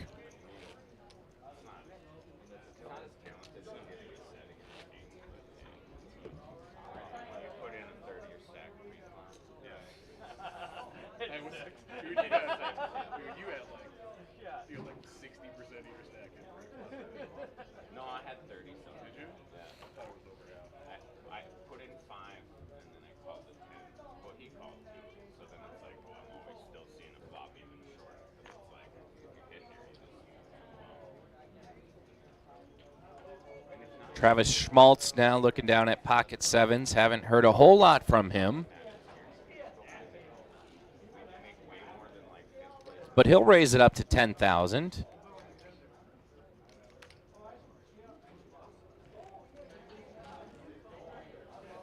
I remember one of the things, oh, we'll talk about this in a minute. Robert waking up with pocket kings. Can you run good, bud?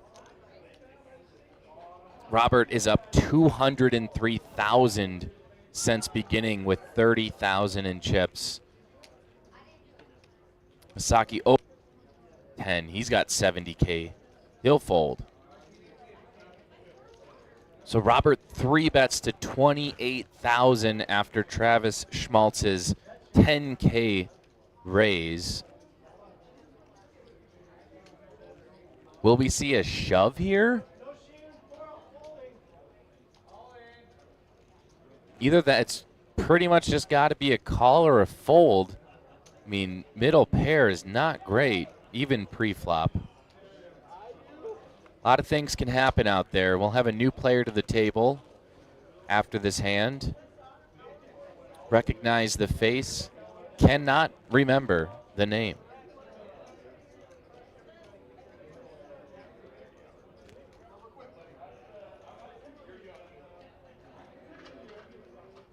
Just a reminder, poker players will be going on break in about 7 minutes. We will be coloring off yellow 5. What to do, Travis? If you can start slowly selling them to one player at the table, that will help with the color off process. Once again, break time in 7 minutes. We will be coloring off the yellow 500. Am I running into a monster, Travis says. Am I running into a coin flip at best if I go all in?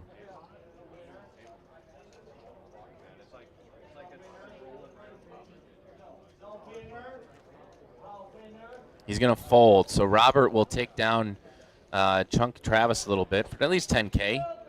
Robert, rich getting richer.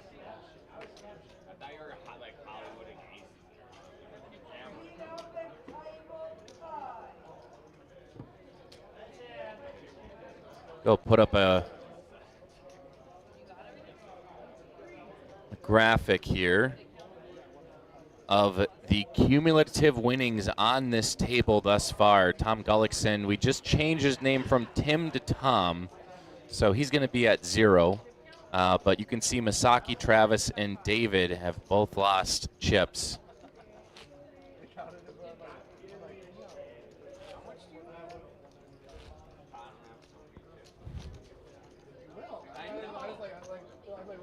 Table 9, I'm like, oh, there's nobody at table 9. position on me? I don't want to go to that table. The gate's like 3% of my bid. I had two really. Me too. I dodged two more. I turned them out. They had it really well. The arch over the board.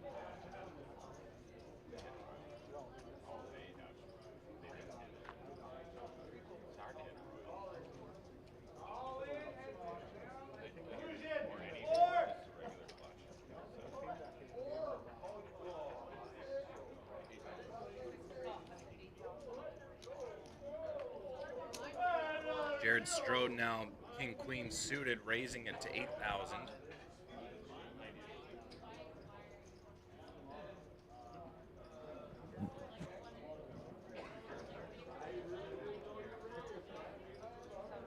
Robert will fold. Nathan Retke coming to the table. Nathan already putting chips in, totaling 8,000. He'll call that raise from Jared. Once again, players taking a break here in 4 minutes. If you haven't already, please stay your 500 denominations for one player at the table. Flop comes 3-9-8. No help to either player immediately, but Nathan does flop a open-ender.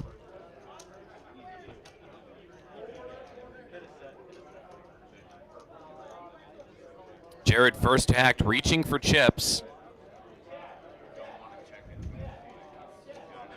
He'll bet 7,500. Nathan very quickly will call.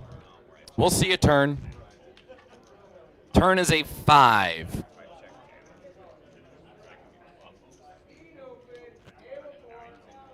Nathan looking for a 6, 7, 10, or jack.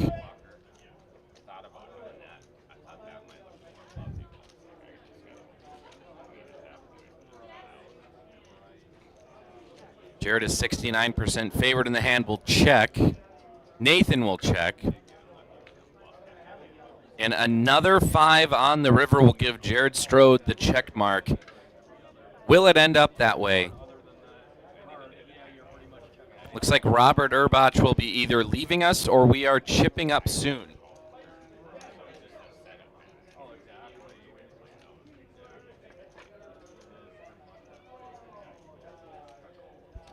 My guess is we're going to be chipping up the 500s very shortly. Wow, Nathan bets 15,000 and Jared folds the best hand. Nathan making his name known here on the live stream on his first hand he gets involved in. Nathan's VPIP up to 100%. Unbelievable.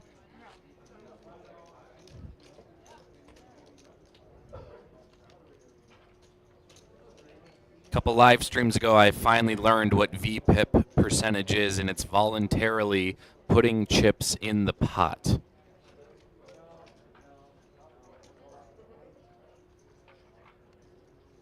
It's kind of an aggression frequency, essentially. Travis Schmaltz will lead things off with ace-jack suited, 75,000 in his chip stack. Looks like he's going to raise to 8,000 maybe. Raise to 12,000.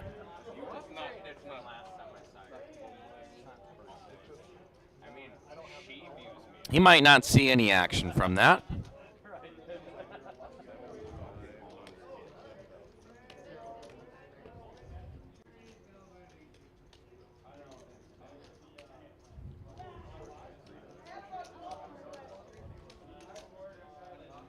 And that is correct. So Travis Schmaltz will pick up the blinds and antes. So getting back to something I learned or had noticed a couple years ago from Jared Strode when he won at the Eagle Eye Showdown in Valley City on the Dakota Poker Tour, is that he is very consistent and deliberate with the amount of time it takes for him to make a decision. He tries to keep those things constant so as to reduce the chances of an opponent picking up a tell. So Whether he knows he's going to fold or raise or bet or whatever, he's going to try to take the same amount of time to make each decision.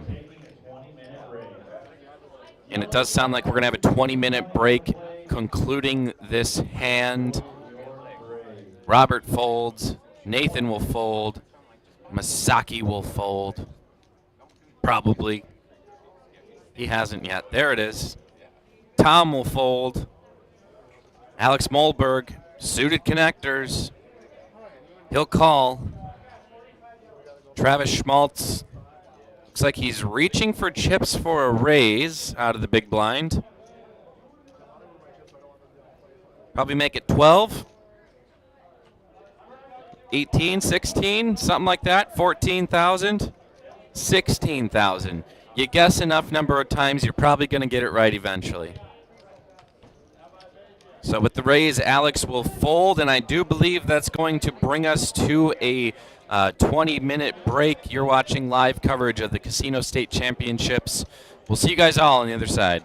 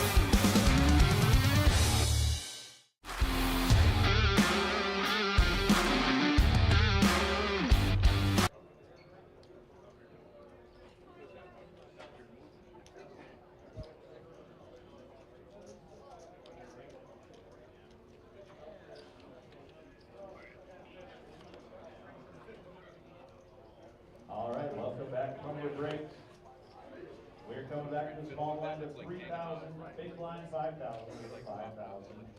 Big blind 8 shuffle up and deal.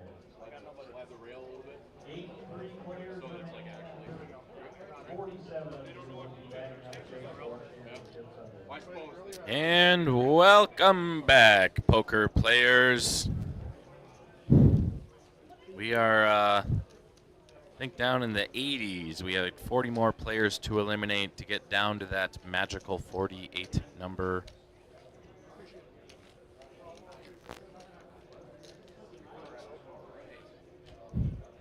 Shouldn't be. It will not take until 8 a.m. tomorrow morning. That I can say with absolute surety.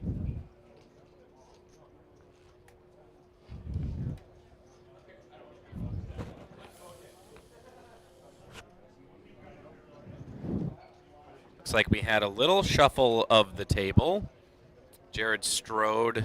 Oh, wait, no. Jared Strode's sitting in the right spot. I thought for a second he was sitting next to the dealer, but he is not. He is sitting right where he was, which makes total sense. But my name's Brian, mostly known from the Dakota Poker Tour, but out here this weekend to help deal and to do some commentary with the Rough Rider Poker Tour crew.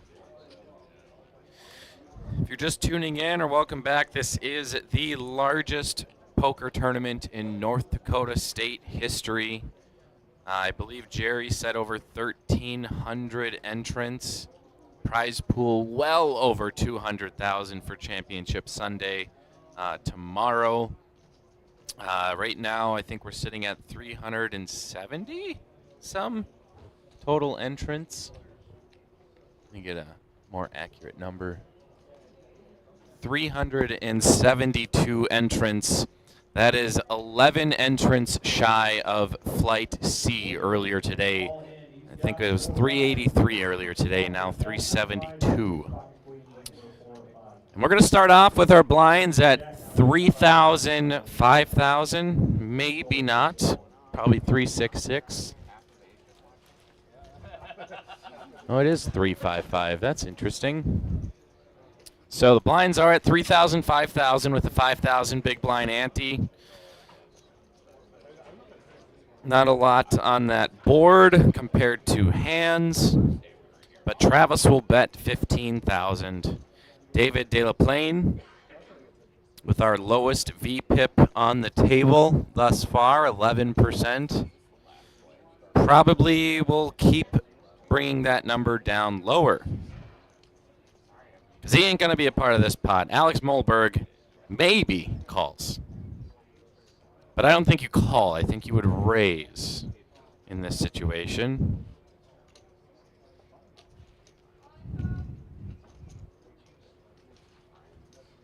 But he does just call. We'll see a river. River's a jack. Alex gets the check mark, but Travis was the aggressor on the previous street. And he shoves all in. That's going to raise some eyebrows from Alex, probably saying, I don't want to be a part of that.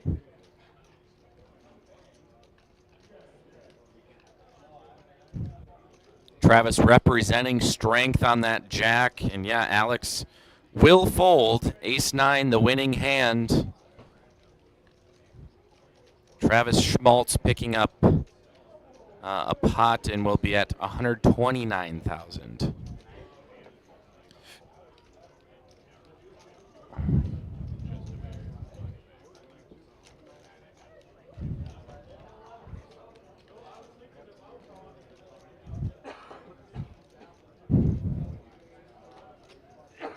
There's our chip count there. Robert Urbach just climbing a mountain. Started with 30,000, now up to 253K. David De La Plaine, 66,000. Masaki Ova, 68,000. They're definitely going to need to start making some moves, knowing it costs 13,000 in chips to finance one orbit around the table. Robert will fold. Nathan will fold over to Masaki. Masaki, Queen, Jack offsuit.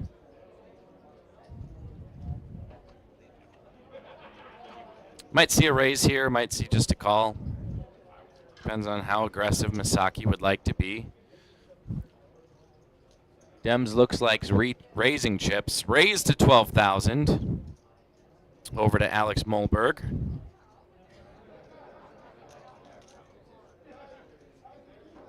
I think Alex folded. Travis called the 12K with ace-8 suited. David De La Plane folds. And Jared Strode will also fold. So we'll have 2 to the flop. 4, queen, 5. Misaki, top pair. Great kicker. Travis would need runner, runner, 4. A flush. He's going to need an 8 on top of that if he wants to beat out that queen. So Misaki just bets 8,000. Little over the minimum.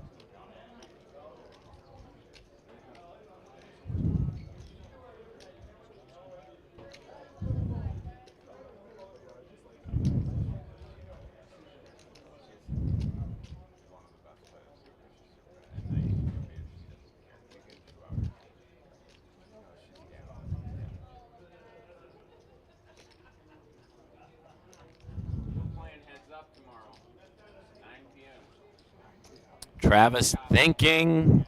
Looks like he's going to call. He's just going to call. Queen on the turn, Misaki with trips. Question is, does he want to try to bait Travis into something with a check? Nah. He's going all in. 48,000. Travis will surely fold.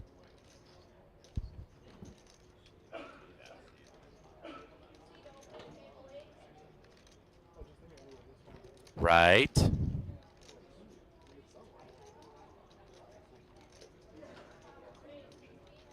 There it is. Yep. Travis Schmaltz with the fold.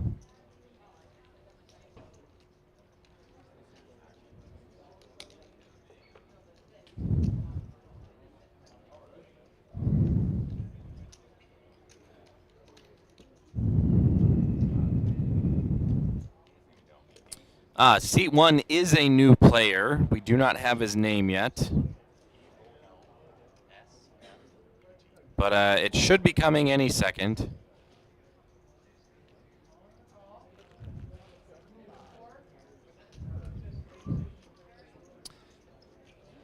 Anthony Polsroot. Coming in with 117,000 in chips.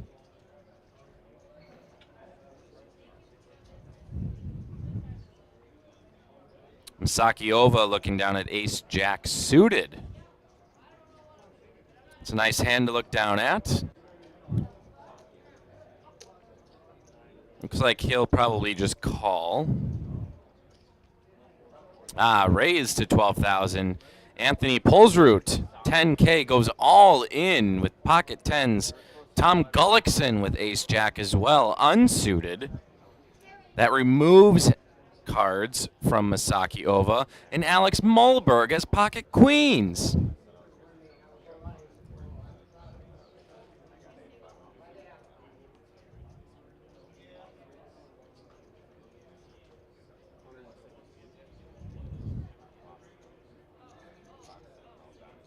Alex asking for a count.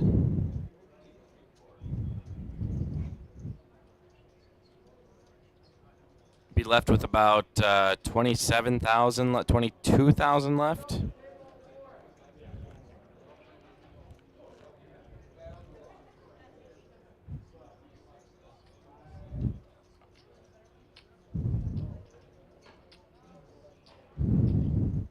Yeah, tough spot for Alex.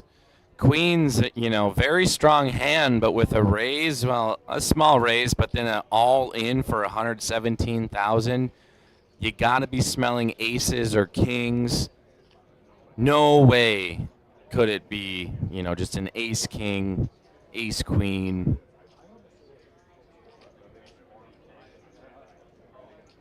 Could be jacks. Definitely not queens. I mean, it could be. There's 2 more on the deck.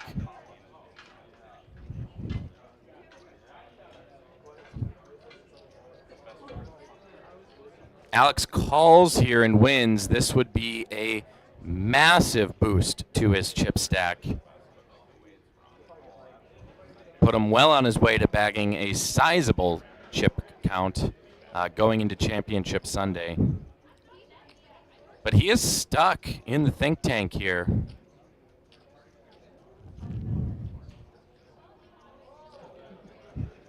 It's a huge decision. There's so much money on the line. I do not envy any of these players to be put in these positions. Alex is going to fold queens. Wow.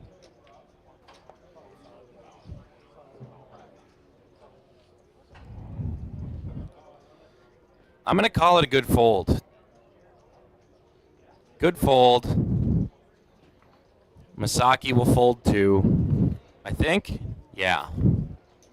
So Anthony Polsroot uses his chip stack as a bully. Oh, Alex Molberg did call. Queens versus tens. The graphics screw me up. They caught me off guard. So Anthony Polsroot's tournament life is at stake. He needs to catch a 10 and a 10 only. There's only one left in the deck. Queen on the river for a full house for Alex Molberg. That does it for Anthony Polsroot. Using just 4 of his 15 minutes of fame here on the live stream.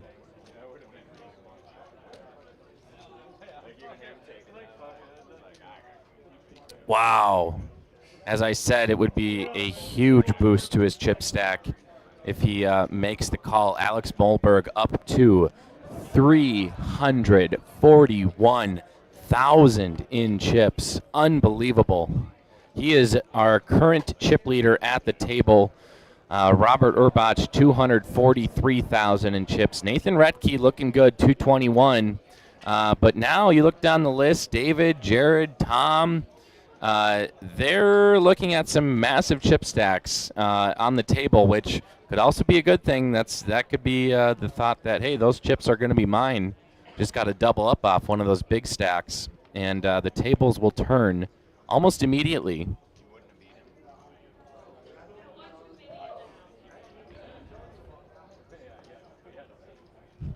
Alex will fold. Travis folds. David just cannot catch cards on this feature table. David's VPIP just at 16%.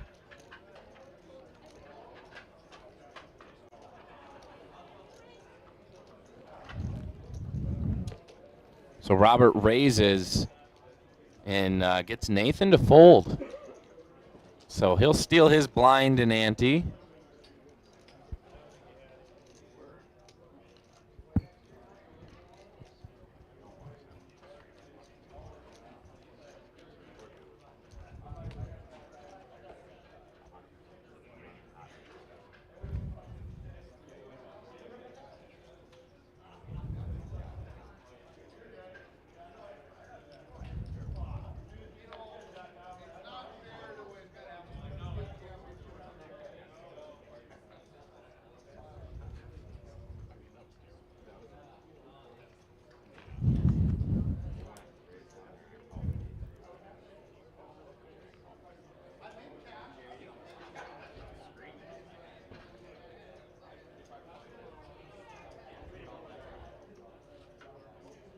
Not much to be said on this hand. Robert on the button, though, will be reaching for chips. Looks like he'll raise it to 11,000. Nathan Retke, pocket tens. Looks like a re-raise to 22, perhaps. 26,000. Misaki will fold. And Nathan's 3-bet is now looking Robert in the face. 9 jack off, and he'll fold. Yeah, Robert was looking to get a little aggressive there, try to steal some blinds and antes, and just unfortunately ran into a pocket pair, a higher pocket pair. Nathan made the correct play and being aggressive, probably knowing Robert is a strong player, and you're going to need to be aggressive to get him out of hands when the time is right, and that's exactly what happened.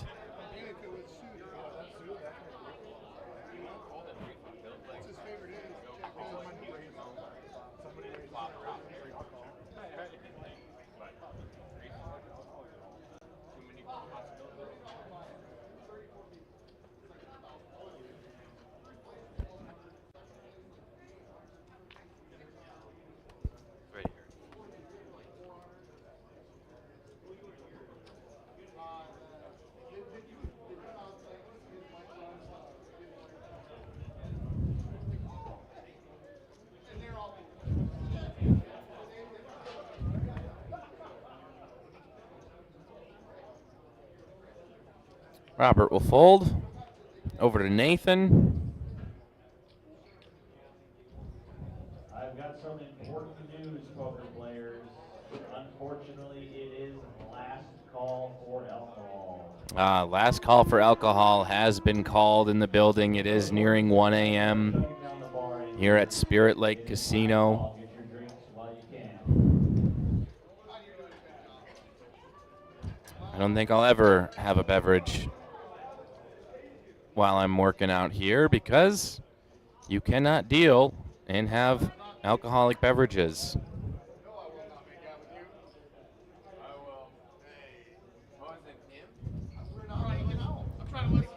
Which is a great rule. Not arguing with that.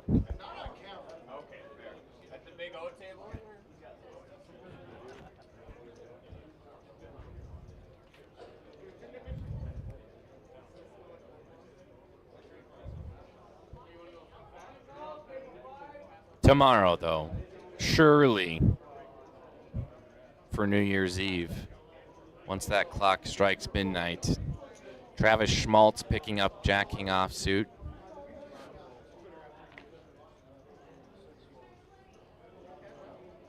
He'll raise it to 11,000. Robert with suited Queen Deuce. He'll fold.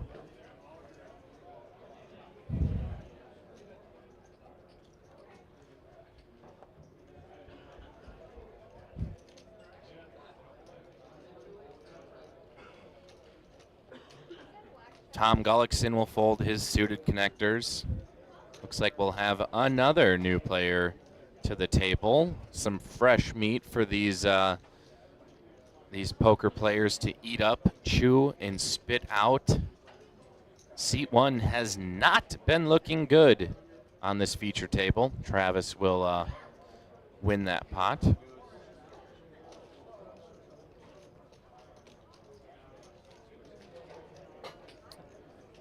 Our feature table's next victim is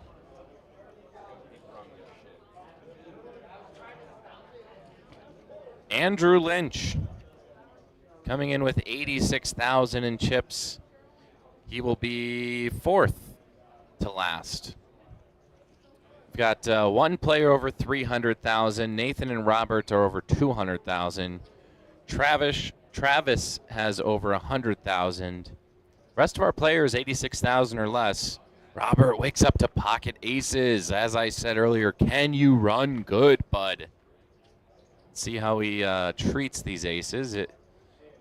Sometimes it's like you either be too aggressive to try to catch someone with a good hand, but your aces are obviously best, or you try to just kind of limp in, small raise, get some other hands in there, but then you see a flop and all of a sudden your aces are no good anymore. But either way, I think it's a raise. Especially at this stage in the game. Robert will raise to 12K. And yeah, it's pocket aces, it's a huge hand, but at the end of the day, a winning hand is a winning hand. It's no better than if you have, 7 deuce and you win with that, it's still a one hand. So aces are a great hand to look down at. It's very promising. But here comes a flop. I'm going to predict it. Jack 7 ace. Queen deuce 4, not even close.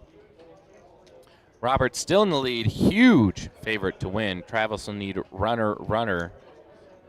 So it looks like 10,000 to Robert. He's going to try to get max extraction, hoping Travis maybe caught the queen.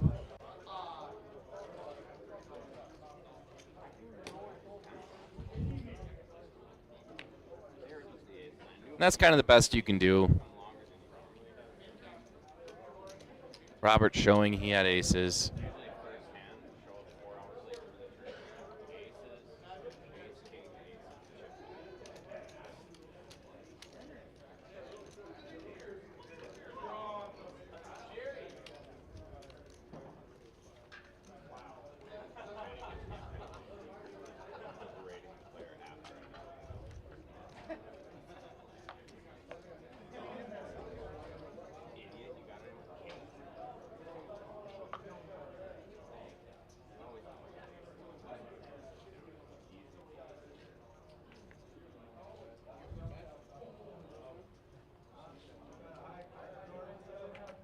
Jared folds, Robert will fold.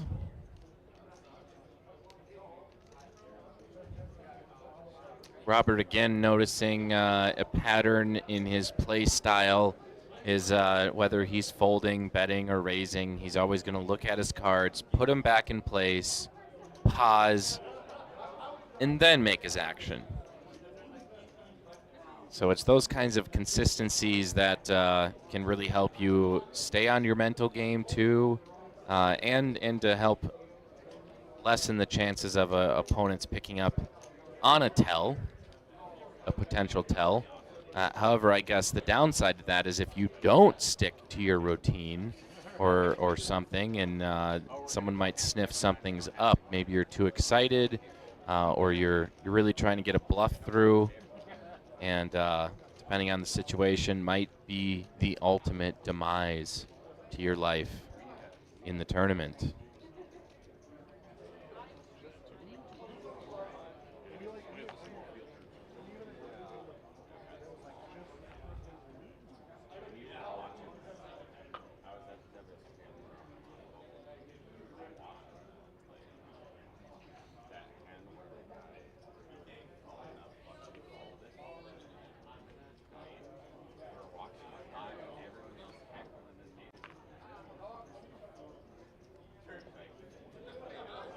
So we'll fold.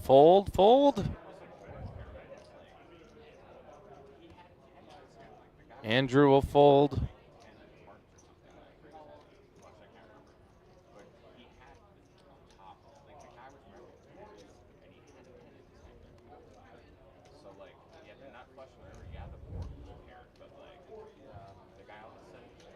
Tom Gullickson raises to 17,000 with ace-9 and will get folds from everybody else at the table.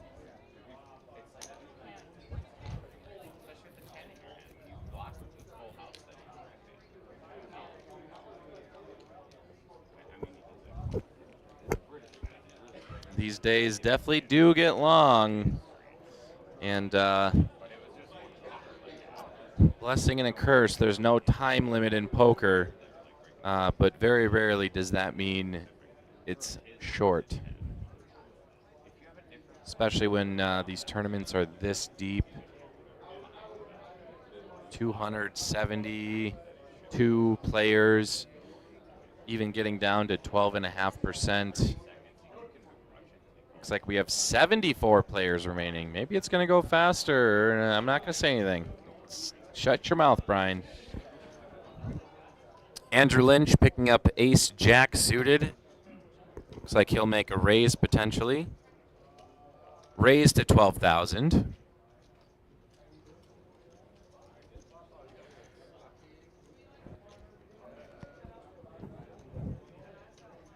Jared pocket eights.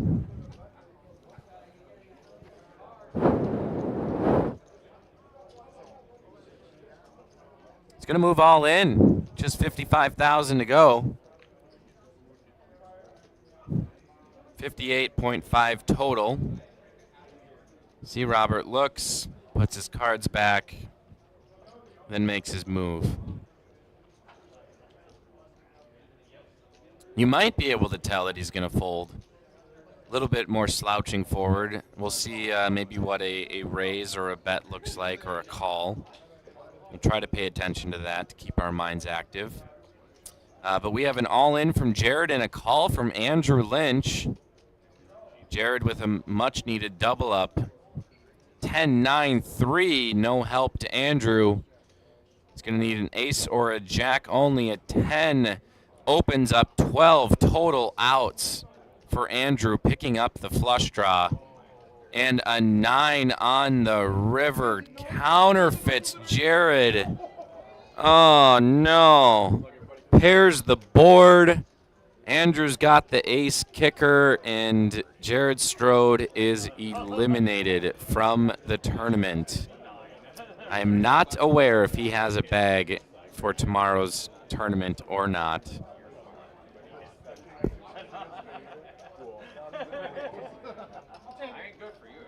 I imagine there will be a small cool-off period, or just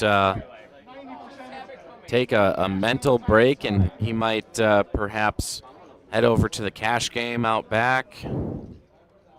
Tons of Big O, as they call it. Some other Hold'em cash games, which can be done. We are on casino grounds. We're not beholden to the charitable gaming laws here, which has allowed this to be the largest prize pool in North Dakota history. Over $200,000 prize pool for tomorrow.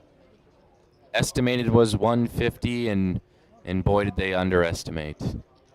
And as Jerry said earlier, the weather had a lot to do with that. It definitely cleared up. Had we had the ice storm that we had last Monday on the east side of the state, no one's going anywhere.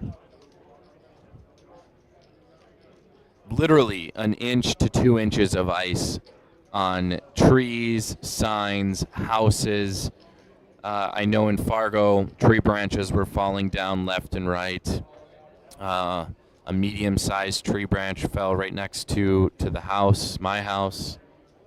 That was a little scary. No damage, luckily, but that's what we were dealing with. And then we had a few days of warmer weather in the mid-30s, allowing things to melt, allowing that ice to shed, allowing the roads to clear up. And if you live in rural North Dakota on the east side, some of you are still without power. Very unfortunate.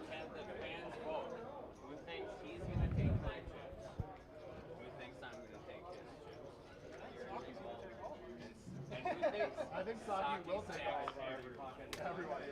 We will get to 47.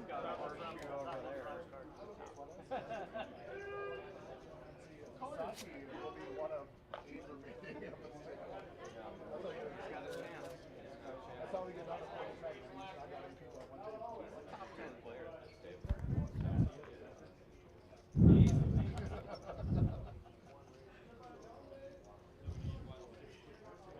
Only because we have a seat. See a raise to 12K from Andrew.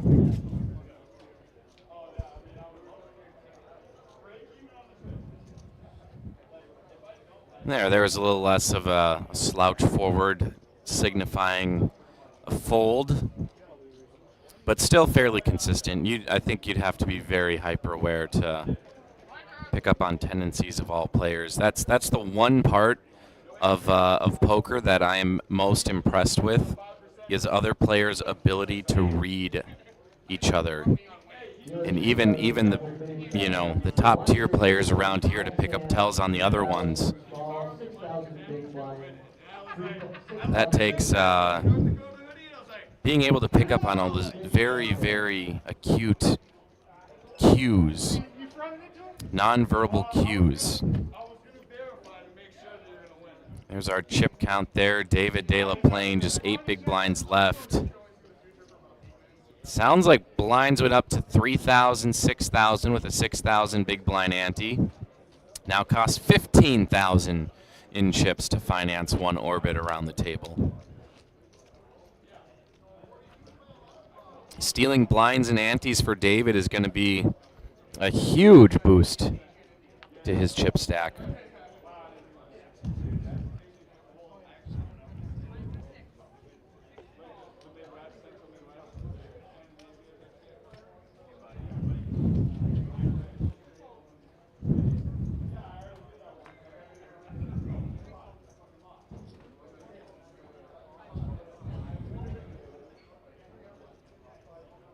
Here's a look. Place the cards. Pause.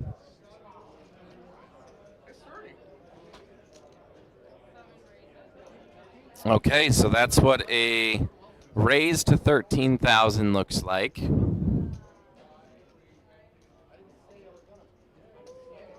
Nathan, ace queen suited, a much better hand than 9-4 offsuit. Robert trying to steal some blinds and antes. Looks like he's going to 3-bet to 28,000.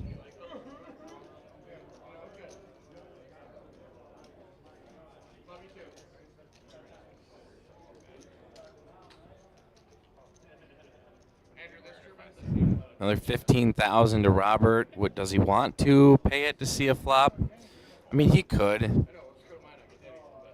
especially with such a disguised hand as 9-4. But let's go ahead and save that 15,000. He says. Not the right time. Not the right time to try to sneak something in with a less than stellar hand. I did not have a face card in my hand. Come on now. It had to be pretty plain. I had 2 cards that when you first looked at them. We appreciate everyone for sticking around through what's turning out to be the wee hours of the morning.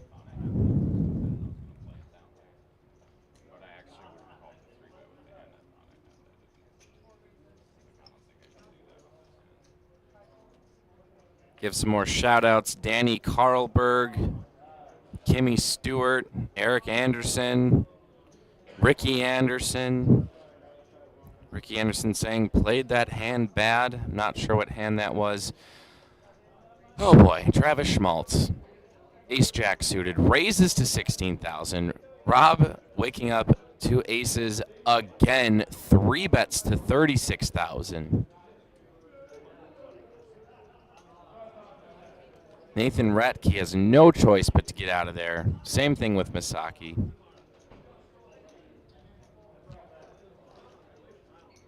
I mean, if you're Travis, this is your chance to go all in.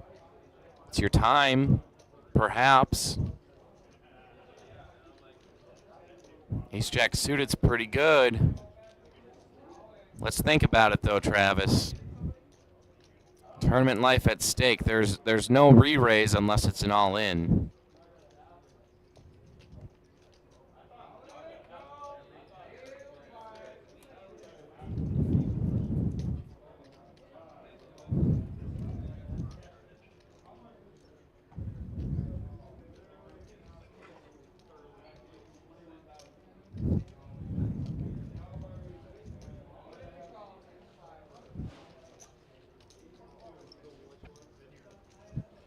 Just a call for 20K more. He's going to have 66 behind.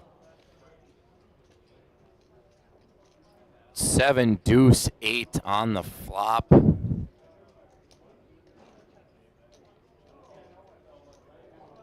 Check.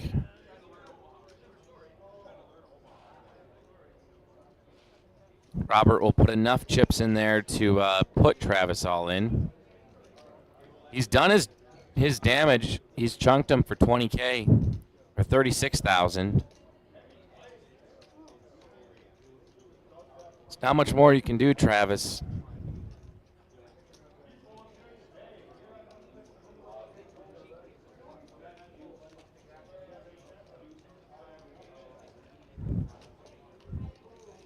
Yeah, live to fight another day. Travis is probably just thankful he didn't go all in, but Robert's going to show the aces again. Second time on this feature table, Rob's had aces. He's got the spade too, but an 8 on the river, that will not do it. Aces hold for T-hole.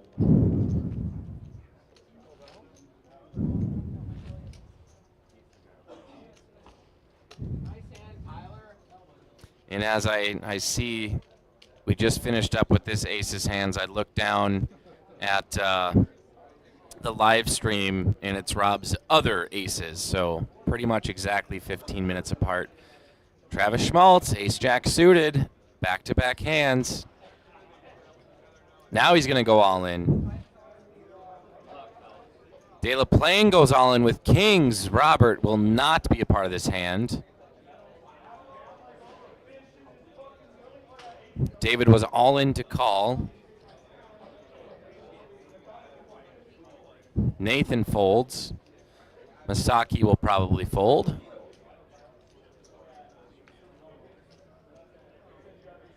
Andrew will probably fold. We'll see what Tom's up to.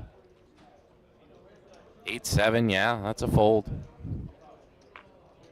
Alex will fold. So we have heads up. David De La Plaine wants to double up off of Travis Schmaltz. Flop comes king, 3, queen, trips for David. David's going to be doubling up. Needs a 10 though. 10. A 10 will bring it home to Travis for the straight. 3 outer.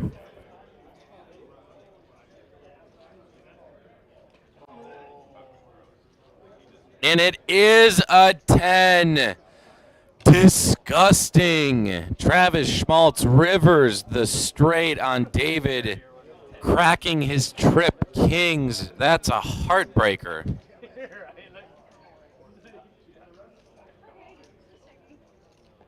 Elimination.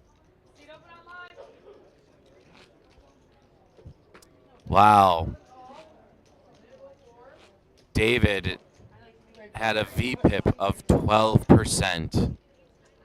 Voluntarily putting his chips in the pot 12% of the time. He just didn't get cards. It's so unfortunate.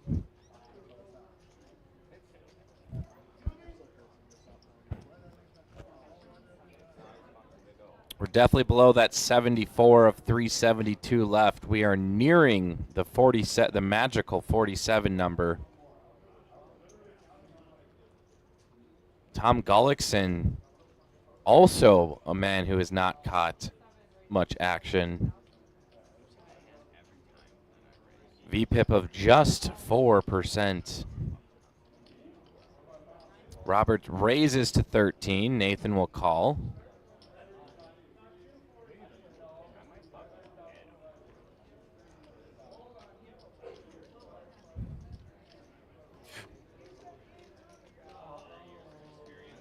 Two of the big chip stacks are in this pot together. We'll see if Tom wants to tango. He does not. He'll fold. Alex and Travis folds. Travis folds.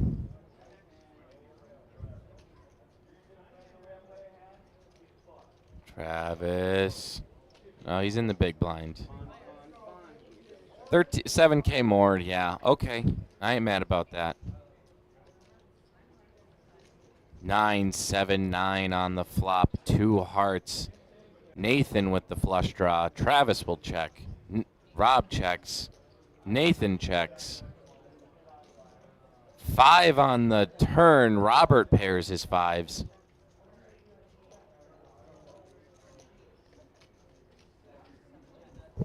He'll check, though.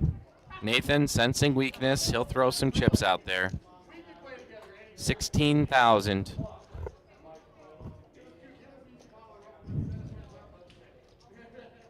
Travis folds. Will Rob call with the currently winning hand? 68%, 65% favorite. He will make the call. Just 16,000 is not too much to price him out of the hand, and Robert will pick up the full house on the river. Flush doesn't get there. Rob checks, setting the trap. 21,000 was the bet. Robert wins another pot. 372,000 for Rob Urbach. He's up 141,000 since the stream started with him. Oh, sorry. He's up 340,000. He started with 30,000 in chips. My apologies. So we now have 2 players eclipsing the 300,000 mark. Rob with 372 and Alex Molberg with 313. Nathan Retke at 210. Andrew Lynch 152. Travis Schmaltz 109. And then you got Tom and Masaki hanging out 78 and 63,000 respectively. Despite Tom not catching really any cards for a long time, he's only down 12,000 in chips since starting the stream. Travis will call for 3K more. Rob's option.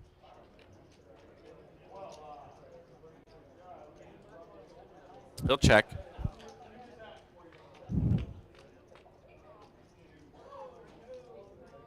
Eight, queen, ace. 2 hearts. We'll see a check. Rob will bet. Bet is 6,000, the minimum.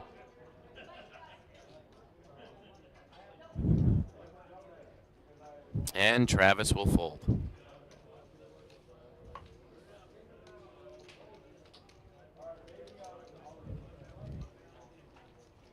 Rob doesn't want to quit till he eclipses 400,000.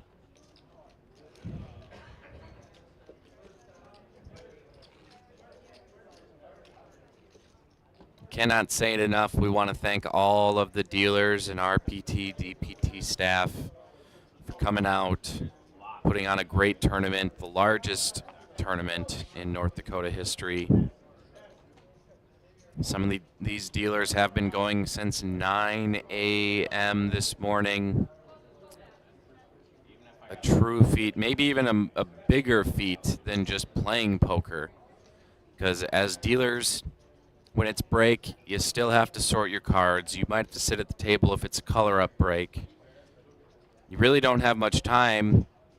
You can't be absent when the time starts. Some players come back few minutes late from any breaks and just muck their hands. Well, a dealer has to be there a minute early. The breaks, 20-minute break is really about 15. So big shout out to the dealers for just marathoning all the way through the day. And it's only day 3 of 4. We got one more day left. Rob and Andrew in a hand here.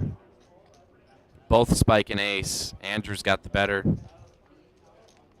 Andrew wants a piece of the chip leader at the table.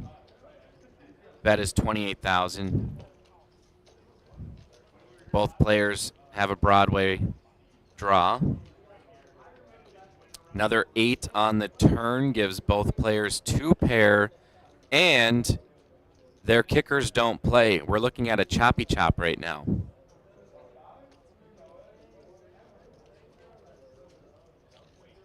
Andrew bets 55,000.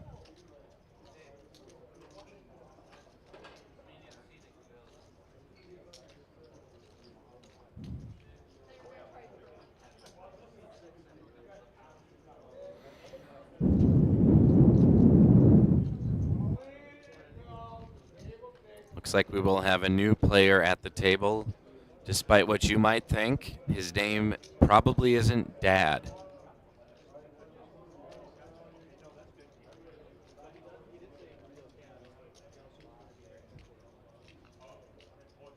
Robbing the think tank a little bit, rightfully so.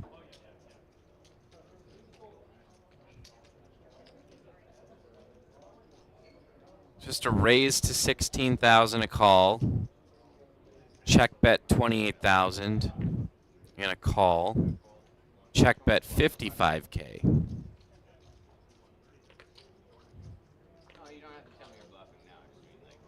Rob probably knows best case scenario is going to be a chop. Can probably calculate that.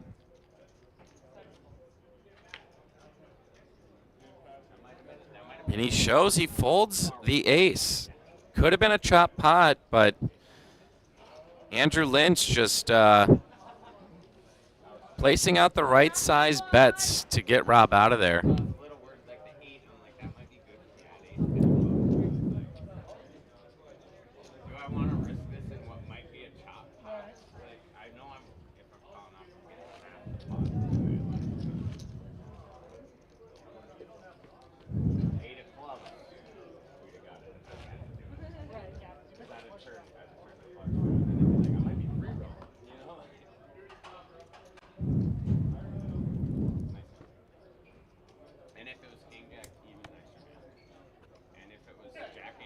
There most certainly is not 74 people remaining. Let me go check to see how many.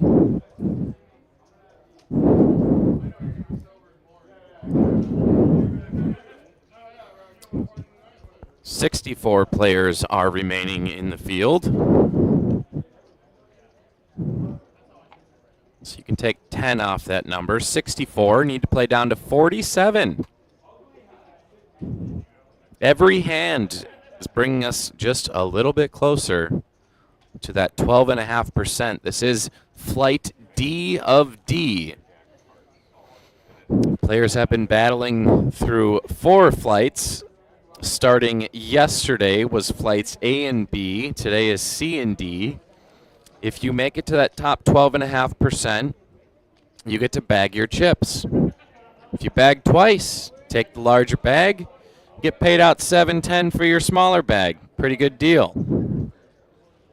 Take your starting or that chip stack into Championship Sunday, and then you play on from there. The smallest blind level reached to get to that 12.5% is the blind level they will start at tomorrow.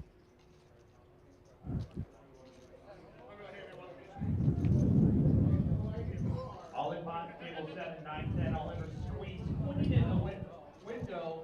That's pretty much going to wrap it up. Queen on the turn for quad. I think another elimination just happened. That might be down to 63 now. But Travis raised to 16,000. Nathan 3 bets to 33,000.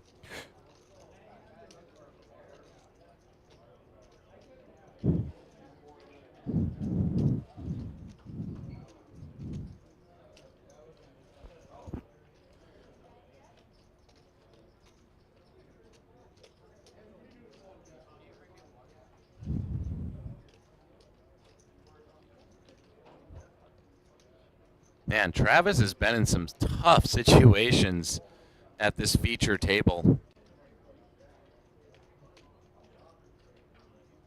Shove. Shove it all in, he says, with pocket eights.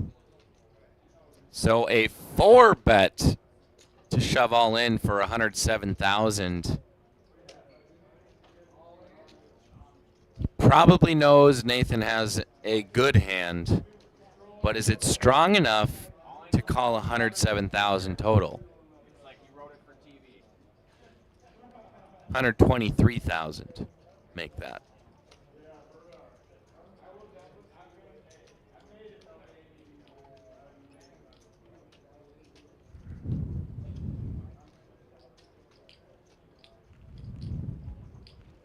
Will he find the call here? Be about an 80% favorite if Nathan were to call. I'll take those odds any day.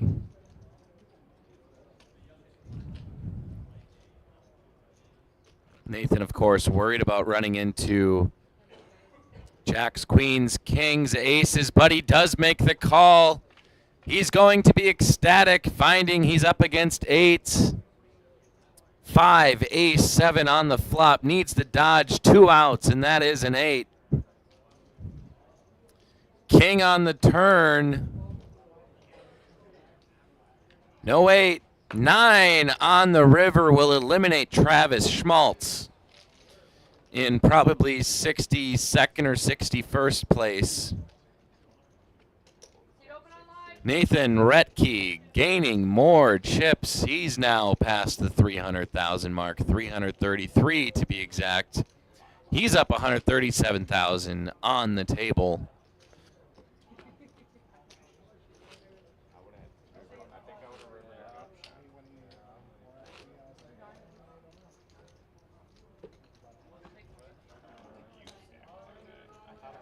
Wow, this table is strong.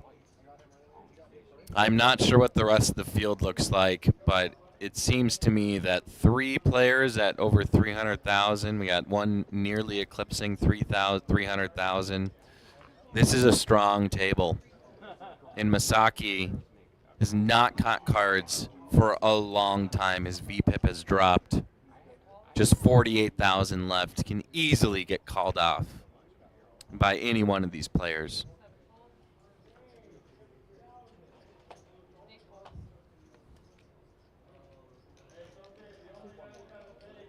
Masaki in the small blind, though. So he's got another orbit to try to survive, try to catch some cards. Andrew will check his option.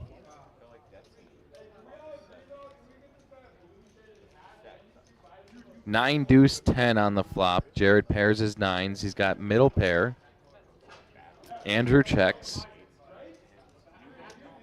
Jared will bet 15,000.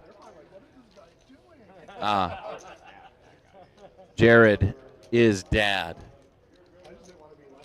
Forgot to figure out what his exact name is. And looks like we have another new player at the table. Some more fresh meat. Monty Beckus, 65K in chips. Our big stacks are looking at his stack and saying, mine.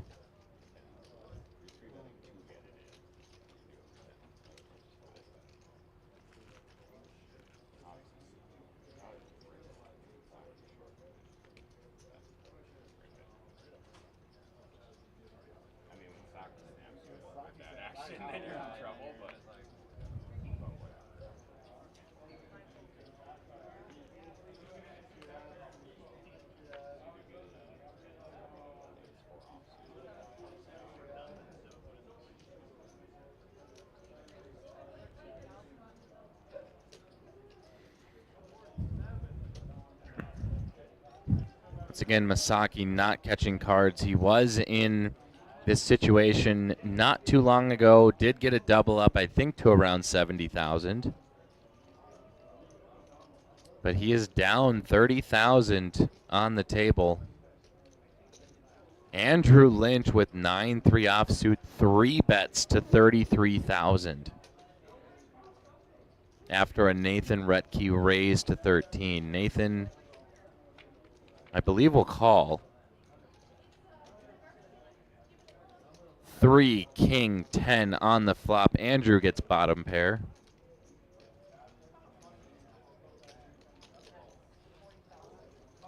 Looks like he'll bet, and Nathan will fold.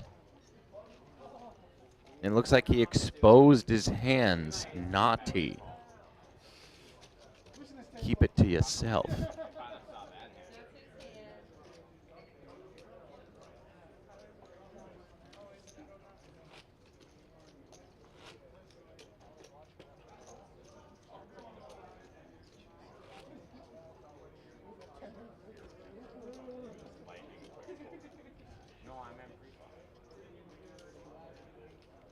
Tomorrow's championship Sunday will start tomorrow, early afternoon at 11 a.m. Give the players, the dealers, and all tournament staff hopefully a nice little snooze tonight.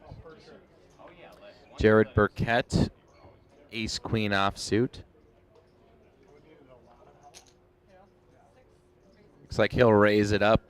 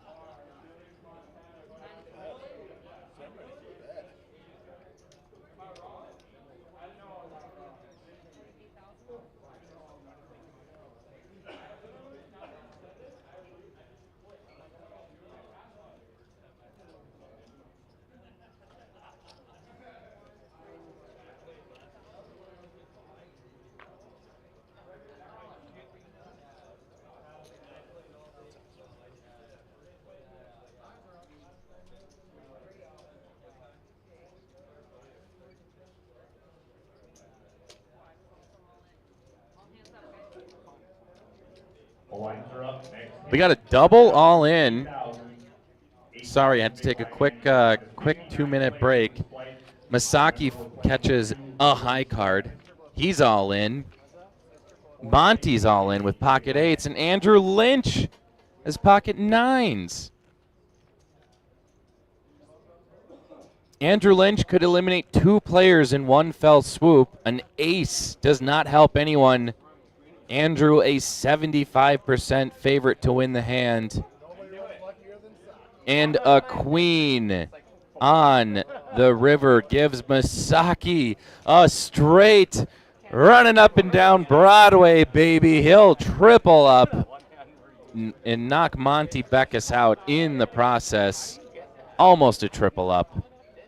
Wow, Masaki was sitting at just about 50,000 in chips. Now he's up to 153,000. Tom Gullickson, where are you? Well, where are the cards for you? We need you to get cards. If I'm Tom, I am crapping bricks right now because I am surrounded by huge stacks. Looks like we'll have a dealer change.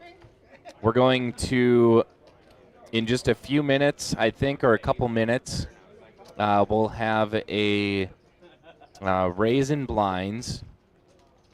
Then we'll go one more level. There will be and then the live stream will actually end. We will not get to see us go down to the 12.5%. But tomorrow very likely could be another marathon. And that one is going to the bitter end, all the way down to one winner. We will not be starting up again on Monday. We have plans to go to Vegas with this live stream. So tomorrow will surely be electric, but we are starting at 11 a.m. This is Flight D. Flight D started at 5:30 p.m. So we're, what, 7, almost 8 hours into the day. This would only bring us to 8 p.m. tomorrow.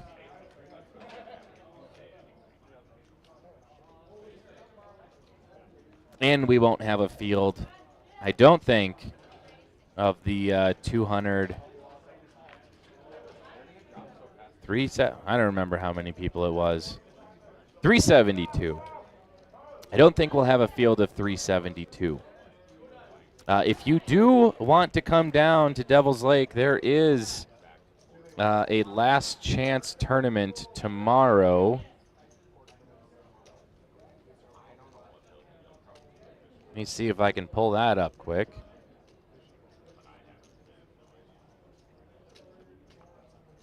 Yes. $120 last chance tournament with $100 add-ons on Sunday.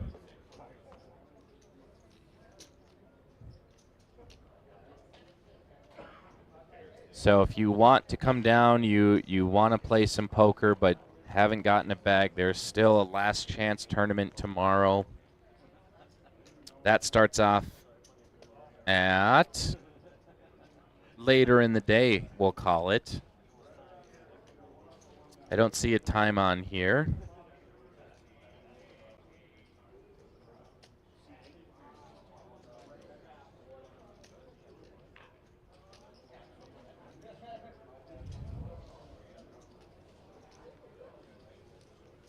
All right, Nathan Retke raises to 21,000.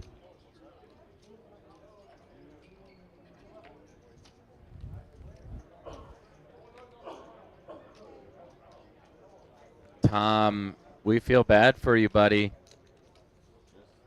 You get on the live stream, you want to see hands, you want some action, you want some stuff to go back and look at later, but all we have is Tom folding. Queen Jack 8 on the flop. Nathan, top pair, top kicker.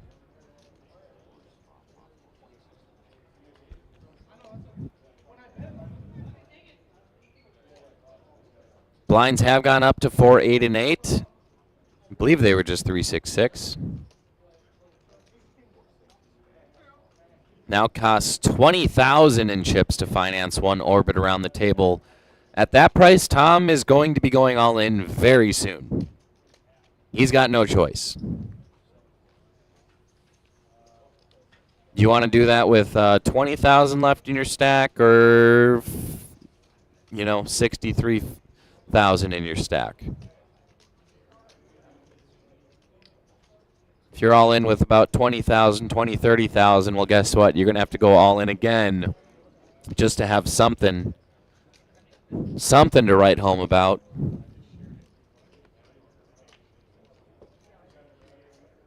Masakiova still should not be comfortable, though. Just 153,000. He's half about from the rest of the table.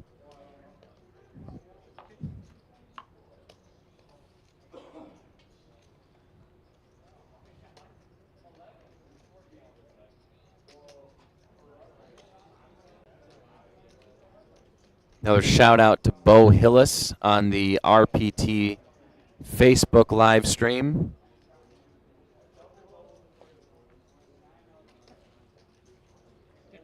Tom folding 4s. I'm learning, or I have learned, that's not a bad thing. Almost guaranteed, if you raise, you're going to be going up against 2 overs. Also, probably a better hand to just call or limp in with. But being so far out of position, you just never know. But Nathan Retke will pick up a walk. Little walk in the park. Bet you Tom would like that right now.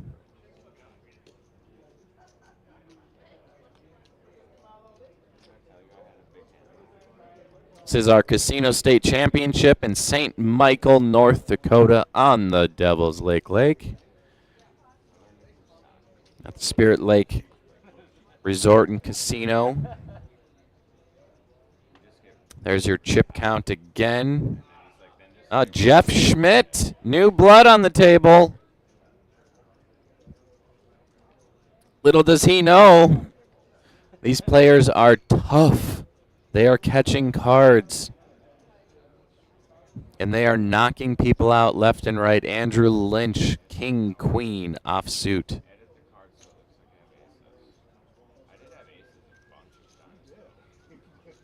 Looks like he raises to 22,000. Tom and Alex fold. Jeff will fold.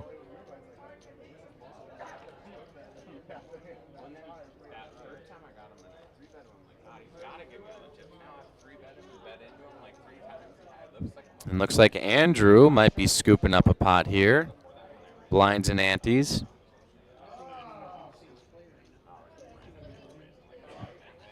So we got about 25 minutes left on the stream, if I understood correctly. We will not be probably playing down or seeing us play down to that magical 47 number. Masaki getting top pair with his 10s. He'll check, check. 4 on the turn.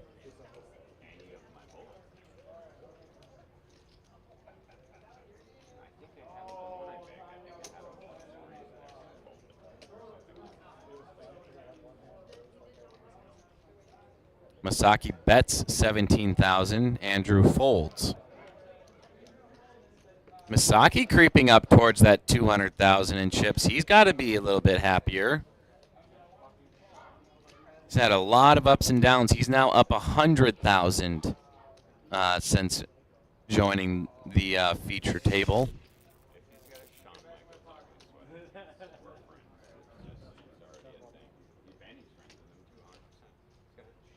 Again, there's our field and chip count. 58 of 372 remain.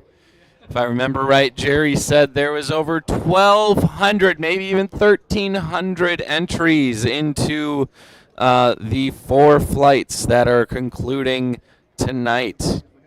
An astronomical number of entries, and I do not believe that includes rebuys.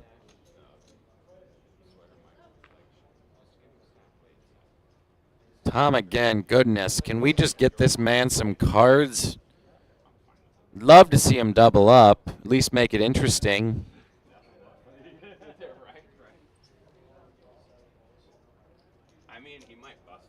Nathan, ace 10, he'll raise it up to 17,000.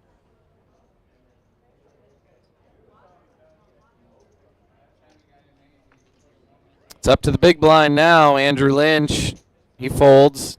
Nathan brings home the blinds and antes.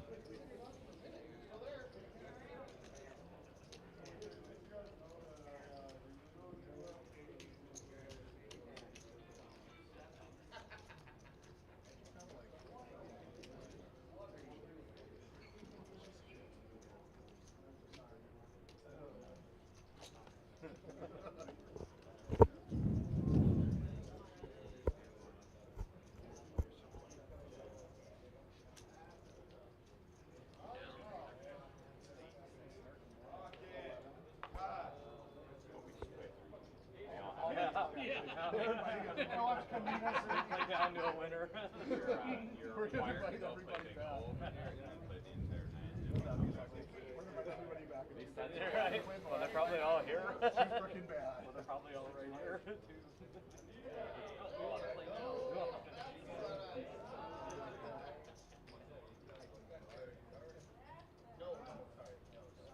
Fold around to Masaki. King deuce suited. He'll fold. Andrew Lynch, strong 7 deuce unsuited. He'll fold. Tom Gullickson winning the small blind. Well, And his big blind and ante back. So Tom not doing anything. Getting some chips back and then some. So made it around that orbit without too much of too much damage.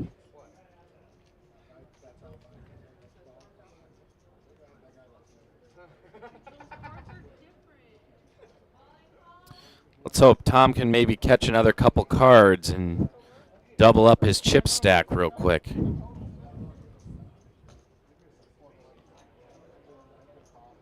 Of course, we'll probably see that Tom finally does catch a hand and he raises and everyone folds.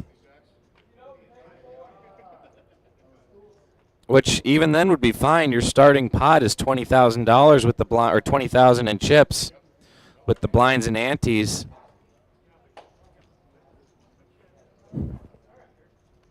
That brings Tom up to a little bit better of a stack. It would at least bring him about even.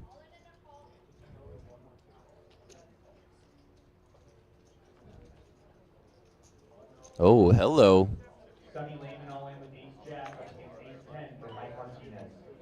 Hearing an all-in and a call in the field.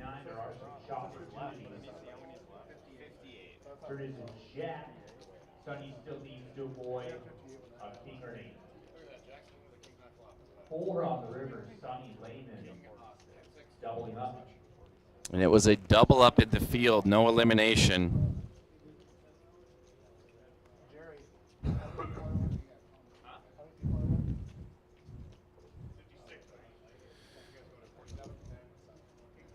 I want to thank you all to the 38 people, at least on the RPT Facebook page, for tuning in to tonight's broadcast. Staying up late, burning that midnight oil or whatever the saying is.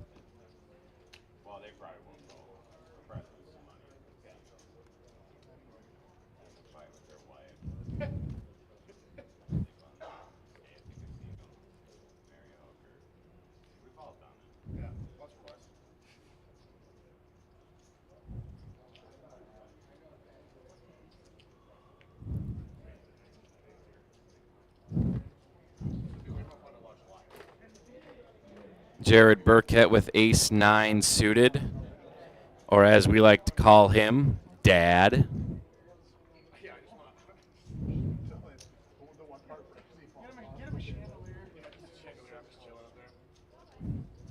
He'll call the 8K. It's been a long time since we've just seen a call make it through the big blind. It's usually a raise in there somewhere. Masaki will fold.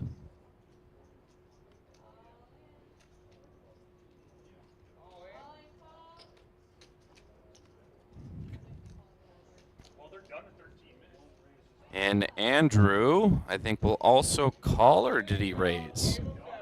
He raised to 22,000. Tom Gullickson will fold. Jeff Schmidt folds. Over to Jared Burkett. 2 call, 22,000.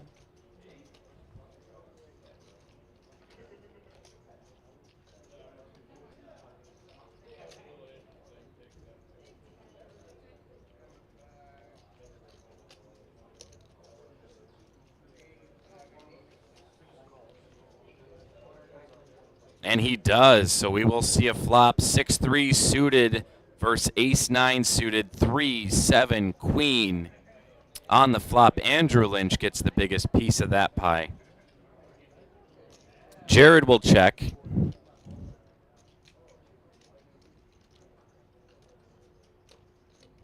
Andrew bets 40,000. And we'll do say fold from Jared. Let me go check on how much time might be left.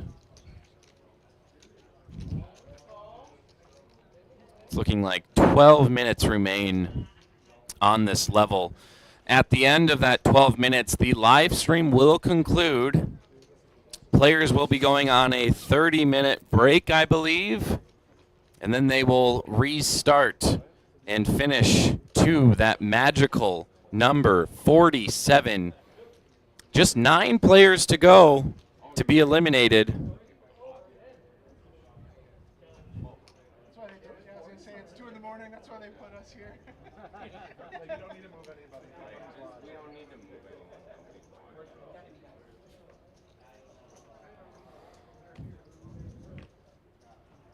it. Once this broadcast concludes, we will see you all tomorrow afternoon. I think after first break, we will start up the live stream and go all the way through to the end, where we will find our eventual very rich casino champion. Prize pool well over 200,000. Largest prize pool in North Dakota history. A truly groundbreaking tournament here. Jeff Schmidt all in.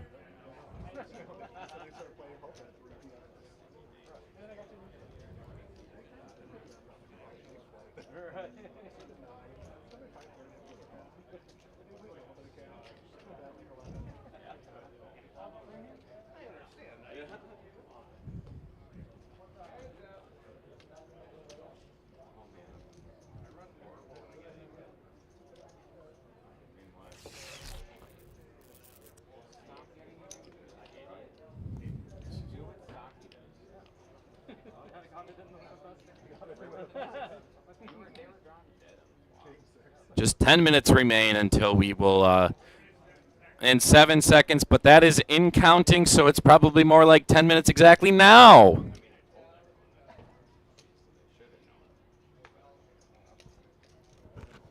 We'll see a couple of folds.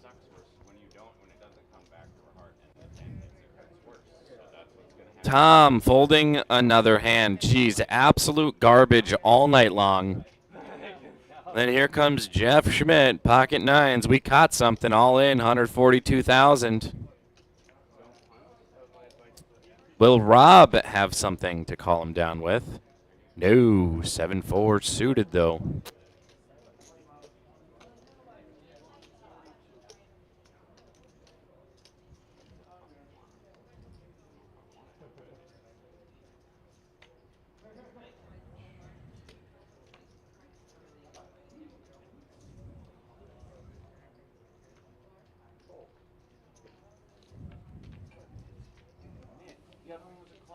Robert folds and Jeff will pick up the blinds and antes.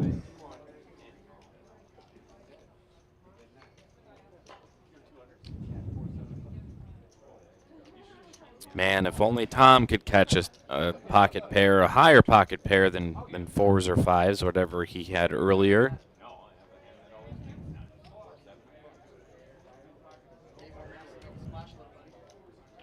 All in by Mike Martinez. He's all in with 4s. Brendan to jacks for Sonny Lehman. I figured out the best spot to be on. Flop comes 8-9-8. He can only catch a 4 out of 2 lists.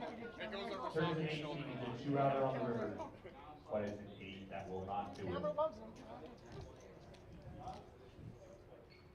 I don't know if I just heard an elimination or a double up in the field.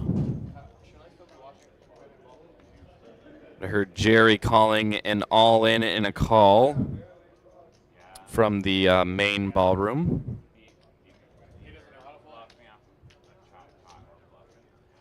Andrew Lynch, pocket 5s.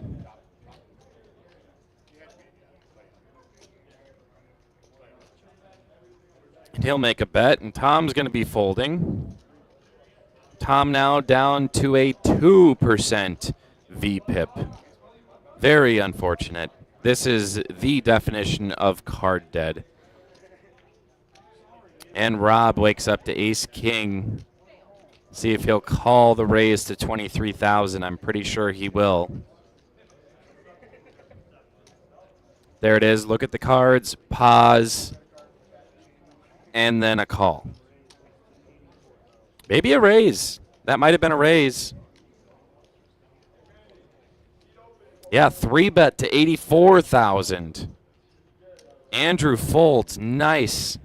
Nice bet from Rob there.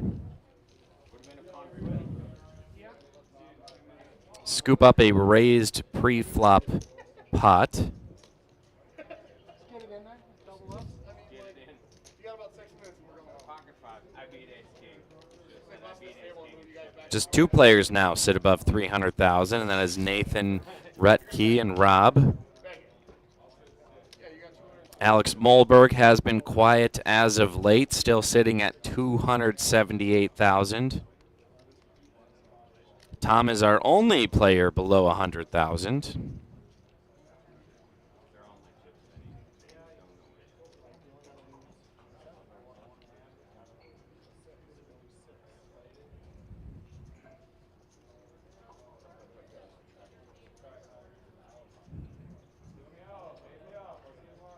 Tom, pocket sixes. It's time. It is time. Tom is all in for 63,000. And what? We're going to get folds all around. Jared folds. We'll have a new player onto the feature table. Rob folds. It's up to Nathan. Nathan, king, queen. That's callable. But he does not want to double up Tom.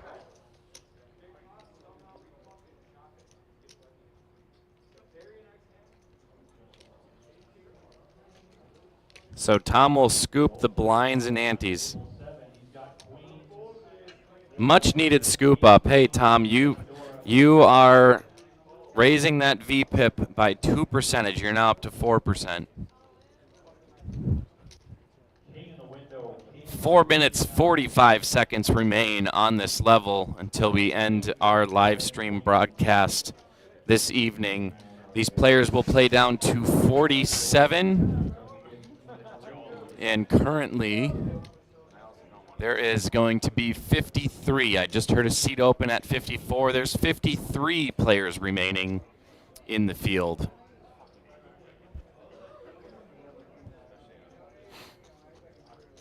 So just 6 players away, 6 eliminations away from being in the money. That very much so influences our chip stacks, our players, of whether or not calling even a Tom Gullickson stack of 60 to 80,000.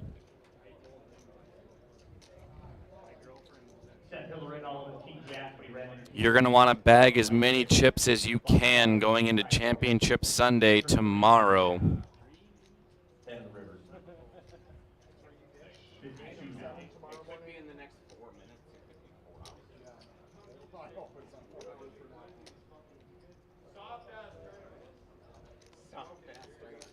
This table very well might know that they have large chip stacks at the table, and they do not want to risk putting those larger stacks in jeopardy of calling off a less than ideal situation. But we have 8 deuce versus jack 7 on a flop of 5, 10, 9. Jack on the turn, Misaki 83% favorite to win.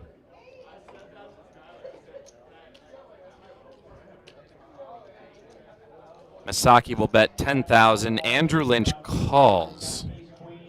9 on the river. Andrew with the open-ender at that point. Does not hit it on the river. That would have been devastating to Misaki. Misaki likely will bet. Andrew will likely fold. 51 players remain, just 4 eliminations left. And we'll be down to that magical 47 number. 2 minutes and 10 seconds remain on this level. That is likely 1, maybe 2 more hands. So we definitely want to thank you all for tuning in on all of the various platforms we are on. You're watching Rough Rider and DPT co-sponsored Casino Championship event at Spirit Lake Casino in St. Michael, North Dakota. Record-breaking over $200,000 prize pool. And that is shattering the record by a lot, to the tune of over $50,000. Estimated prize pool coming into this tournament was $150,000. Good weather, coupled with poker players wanting to be a part of history, culminates into this record-breaking weekend we are having right now. Rob will raise, I think, to 17,000.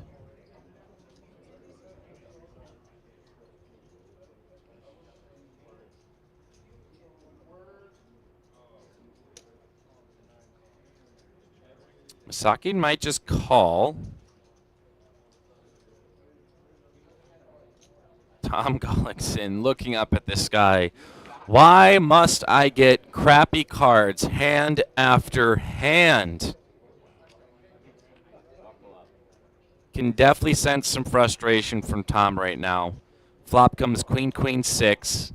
Although on a table that has seen a ton of eliminations, Tom, you are not one of them thus far. That is something you can be proud of and be thankful of, that you haven't caught your cards at the wrong time. Be patient. Poker is very much a game of patience.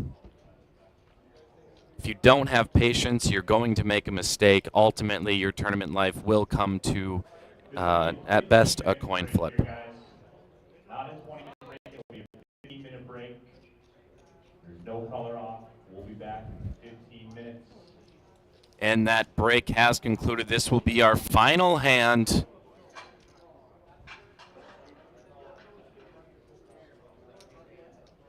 Looks like Rob does bet. 38,000. He's repping strong.